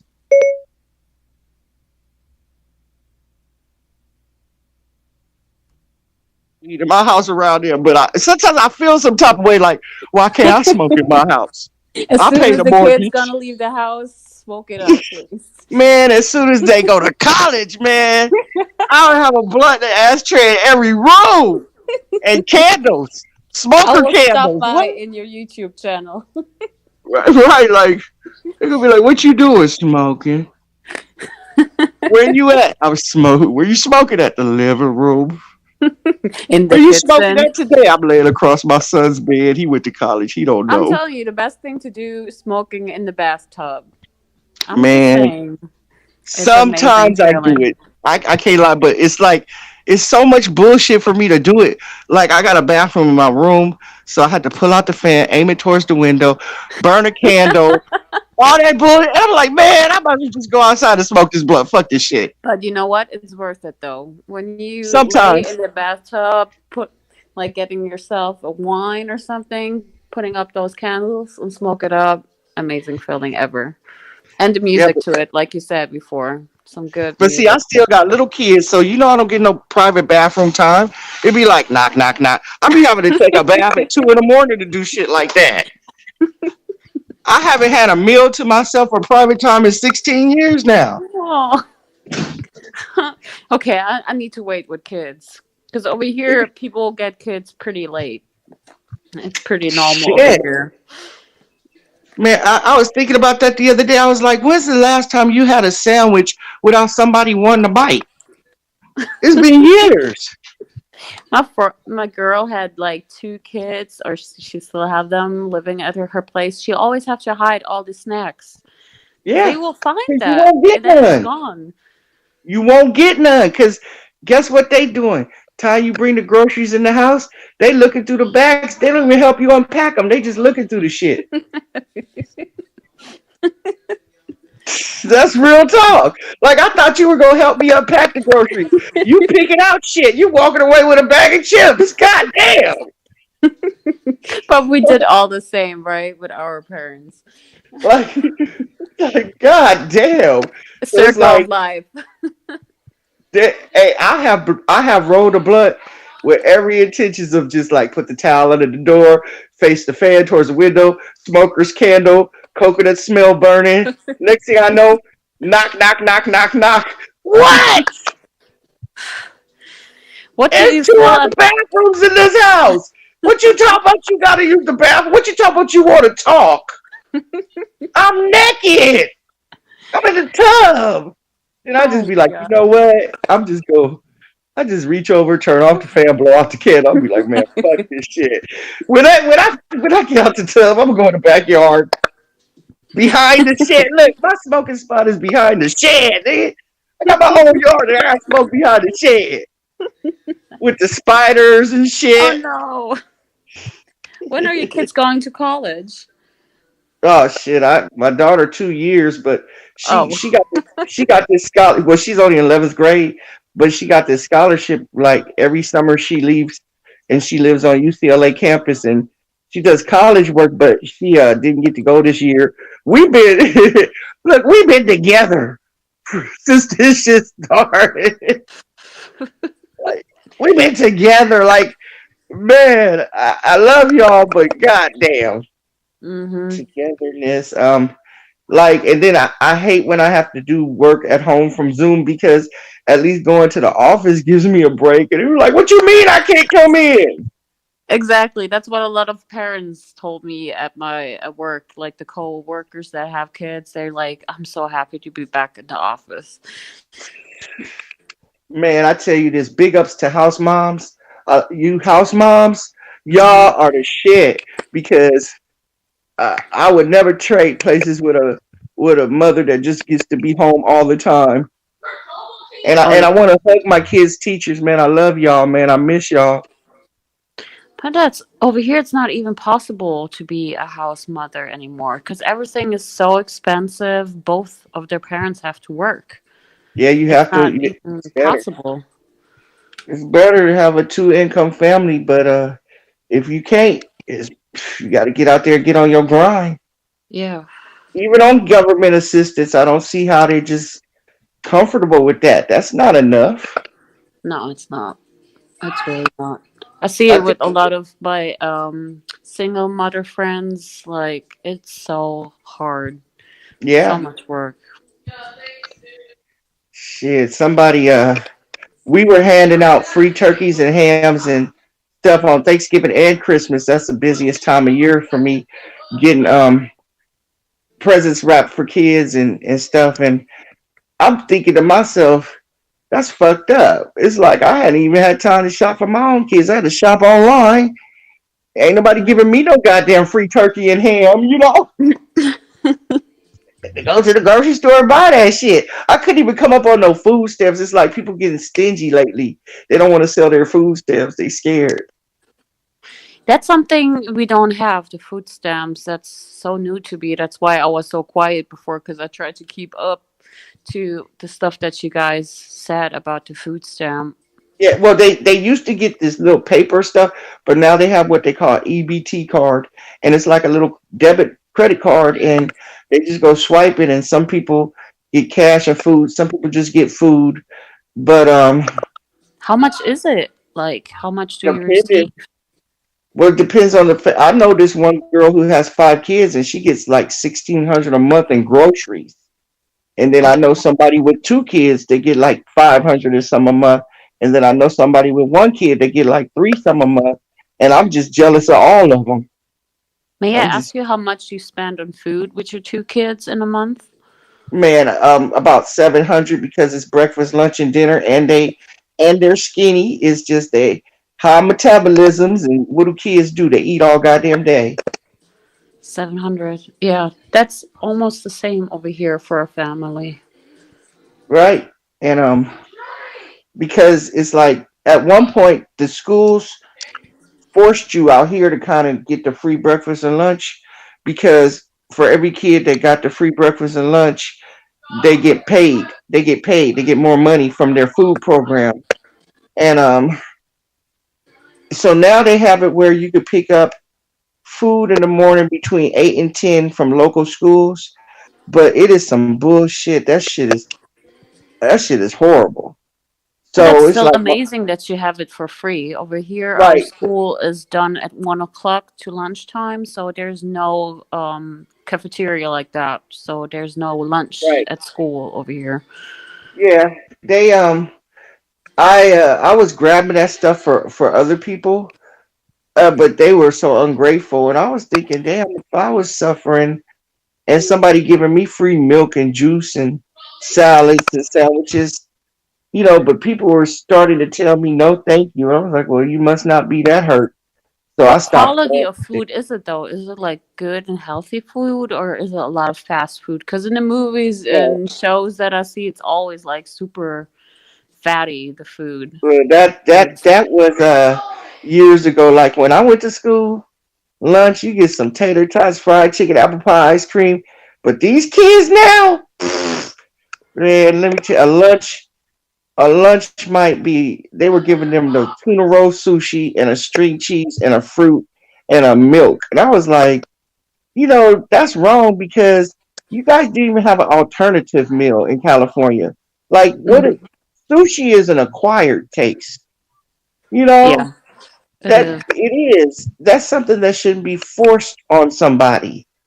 And lunches suck, but I just feel like if somebody say they need the food, nobody right now nobody should be saying they have nothing because they give away that free food at most of these schools out here from 8 to 10 in the morning. Hit up all them schools and fill your refrigerators up with goddamn dry cereals and milks and juices. Man, them lines be long too. They look like an in and out line when the people be lined up trying to get that food. Yeah, yeah, and then sometimes they give them boxes since the pandemic. They give them boxes of like hamburger patties, chicken patties. I've gone up there a few times and gotten that for people that I know needed it, and they didn't have a vehicle. Oh, that's And amazing of you. yeah, it's like what they did do in California. Every person who had a kid in LA County, even if you didn't need it, they sent everybody called a pandemic EBT card, and it was $370 on there per kid. Wow. And then they did it recently about a month ago, and they sent everybody. I don't care what walk of life you came from. Everybody got another pandemic card, a pandemic EBT, and it was $170 on each. How Yeah, much so does a student pay per day for their food at like school? my kids were paying $1. They still had to pay something. Some kids get free. I had to pay $1, and then they had these little cards where once a month I had to remember to put the money on their card so that they could get their breakfast and their lunch. How much I think do you put on the card, if I may ask? for me, that shit was a nuisance to me, so I would just like throw $100 on each of this. Oh, this last year. For a week Yeah. or for a month? No, no, no, no. I would just till it's gone. So if Oh, breakfast is okay. 50 cents and lunch is $1, you're spending a Hmm. dollar 50 a day. And so at the beginning of the school year, I just throw $100 on each, and then Oh, when they that's run out, the school mhm. just contacts you. Okay. And then they have Yeah, like vending machines to get snacks and drinks from, or do the students bring something to drink to school? I sent they took all the vending machines out.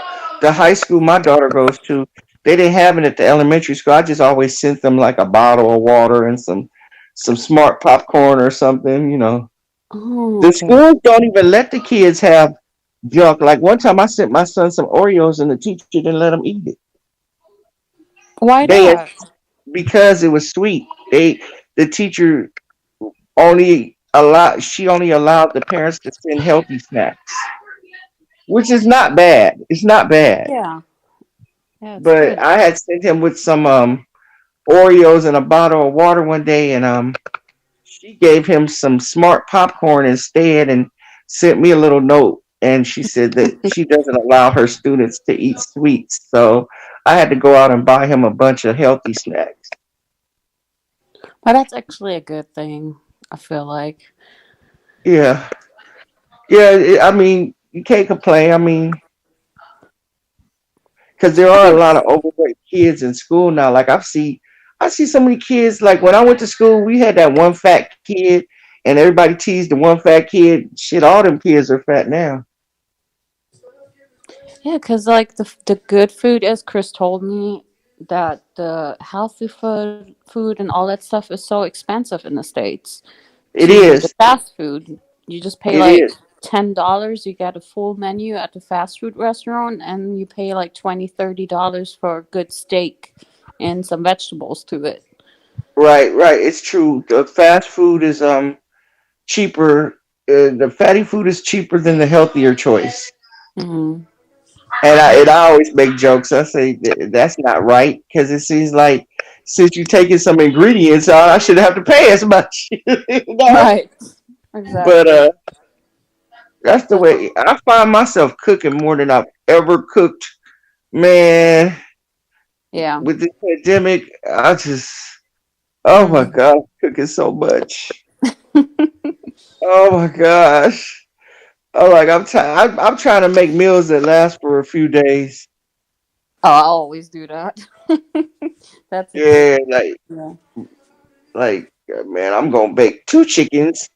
I'm gonna make 2 pounds of red beans. I'll make a lot of rice and y'all eat on that. That's good. And then It's especially just showing your kids how to cook, because over here everybody's very independent. You will see a lot of guys being able to know how to cook a proper meal and all that stuff, because they really put in a lot of effort, their parents, to raise them knowing how to use a wash machine, know how to cook. So the boys over here, they learn it very early in their age. right. Well, that's good. That's good. Well, so it depends on the kid too. Cause my son likes to. Now he tall and skinny. He likes to watch me cook. He likes to help. My daughter, I Hmm. told her you better get a good goddamn job so you can get you a because she's the eater. She don't want to cook. I'm like, I thought you wanted to help me. She was like, you do it good. I'm like, oh, I was like, what are you gonna do when you move out and get your own place? She said, I'll buy a lot of food and you can cook me enough food for the week. I said, oh my Oh, god, you gonna cook? Wow. yeah. I'm go. Oh wait a minute, my son said I'm moving in with him so I could cook for him when he grows up. I'm like, y'all don't even know how insulting this is. Oh God, that's crazy. So yeah, they want me to cook, and then they were arguing over. Well, you can have her 2 days, and I'll take. I'm like, wait a minute. I suggest that y'all learn how to cook, or you make enough money and hire a cook. Exactly. The moms want to stay at home and smoke it all the way up in the bathtub Like, when you yeah, guys because are out the house. they don't even know what I got plans when they leave. I do everything I want to do everything I always wanted to do. But I did. I had that opportunity before I had kids. I used to just smoke blunts. Wake up, like wrong, smoke one before I go to bed. Wake up, turn to the left, roll up blunt right there. They just they just put a Bucky Rich in everything. Like what? Like I can't do nothing. Well, that's My amazing. Yeah, they like, you don't drink? I mean, I don't drink at all. Well, if you drink, you could drink wine. I was like, what part of don't drink at all don't you understand? Goddamn. I got one bad habit. Can I just have my one bad habit? That's Just true. one is all I need. But I have to admit, the California wine is nice. They sell it over here as well. Like a good red Mm. wine from California. I couldn't tell you what good wine was. when somebody don't drink, I can't tell you what it is. And it's funny because people always buy me wine and always as gifts. I must have collected about 10 bottles of wine, and I even got a big old bottle of Patron for Christmas. And Oh I'm like, wow. why do people keep forgetting I don't drink? But hey, they're good for regifting and decorating. I was about to say that regifting. You're gonna make Yeah, a lot of people happy. yeah. But I'm keeping that big old. I've never seen a bottle of Patron this goddamn big, and They must it love you came. for that. I know the colleagues and stuff. So it came in this big silver flask. So I Hmm. was like, yeah, that's very decorative. So I just put it in the middle of my dining room table, like, hey, look. Oh, that's amazing. I actually seen another day that we go by liters over here in Germany, so not it's not gallon, but the biggest Jack Daniels bottle that is out there, they drink it all off, and then they got some lights like you put on the Christmas tree, but smaller ones, and they put it in there, and they made it Mm. as a lamp. Oh, that's unique. Oh Hmm. my God. So you're in Germany, so y'all been smoking that good. The good is in the Netherlands, which is like 4 hours away from my hometown. Oh man. It's That's legal one of over my there. dream spots. I want to Hmm. go to the Netherlands one day. It's beautiful. For all the people that I always meet on the internet on streams, I always tell them if you want to go to Europe, definitely check out Amsterdam. Yeah, It, now here's the thing. I've been as a child. I've been all over Europe, but that's where my parents messed up. Is they took us when I was too young to appreciate it. So I don't Mhm. know where I was. I don't remember anything. And when I look at the old photo album books, I see myself there, but I Yeah. don't remember too much. That's why Okay. my they were like, "Are you gonna take your kids?" I'm like, when they're old enough to appreciate it. You don't take no 8 year old around Europe or no 10 year old. You Yeah, know, I I'll probably understand. do it when my daughter turns, probably for her college graduation. I'll do it then, but that's when she old enough to understand what she's looking at and where she's at. Yeah, I met actually a lot of people in Amsterdam from the States, like people who just graduated from college and their parents sent them off to do a quick European trip. Right, right, yeah. Like I do remember some parts of Germany. Now and it's my mom took us to the black section in Germany, which I can even remember as a child, mind being blown away that Hmm.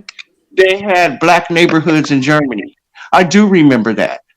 And she actually got her hair done in a black beauty shop in Germany. Hmm. But then as I got older, I started to realize after the war, a lot of black men, decided to stay in Germany versus coming back to the States. Yeah. So that's how a lot of that happened. But I do remember visiting black communities and in Germany, which is so crazy that I remember that part. Yeah, we have a lot of American military bases over here, which Right. slowly but surely they leaving Germany. We still have Ramstein, which is the biggest air force base in Europe, with the Mm-hmm. biggest military hospital. Like if you go there, it's another city. As soon as you pass the gate from the base, it's crazy. Like I'm Right. always fascinated how Americanized then it is. Like I don't even feel like I'm in Germany. Yeah. Like the stop signs, everything is American. When I was studying the war and stuff, I can remember I was like 20 something. I told my mom, I want to go, I would like to see Auschwitz and go to play. She said, "You have been there." I said, "No, I haven't." She opened up the book and there was the sign, Auschwitz. I was like, "Well, see, I don't remember. Hmm. Like, you took us too young. I can't I mean, all I know is I was there because of a picture. Yeah, I But understand. But yeah, still, like it's really rare. I've never heard somebody else telling me the story that you said, like being even able to go to those places. It's yeah. like really rare and actually very blessing to have that ability that your parents could take you there. Right. Well, my mom, she just has friends around the world, and she was fortunate enough to be able to share that with us, and she did a lot of in-state, out-of-state, other country real estate at one point also. Mm-hmm. So Wow. now she took me to Spain. I was a lot older. That's when I realized that uh, Spain, it was nice. I just realized that things like racism just doesn't exist in America because they have a problem with that out there. Also, the darker Spaniards, Yeah. which uh, places like that. I've been all over Europe. It's just a lot of it. I can't lie to you and say it was a blessed experience that I was there, but I Mm-hmm. don't remember a lot of it because I was young. Yeah, that's You true. know, right? Like But Jerusalem, I've been there, but it's wow. like I have pieces of memories, and I have pieces of memories, and I have pictures. That's all I have. I can Yeah. remember being in a hotel with two children that looked like little white children, blonde hair. I mean, that white hair and that blue eyes, and they were Mm-hmm.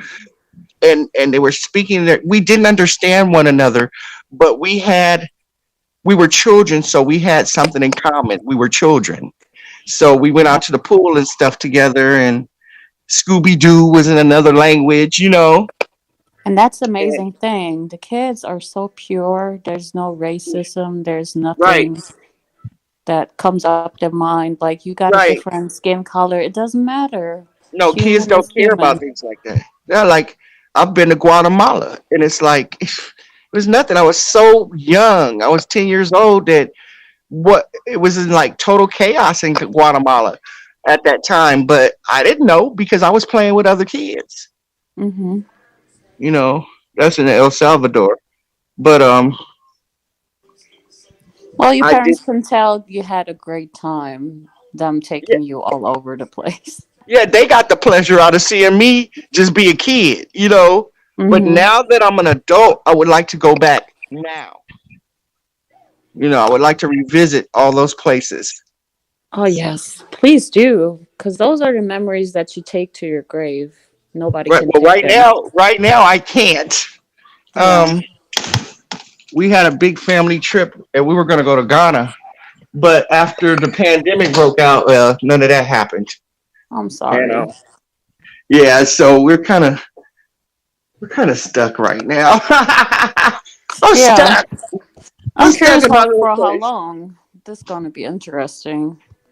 Yeah, I just my mom likes planning family trips like that, so we yeah, I'm stuck. What can I do? Can't complain. No, you can't. Well, you can But complain, but you'll just make yourself miserable. So I don't complain about things that I have no control over. yeah, like I stream as well, and when I meet new people and we're talking about Corona and how they're feeling, like a lot of them are just always saying, I'm bored," and I'm just like, why don't you use the time to, I don't know, go inside yourself and maybe think about find a hobby that you might gonna fall in love with. When you guys talked about the piano before, I just Hmm. got a piano 2 weeks ago and I love it. And that's what I do with my Right, spare time now with the corona and everything going on and being on the lockdown again over here.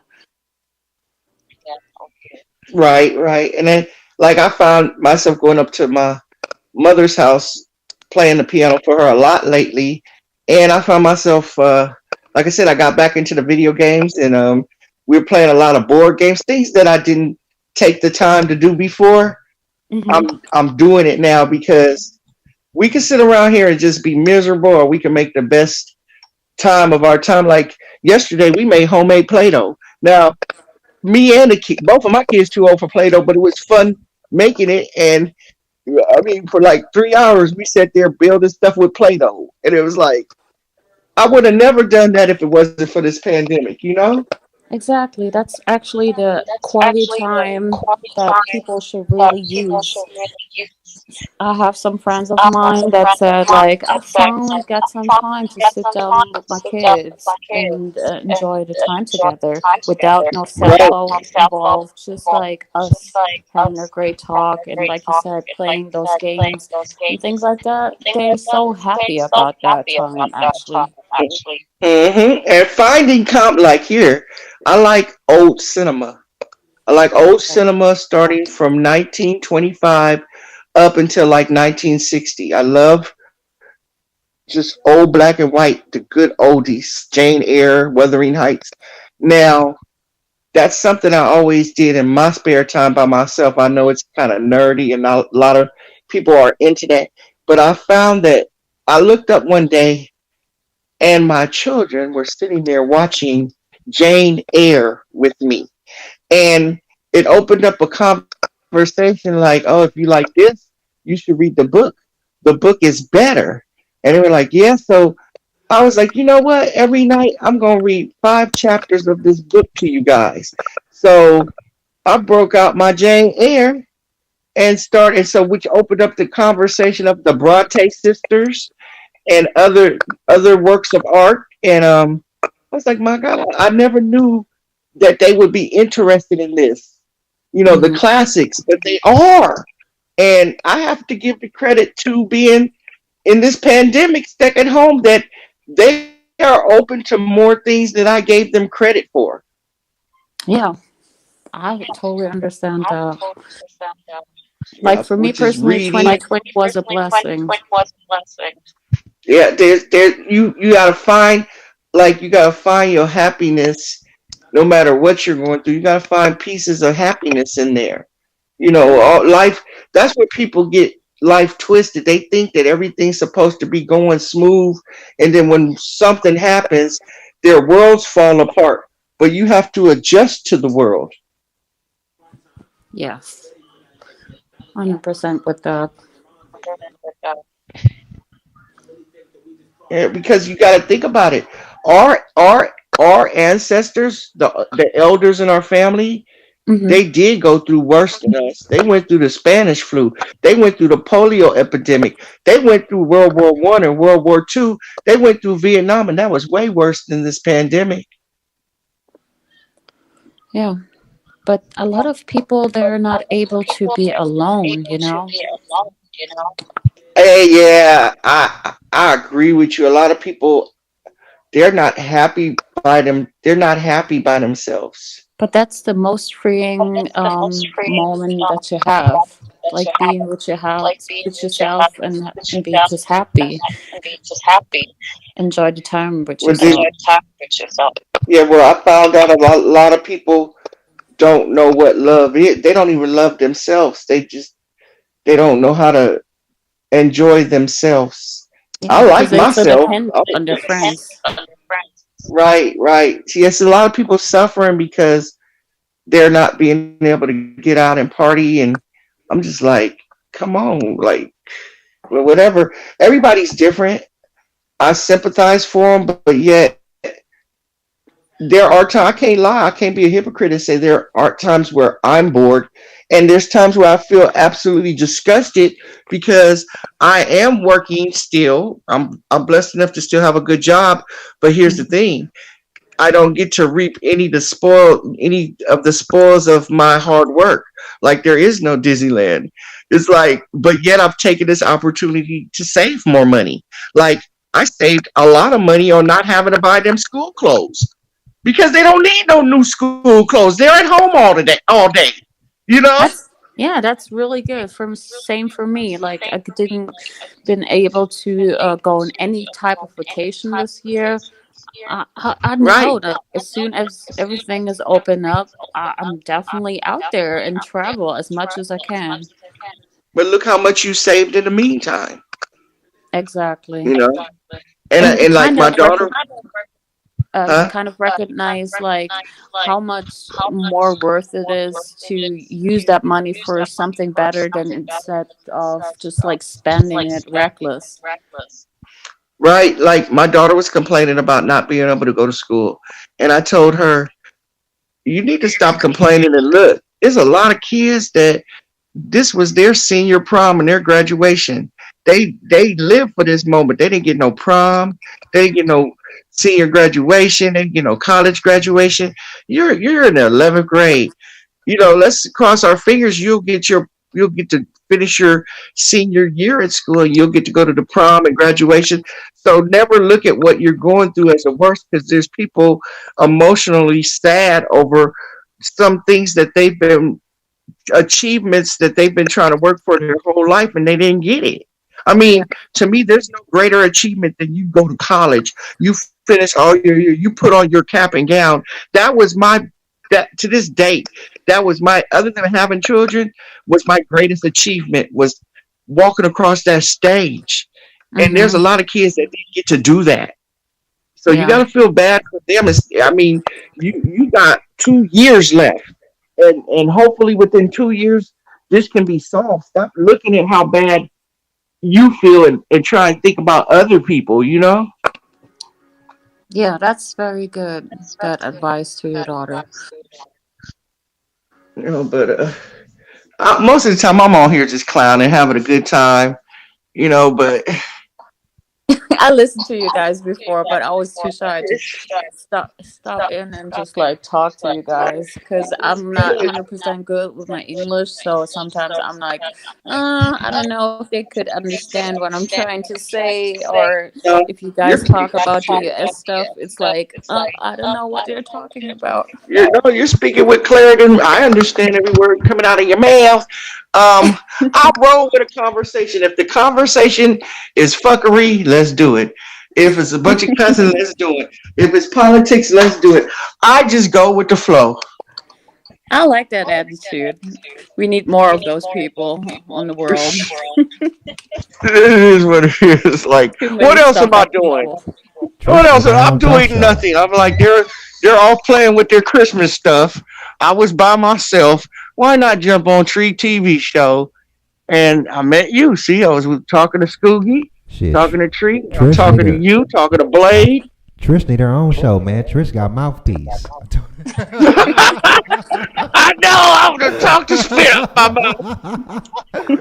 Trish got And mouthpiece what like a make it worse is motherfucker. I'm high. Did you guys ever streamed on some other platforms that you actually can make some money with? Well, I make a little I'm not change. interested. I like. I do it off Facebook. I stream them over here on YouTube and Facebook. Oh, okay. No, I and I'm actually not met interested. Chris from another stream Yeah, that You have Facebook. a could show? live me. Um, Not really a show, but it's just like me streaming on the front of a camera, meet people from all over the world, and just have a good time while smoking it up. What do you call yourself? What is it? Oh, Karma Jean, and it's Karma tagged. Jean. Hey, Tagged the Tree. link to meet me. Okay, Tree, you gonna have to send me that, okay? Okay. Especially the smoking it up part. I'll sit there and smoke. Why not? But I like the Why idea not? that a lot of people can come together in one stream. On Tagged, it's just you as a streamer, and then one person can jump in a box in the corner of the display. Yeah, I'm personally I'm not interested in having a show. The reason I'm here so long today is I'm actually I do have to work New Year's Eve, but I'm just off. But shit right after that I, I'm just enjoying the day, but I don't have time to do this usually. Tree don't see me like you don't see me tree like that, do you? Nah, Because shit, when you you don't shit, you see me, got I'm working. you can't be like that all the time. Shit, you got other responsibilities you got to tend to. You ain't got no choice. Right, right. I dib and I dabble, and I like tree slapper.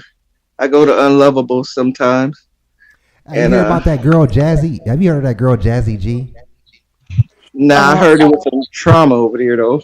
Yeah, I heard it too. I was listening to it today. I guess they took her 5 kids. She been on YouTube too Yeah, much and neglecting her kids. So the CPS came. I guess some people from YouTube called. So I was like, damn. man, these folks is cold. These people are busy, aren't they? But somebody told me, I didn't know if it was true. They said that they took her kids, but she was saying she didn't care or some shit like that. Some I You was know, just like, whoa, like why is always CPS? I know CPS then got so many calls from YouTube. They like, man, this shit is crazy. man, they calling people jobs. It's like I've been look. They done doxed me. Somebody got mad at me the other day. And I'm like, you don't know how it feels. And I said I don't care, but it's like I think it's fucked up. But I know because I'm here, the shit happens. Hey, So did what's the name really get fired from his job from YouTube? L.A.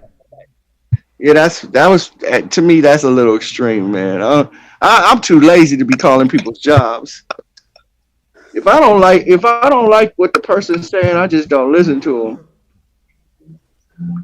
And sometimes I listen to them even when I don't agree with them. It's just that's how they feel, Yeah, everybody should be able to say whatever they want to.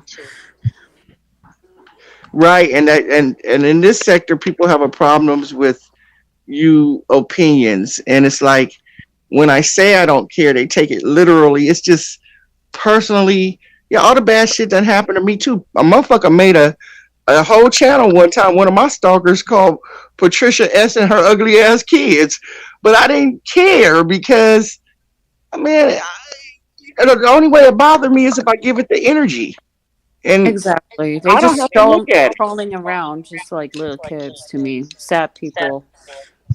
Yeah, I can't go back and forth with everybody. Goddamn, I got real life shit. They got me fucked up. Exactly. Junior is handsome. Junior ain't ugly. They got me fucked up. Like, they Like got the I game don't. fucked up. And when I say I don't care, it's for this reason only, because you have a choice whether you want to stick around for that abuse or not.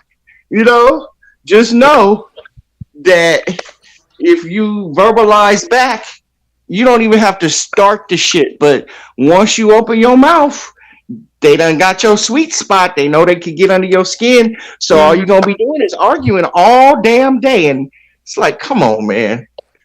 Just the sad part is those trolling people, they enjoy it, which Yeah, I they would enjoy never it. understand. So when you argue back, that's a troll's number one ambition is to troll you, right? So when you argue back, you're bothered. So they win. Like, Hmm. Is that happening a lot in your guys' stream, like right now? Oh, that's man. that's happening all not on my stream, but that's happening just all over the internet. Can you Hey, I got block those people mad at people? me when I laugh. I think the They trolls get don't mad come to when my chat because I don't get mad at them. You know, they don't get no reaction out of me, so they'll come over here and take off their troll costume and just act regular. But then they'll run a havoc all over the rest of the internet. They be dogging motherfuckers. and the way I handle it is you may it's like I've had people just talk about me and then somebody else will come say they're over there talking about you and it's like, hey, out of sight, out of mind. Can't bother me if I don't see it, That's a good attitude. you know? And sometimes I indulge. I can't, like I said, I can't be a hypocrite. Sometimes I do indulge, but I'm not for real. Like, they be for real. They be really mad. Yeah, they be travel 450 miles for real. Come ring your doorbell. Like, Like, yeah, they be for real, like hateful. Like, I hate your guts for real. Like, hey, man, I've had better people in better places hate my guts. And believe me, those are the most loneliest people on the earth. And then you got the trolls where where they got multiple names, and one of their trolls will like you, and the next one, and then in their other personality, they hate your guts. Hmm. No, that's what I like about my stream. You can set bouncers. Like people that always come by and always support your stream, and those people can kick them out, the trolls. Right, They're banned for 24 hours. and see, if I had a show, I would just let everybody talk. Have at it. Have You at need to try it. out Live Me. It's so much fun. Like 10 people can come together in one stream. Yeah, that's like that new app called Clubhouse. I'll be seeing a lot of people on that, but it's like Live Me. 10, 15 people can talk at once. It's basically like a party line. Remember 9767070, Trish? Mm-hmm. Yeah, I The remember Good Fresh that. party line? That's the OG party line. Yeah, they're trying to bring that back. Hell no, man, I had a homie back in the day that got his ass beat for calling that shit too much. His daddy pulled out that belt and beat his ass when he saw that phone bill. Wow. And he did it in front of all of us. It's like we were on our bicycles, man. We was on our bicycles, and his dad rolled up in the car and jumped out with the belt on it. He was in the Coupe de Ville Cadillac, and he rolled up. He said, "Look at this phone bill!" And boy, he beat his ass. We had to take his bike back to the house because he whooped him into the car. 9767070. Yeah, I was like, memo to self.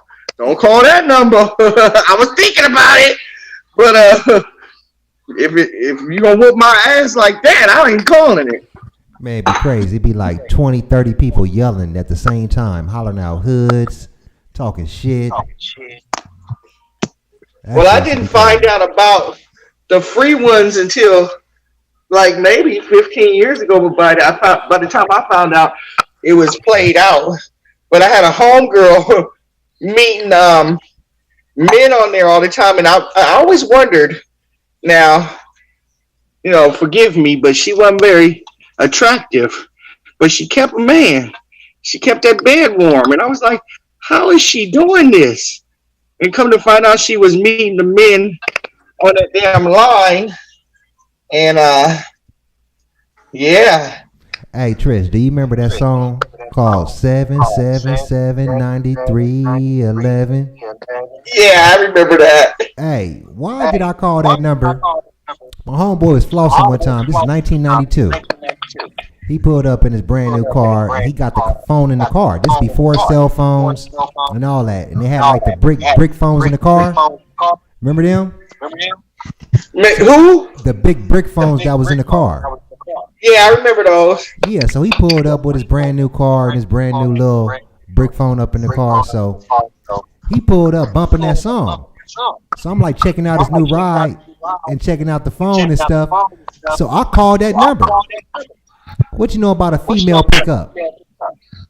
Who picked up? A female. What? And I start macking to her. I was like, man, I didn't know nobody was going to answer this phone call. But she said a lot of people call her number on a random just because of that song. But yeah, she was a female that had 4 other female roommates.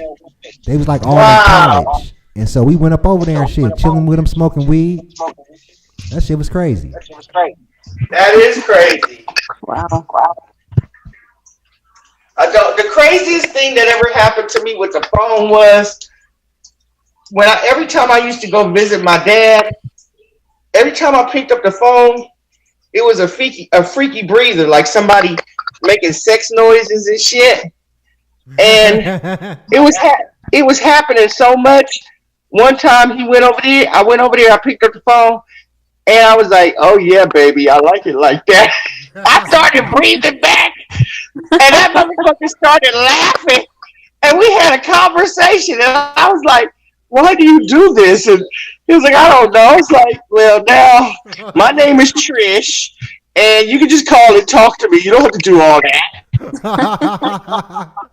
I was like, oh man, the way to get rid of the breather is to start breathing. Oh, wow. Man, let me get my ass up out of here for all the food places closed. Finna go get me some dinner. I said, let me get up out of here before all the food places close. I'm about to go get me some dinner. Yeah, I'm gonna start. Yeah. I'm gonna make it. Yeah, I got shit to do. I'm gonna make them some burgers for dinner. So I'll Nah, catch you on the flip side if I'm not busy. for shizzle. You have a good one. Thank you It was All for right, nice nice meeting meeting you, you. Karma. good meeting you too, Karma. Thank you, ladies, for joining my panel tonight. You're welcome. Take care. Be safe. All right, take All care. right, bye.